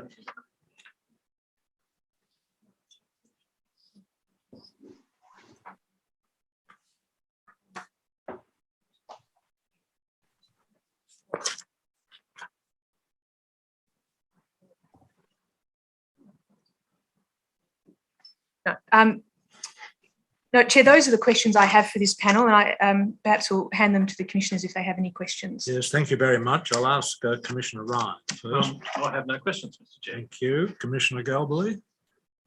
And I apologise if you've already answered this question, but I'd still like to clarify it. Do you track adjustments? Do you have a tracking system so that centrally you know all the requests for adjustment that have been made? And do you track whether those adjustments have been provided? That's my first question to the three. Maybe start with Telstra. I'm sorry, Ms Badenoch, yes. Yes, happy to cover that. Yes, we do track requests for adjustments. As was mentioned before, they come through our system Dunsec, which gives us a central record of requests being made. So you know how many you respond to and provide and how many you don't? Correct. And we also, yes, as a result, we can see how many we've responded to and what adjustments are being made, because we also use that to inform our broader policy and longer term changes that we might make. And Ms Abrams? Yes, similar to Telstra's response, we do track, and we actually realised in recent times that with regards to people requesting IT accessibility adjustments, that we weren't keeping accurate records of whether they were related to a disability or not, and now we've implemented a change recently so that we can be very clear that we have an accurate and complete picture of all the workplace adjustments that are requested. And the ones that are provided and the ones that aren't? Yes, that's right. Yes. So we would now know what those to be. Yep. And Australia Post? Yes, Commissioner, we do track workplace adjustments. I think it would be fair to say we track them in three places at this moment in time, because they can occur like Telstra in the workplace as part of everyday work. They can happen as part of the recruitment process or as part of the rehab process. But in our accessibility and inclusion plan, we have a commitment to deliver one workplace adjustment policy and one workplace adjustment system. I mean, I'd be really interested to have a look at that data in detail, including the ones that aren't provided. And then my second question is, do you ask staff who've identified as disabled whether they are being well supported and receiving appropriate accommodation? And then if they say they're not, do you follow up with a phone call to them to find out more about it? So I'm happy to answer first, Commissioner. We ask our staff through very similar to, I think, the other organisations of reference today, through our employee engagement survey. We ask a range of questions that get to the heart of, are they feeling supported, included, those types of questions. And we also concede their relative engagement with the organisation.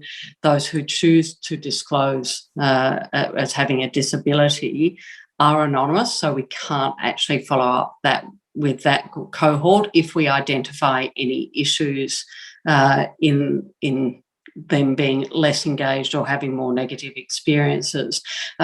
It's a good question, because we would need to do something differently to be able to do that loop back.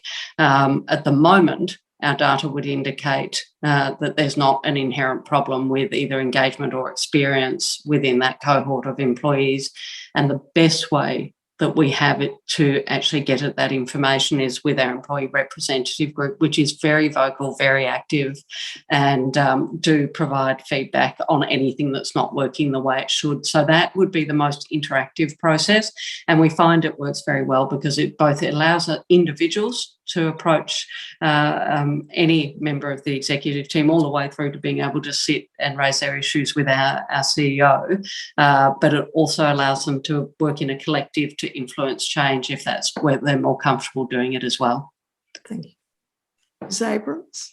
Yeah, so very similar to Telstra, when someone has made a formal request for a workplace adjustments, we do track that. We do check to make sure that the adjustment is working effectively.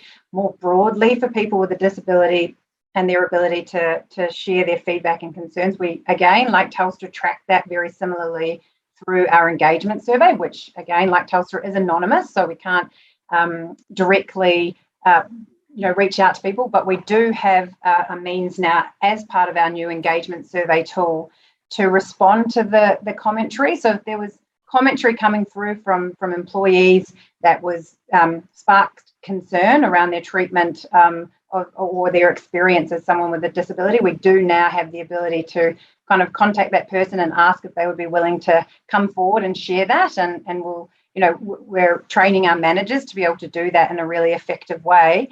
And as part of our new accessibility and inclusion plan, we will also be running lesson and learn sessions similarly to Telstra with our networks, and inviting them to come along and chat with our senior executives and our CEO to share their experiences around what's working and what's not. So that's something we're going to be putting in place. Thank you. Ms. Davies? Commissioner, similar to the previous two organisations, so the engagement survey is the sort of formal way of tracking that, but the Accessibility Matters group, the 90 members within that group are very active in this particular community, and there are a number of ways that we get feedback from people in this area. So I think we'd be very similar to the other organisations. Thank you. Yes, thank you very much. I'll make the usual assumption that there are no questions from legally represented parties to the panel, and thank you each for coming to the Royal Commission. In the case of Ms Davies and Ms Badnock, thank you very much for returning to the Royal Commission to give your evidence. We appreciate your assistance. Thank you. Chair, if we might have 10 minutes, 15 minutes as an afternoon break before the next witness. Yes, we will take 15 minutes and resume, therefore, at 3:10 p.m. Eastern Summer Time. Thank you. Please, Chair. Royal Commission is adjourned.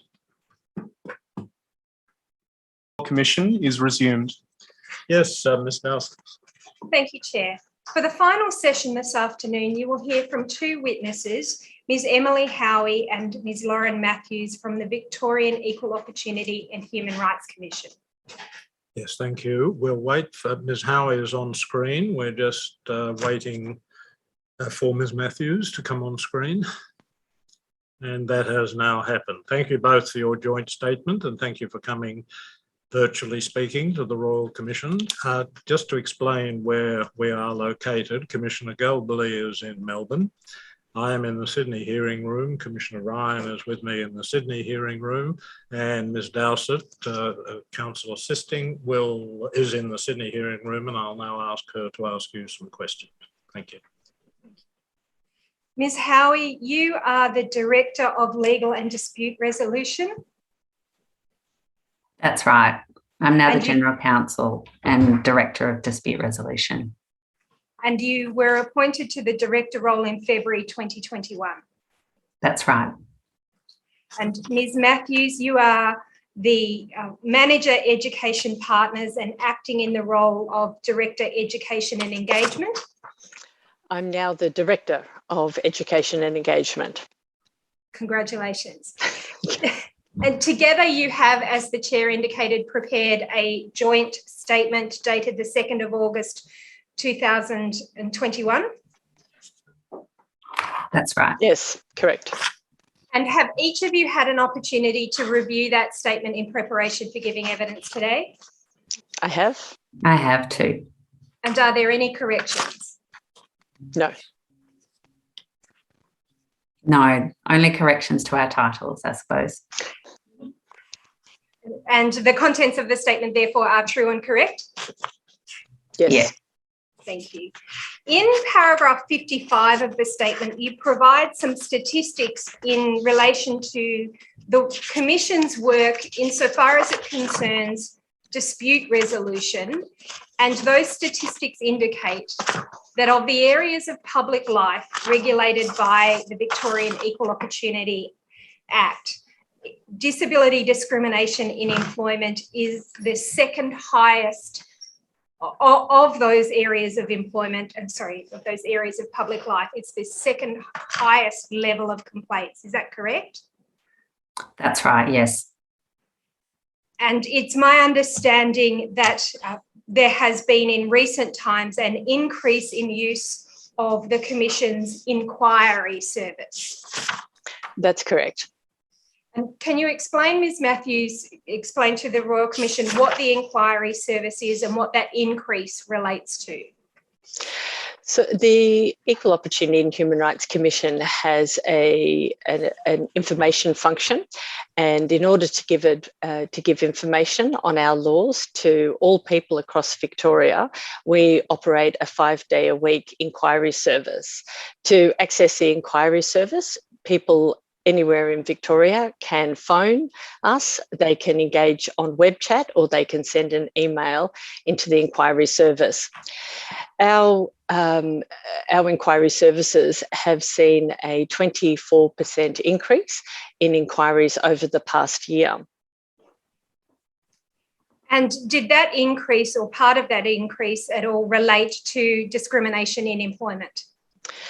We have seen, in relation to discrimination of people with disabilities in employment, we have seen an increase this year as opposed to last year, but it does continue to be a constant number of around between 40 and 30% of all of our inquiries relate to discrimination of people with disabilities in relation to employment.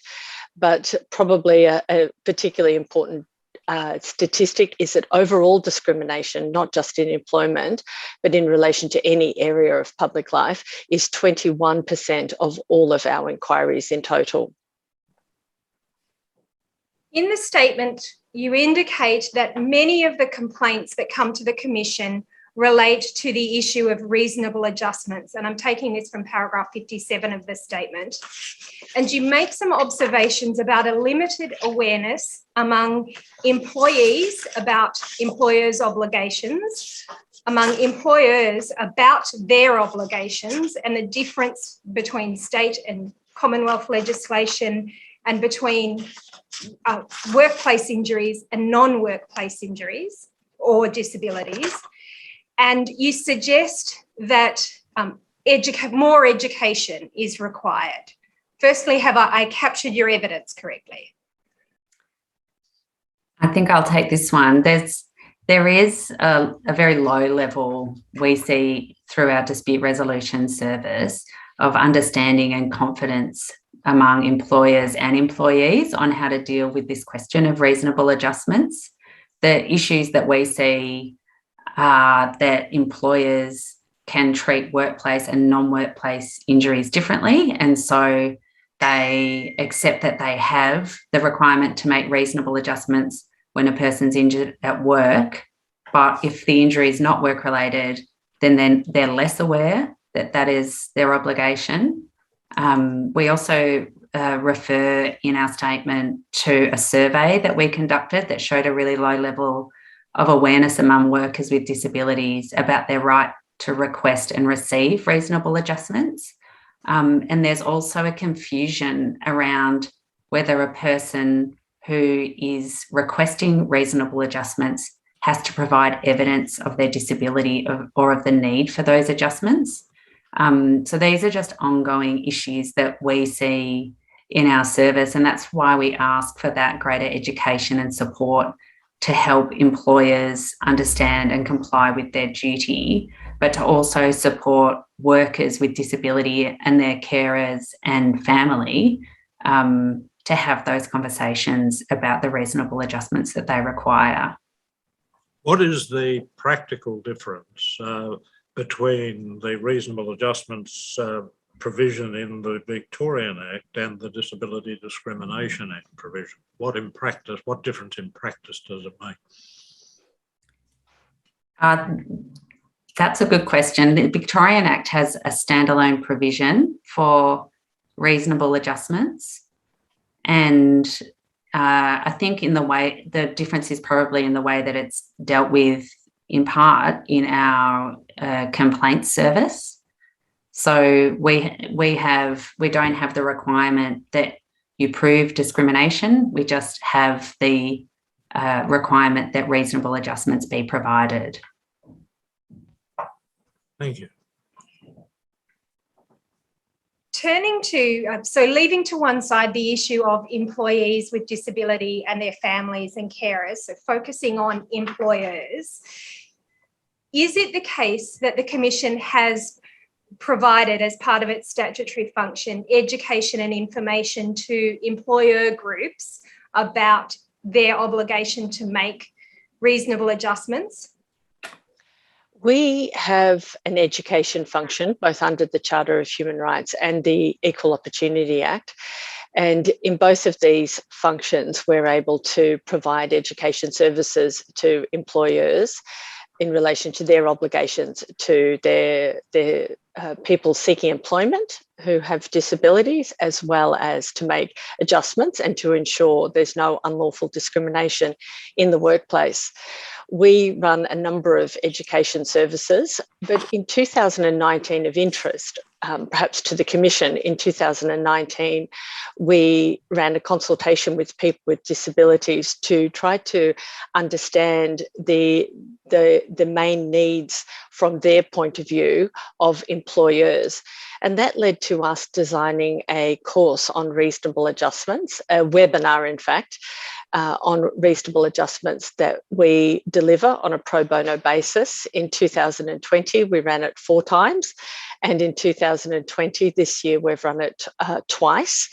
And anyone can sign into that. And we know that a number of employers have signed into that to better understand their duties to provide reasonable adjustments, but also to give some pragmatic advice about how to make requests for reasonable adjustments and how an employer could respond to those requests in a healthy and quite productive way. And we find that there is some appetite with employers to understand better some of those practical advice that we can give through education on how to make these duties very practical and how they can step those through. I might just add, if I can, that in the delivery of the dispute resolution service, one of the aims is to educate the parties to our service about their rights and about their duties under the Equal Opportunity Act. Our role is to eliminate discrimination, and education is a key part of that. So another way in which we do education is actually in that kind of very individualised way with the parties to our dispute resolution process. The obligation under state and Commonwealth law has existed in its current terms for more than a decade. And so my question, the reason I asked about education is I'm interested to know if you really think this is an education gap, if there's a lack of information for employers, or if there's some other reason why this continues more than a decade in to be something people don't understand or don't appreciate it's an obligation they have? I think it would be very fair to say that the obligations to provide reasonable adjustments on part of employers are often misunderstood. When we talk about those with employers, there's often quite a revelation about the duties at law. So awareness of the laws and awareness of the duties is one problem that we are trying to overcome. The other problem is knowing that you have obligations and knowing how to apply those obligations, what you need to do, what steps you need to take, how to reform your workplace to make these accommodations is another thing. There's a lot of misinformation about perhaps the cost of applying adjustments.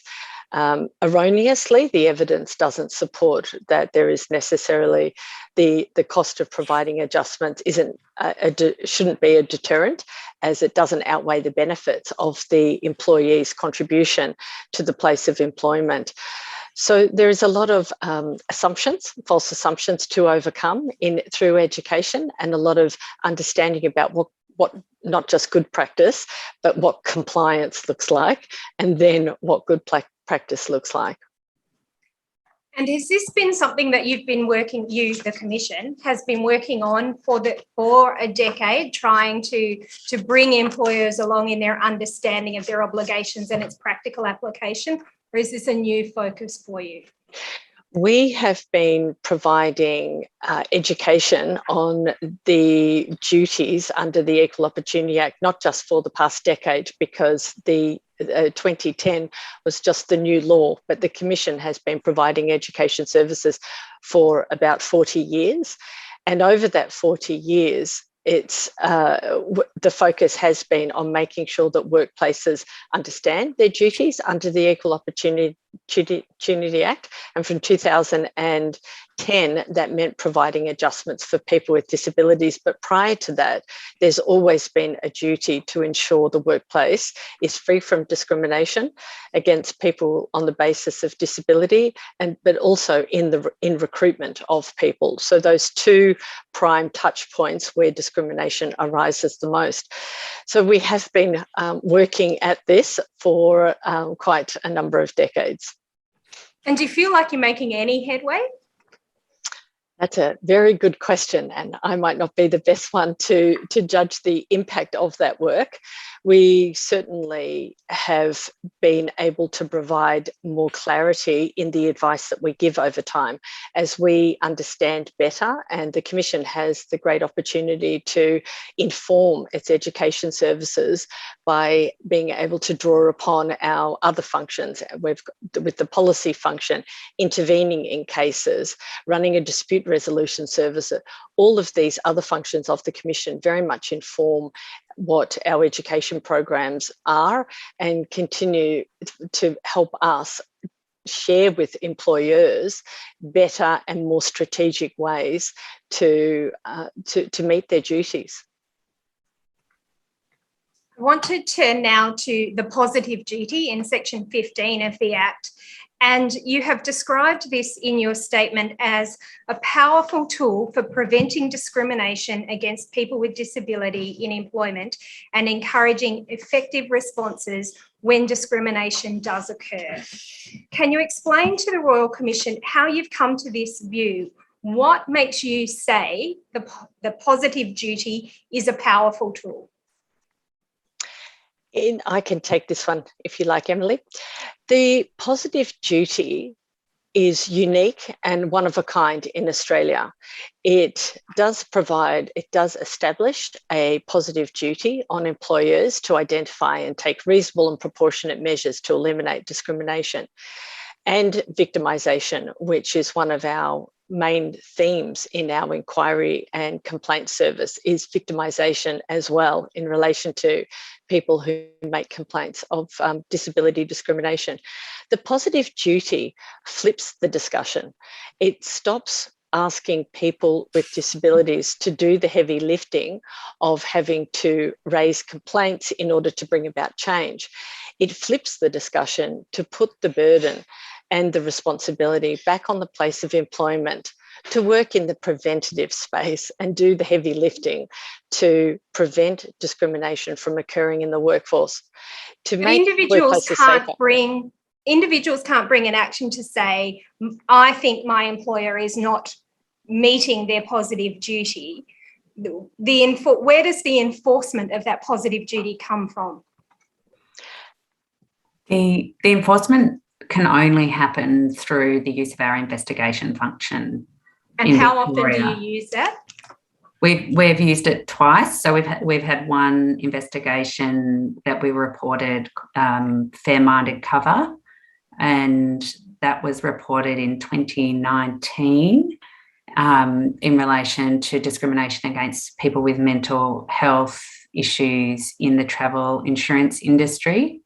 And we have an investigation on foot at the moment. We're investigating sexual harassment in the retail industry, but it's the same investigation power that we would use if we were to investigate the positive duty in discrimination in employment. And in fact, the way that we're using the investigation power in our current investigation is not to investigate the incidence of harassment or discrimination, but actually investigating the extent to which the employer and duty holders have actually discharged their duty to take reasonable steps to eliminate that harassment. So we don't require in that investigation process for individuals who've been harmed by discrimination or harassment to come forward. Instead, we investigate what has the duty holder done to prevent that harm from happening in the first place. And that's the way that we see the enforcement of the positive duty could be really beneficial if we're able to use that investigation function more often. It's not something that you have ever used, if I'm correct in understanding your evidence, in respect of disability discrimination in employment. No, that's correct. And so your description of it as a powerful tool is based on those two occasions of using your investigations function, or is there something else as well? Could I add to that just for a moment? We've been able to use the positive duty in very powerful ways as in education, building behaviour change and using the positive duty to change the agenda of how organisations see their responsibility, how employers see their responsibility. And that can be very impactful for those where the education can be effective. We've been able to use the positive duty in our research that's led to guidance and guidelines where we're able to look at systemic causes and solutions, which are then embedded into guidelines, practice guidelines for any employer to see. We've also been able to raise the positive duty in our dispute resolution function. We're able to have conversations once a matter comes to us. We're able to talk to employers to explain what it means to prevent. So as well as the investigation function, there are a number of other functions of the Commission where we are using the positive duty in very constructive ways to try to have more systemic outcomes around prevention. Thank you. Now, those codes that you spoke of, do you have one of those around reasonable adjustments and the obligation to provide reasonable adjustments? Are you referring to about the guidelines that we guidelines. The guidelines that we've produced recently are in relation to sexual harassment in the workplace. There's a range of them. I'm don't have any that specifically interested to know, is there one about the provision of reasonable adjustments in Section 20 of the Act? We don't have one specifically about that, although we did produce a guideline for recruitment, for the recruitment industry and employers in 2014, and that touches on, to some extent, how to accommodate people with disability in a recruitment process. So it's a much broader guideline for all forms of discrimination, but it does have some reference to how you would treat or how you would discharge your duties in relation to recruitment. We've also have a guideline on mental illness and complying with the Equal Opportunity Act that contains references to how employers should understand the reasonable adjustments. We have a flexible work chatbot that is also live online, where an employer and an employee can click through to try to understand what their rights are and what their obligations are, and how to have a more constructive and meaningful conversation about making a formal request for adjustments, what should be in that conversation, and to give sort of tools for both employers and employees to navigate those conversations in a more constructive and productive way. And is that chatbot, sorry, is that the right word, chatbot? Yes, it's called the Flexible Work Response Tool. In fact, I'll just get the exact name for it, but yes, it's a. Is it accessible? Is it accessible to an employee with a disability? What steps have you taken to make sure somebody can use that tool?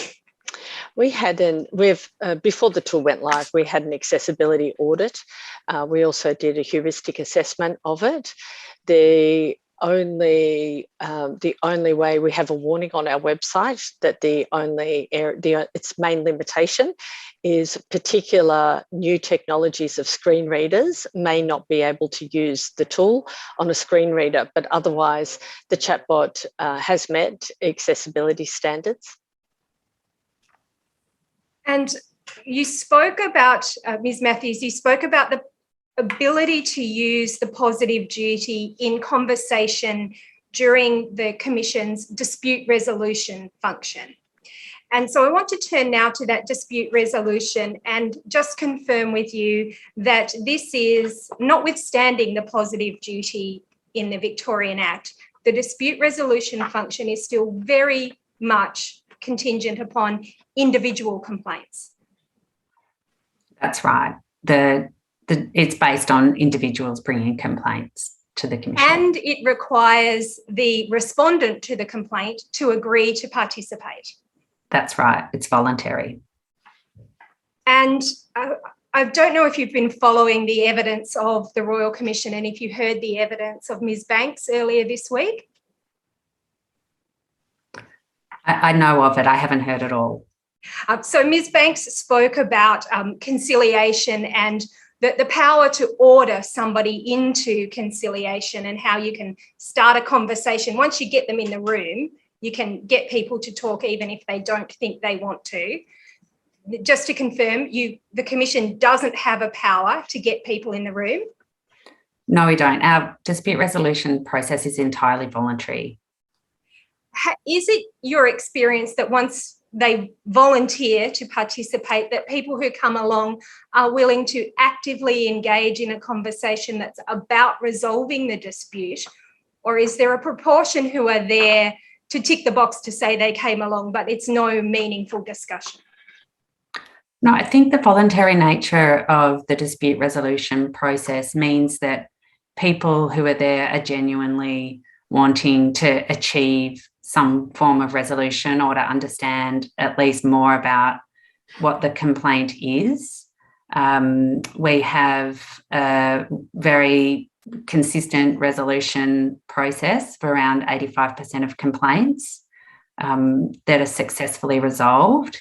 So that's an indication, I think, that people who are in the process want to achieve an outcome in that process.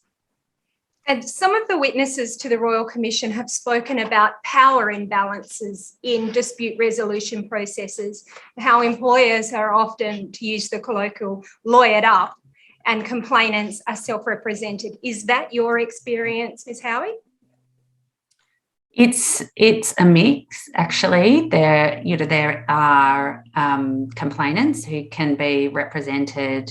We see a lot of representation by unions, by Victoria Legal Aid, community legal centres and others in our commission. And there's probably more representation of people with disability than there are for people who are complaining of discrimination on the basis of other attributes under our Act, but I would say that those power imbalances are very much still there and are still present in our processes. And one of the jobs of the conciliators in our service is to manage that power imbalance and to ensure that the process is as safe as possible for all parties who are involved. The conciliator provides information, assists in the resolution of this process in order to make it less adversarial and to support an outcome. And can you perhaps explain to the Royal Commission some of the techniques that your conciliators use in order to help address that power imbalance and make sure that the process is safe? Well, one of the key things that conciliators will do is educate the parties about the Act and the law so that a complainant who's unrepresented can understand the kinds of arguments that they can make and that can be made against them. That makes a big difference. The other kinds of techniques would be ensuring that the number of people who attend from one party doesn't overwhelm the attendance of another party, to make sure that people are that conciliations are run in a way that doesn't exacerbate that power imbalance. So if there are people who are less confident or in the way that they speak, or are likely to be upset, for example, by a face-to-face conciliation, then we might hold that conciliation by the phone or by a shuttle process. So there are a range of techniques that our conciliators would use to try to bring those parties together on as equal footing as possible to reach that resolution. And we heard from Victorian Legal Aid, I think it was in their evidence, that the Commission is able to offer an expedited process where the employment relationship remains on foot. That's right. We have a fast-track process for ongoing employment relationships. And are you able to comment on your experience of the rate of resolution of those complaints? I think you said it was 85% generally.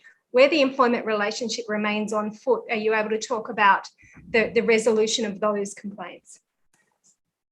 I don't have those statistics in front of me at the moment. I'd be happy to provide them to the Royal Commission if that would assist. Yes, if you could take that on notice. The evidence that we have received goes to the importance of maintaining an employment relationship, particularly for a person with disability, because of the barriers to getting the job in the first place. If they lose this one, there mightn't be another one coming along for them.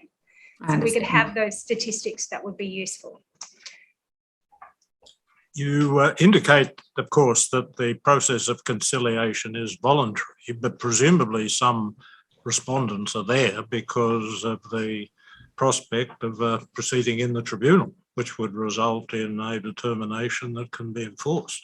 Does that not occur?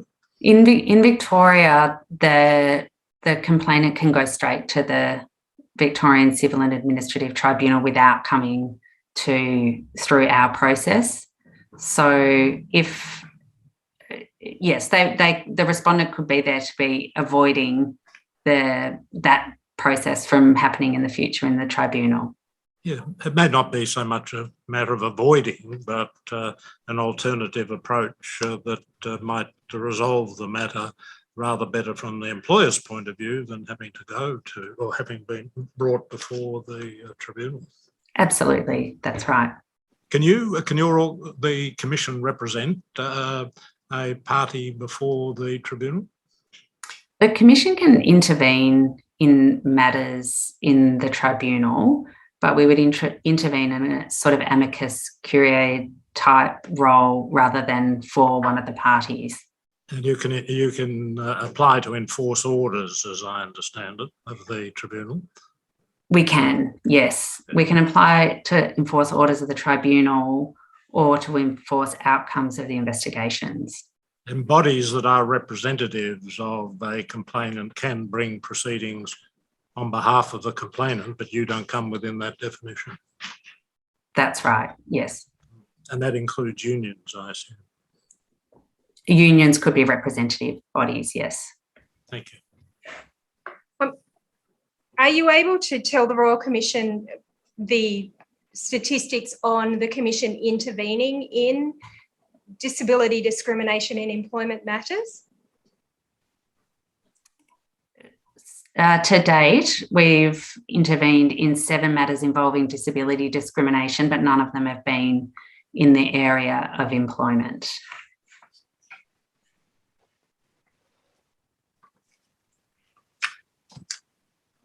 You were answering a question from the chair about parties might be at conciliation in order to avoid going to the tribunal and having orders made against them. I'd like to explore the kinds of remedies that you see coming out of commission matters. Is it your experience that the remedies are beyond what might be ordered in by the tribunal, or is it fairly much still a financial compensation route and not much else around the outside? The kinds of remedies that we see are incredibly varied. So they can range from apologies to financial compensation, as you say, but one of the things that our conciliators will do is also put on the table the kinds of systemic outcomes that could assist in that workplace. So they could suggest, for example, that further training be done of human resources staff, or that policies be changed in order to prevent that kind of discrimination in the future. So there are a range of individual and systemic outcomes that can be achieved through the service. And when those are put on the table, do you find that they're more often than not taken up? There is a really high interest in it. Whether it's more often than not, I couldn't answer, given the number of complaints that we have in the service every year. We had 1,300 last year, but we do see a significant amount of systemic outcomes. And when a settlement is achieved at the Commission, do you provide template settlement documents for the parties, or do the parties bring their own? We have a template settlement document that we use, and it's really up to the parties with how they'd like to proceed. That's something that we can support them with. Some parties prefer to use their own. It's up to the parties. Does your template include a confidentiality clause? It does include that clause at the moment, but our direction is not that those clauses are required. When you provide your template, do you ever see parties take them out? The confidentiality clause, do they take that out? I'd have to ask the conciliators about that, but I know from discussions that those kinds of confidentiality clauses have been seen as a part and parcel of settlement agreements. We don't think that is unproblematic, but that is the way that parties often do prefer to proceed. So just removing the double negative, you do think it's problematic? It can be, yes. And do you think that it would assist to overcome that presumption towards confidentiality if you took it out of your template? It could, yes.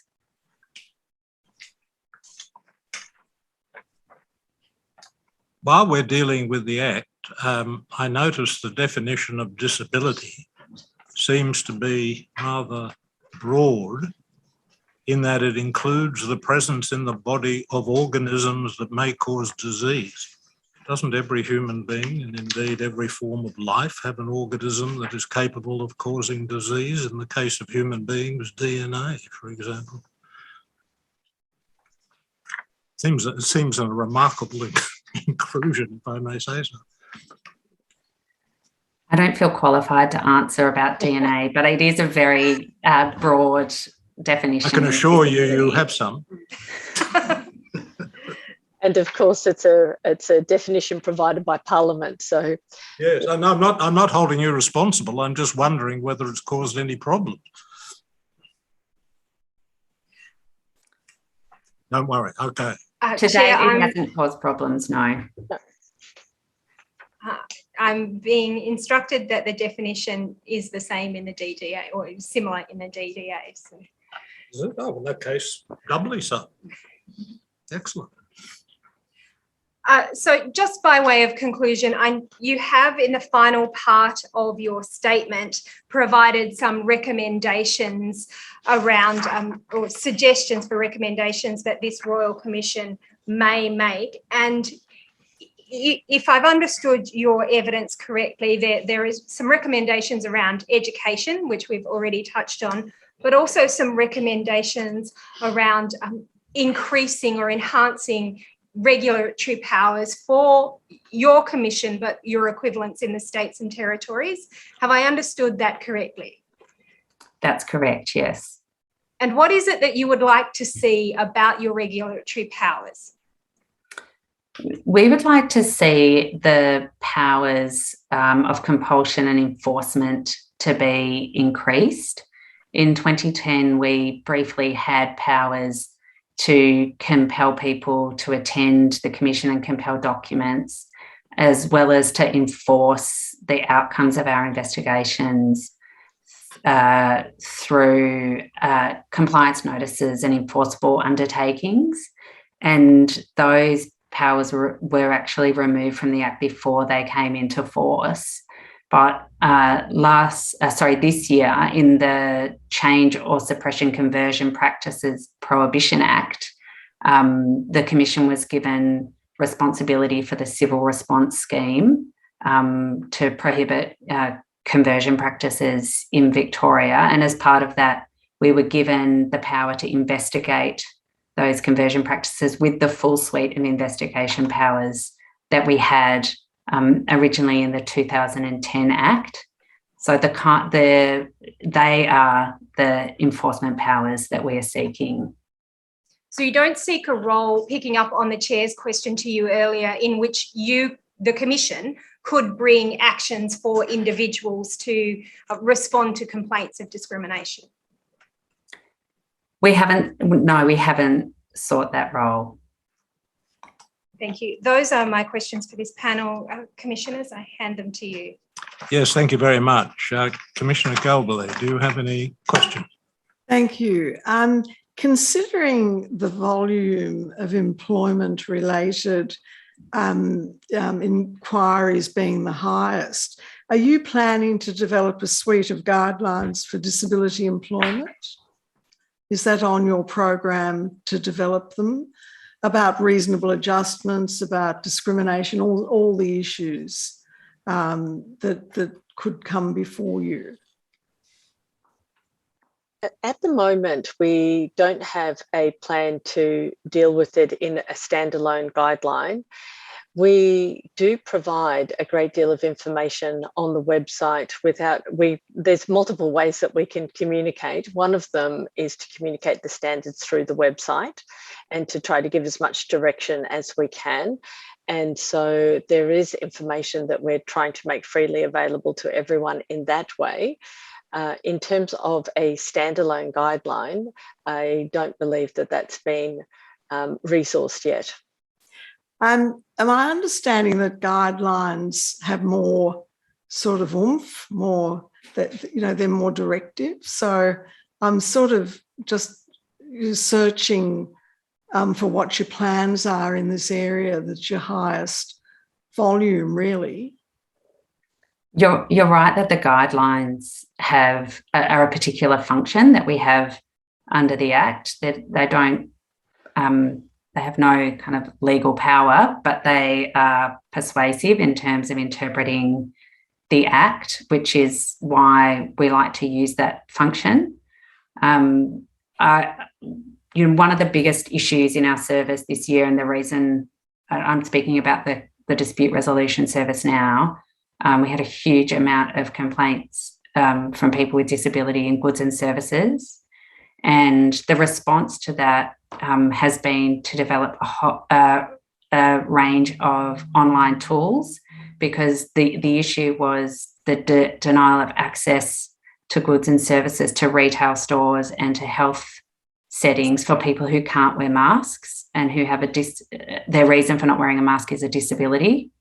So our response has been a guide for retailers on how not to discriminate, an explanation for people with disabilities about their rights in these situations and what they can do with us. So that has addressed, what we see as the biggest issue in the last year in our service.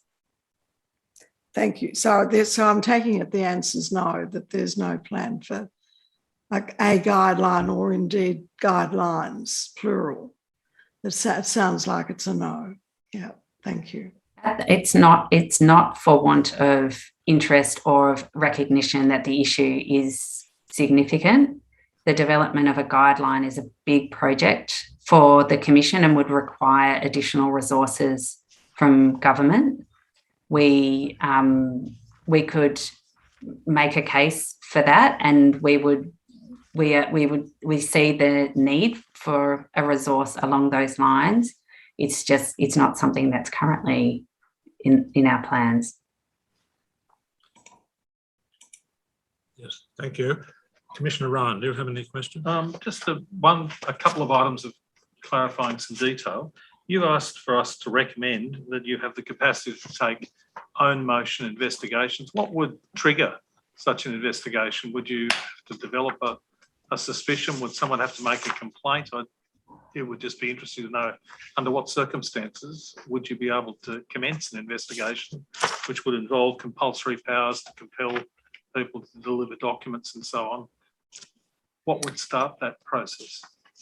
We haven't set out in the submission the kind of threshold for instigating an own motion inquiry.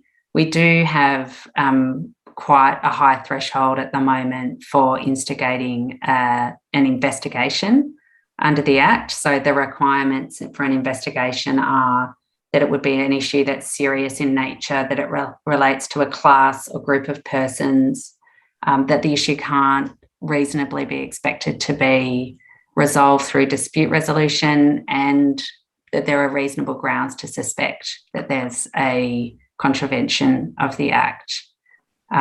We haven't set out what the kind of threshold would be for an own motion inquiry, but it's possible that a threshold could be set to ensure that it is a systemic issue along those lines. Currently, you have some capacity to do some of those things if you go to a tribunal and and make a case, though, don't you? Am I right? In what sense? If you wanted to investigate a matter such as you've described, can't you go to the tribunal and ask them to give you the authority to compel documents and things of that nature? The Commission can't of itself bring proceedings in the tribunal. I think that's what I thought they were just how explained a little bit. Okay. We can ask people to give us information or to attend, but if we want to compel them, we need an order from the tribunal to compel them to attend. Yep. And one other detail was you've apparently were able to give people are able to invite you in to give them advice. Do they usually pay for that? And you used, for an example, the ambulance service. Do they usually pay for that advice, or is that a service that you can provide free of charge? That is using our review function. The review function can only be used when requested by an organisation, and yes, that is paid for by that service. Is there anything you would add to that, Lauren? No, that's all I wanted to find out as to whether it was a paid service. Thank you, Mr. Chairman. You have an education function, which I can see that you devote very considerable resources and expertise to.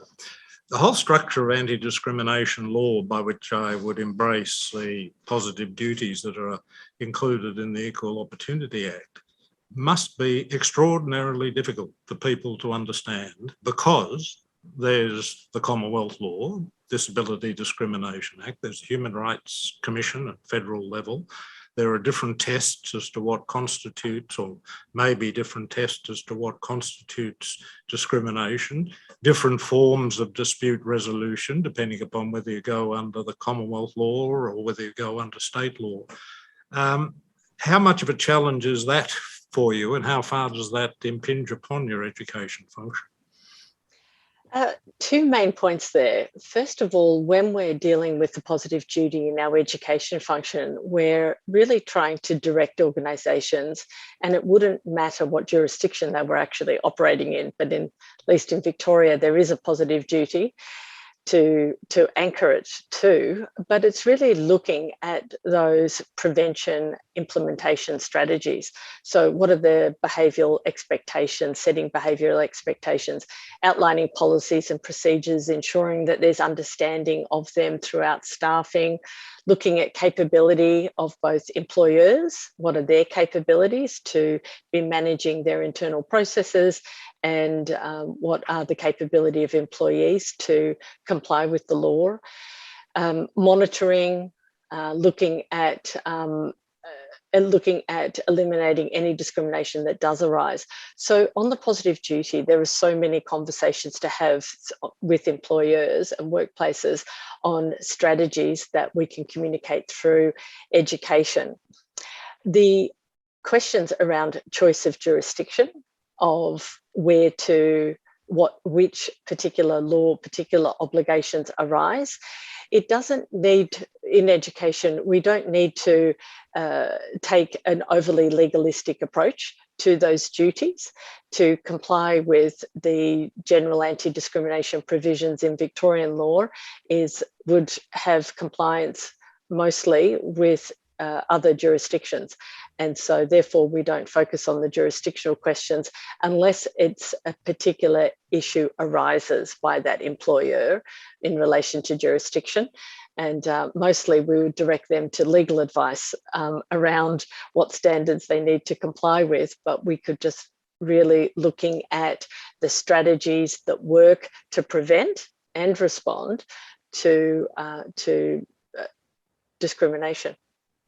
Do you have any formal liaison with the Australian Human Rights Commission about the issues of common interest? Yes, all of the commissions have a lot of discussions and relationships. There's a formal network of the commissioners at commissioner level. No, it's called ACRA, the Australian Council of Human Rights. Agencies.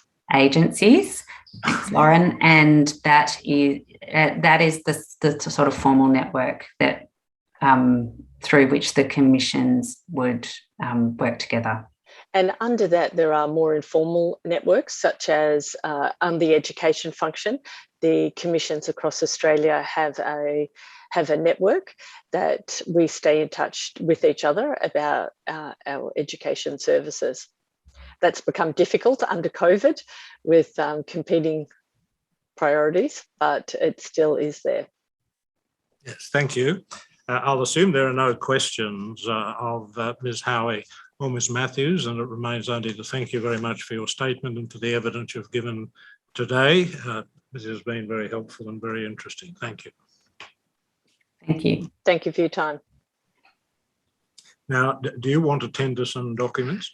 I am going to tender some documents. All right, well, can we do that on the documentation? I've got in front of me day 4 with documents from the Australian Public Service Commission, the Victorian Public Service Commission, the Northern Territory Office of the Commission on Public Employment, and there's an additional document from Woolworths. May I take it you're tendering all those, and I will admit into evidence those that are recorded in the document, and I'll initial it and date it with today's date. Does that cover that one? That covers that one. There are two more. And then there's one for Medibank, and that's all that is covered by that particular document. The documents referred to in the Medibank document will be admitted into evidence, and I will initial that document and date it with today's date. And then the final document contains the joint statement of Ms. Howie and Ms. Matthews and some and their curricula vitae, and that document I will also initial and date, and the documents included therein can be admitted into evidence. Thank you. Thank you, Chair. Now, we adjourn until 10 a.m. tomorrow. 9:30 a.m. tomorrow. 9:30 a.m. tomorrow. Oh, right. And what's going to happen at 9:30 a.m.? The first witness will be Ms. Christina Ryan, from whom the Commission heard also. Yes, we've heard from Ms. Ryan previously, yes. Followed by the Fair Work Ombudsman in a legal safeguards panel, and then overarching government strategy will be the last session, the last panel before lunch, and also the last panel of witnesses for this hearing. Excellent, thank you. All right, we'll adjourn until 9:30 a.m. tomorrow. That is 9:30 a.m. Eastern Summer Time. The Royal Commission is adjourned.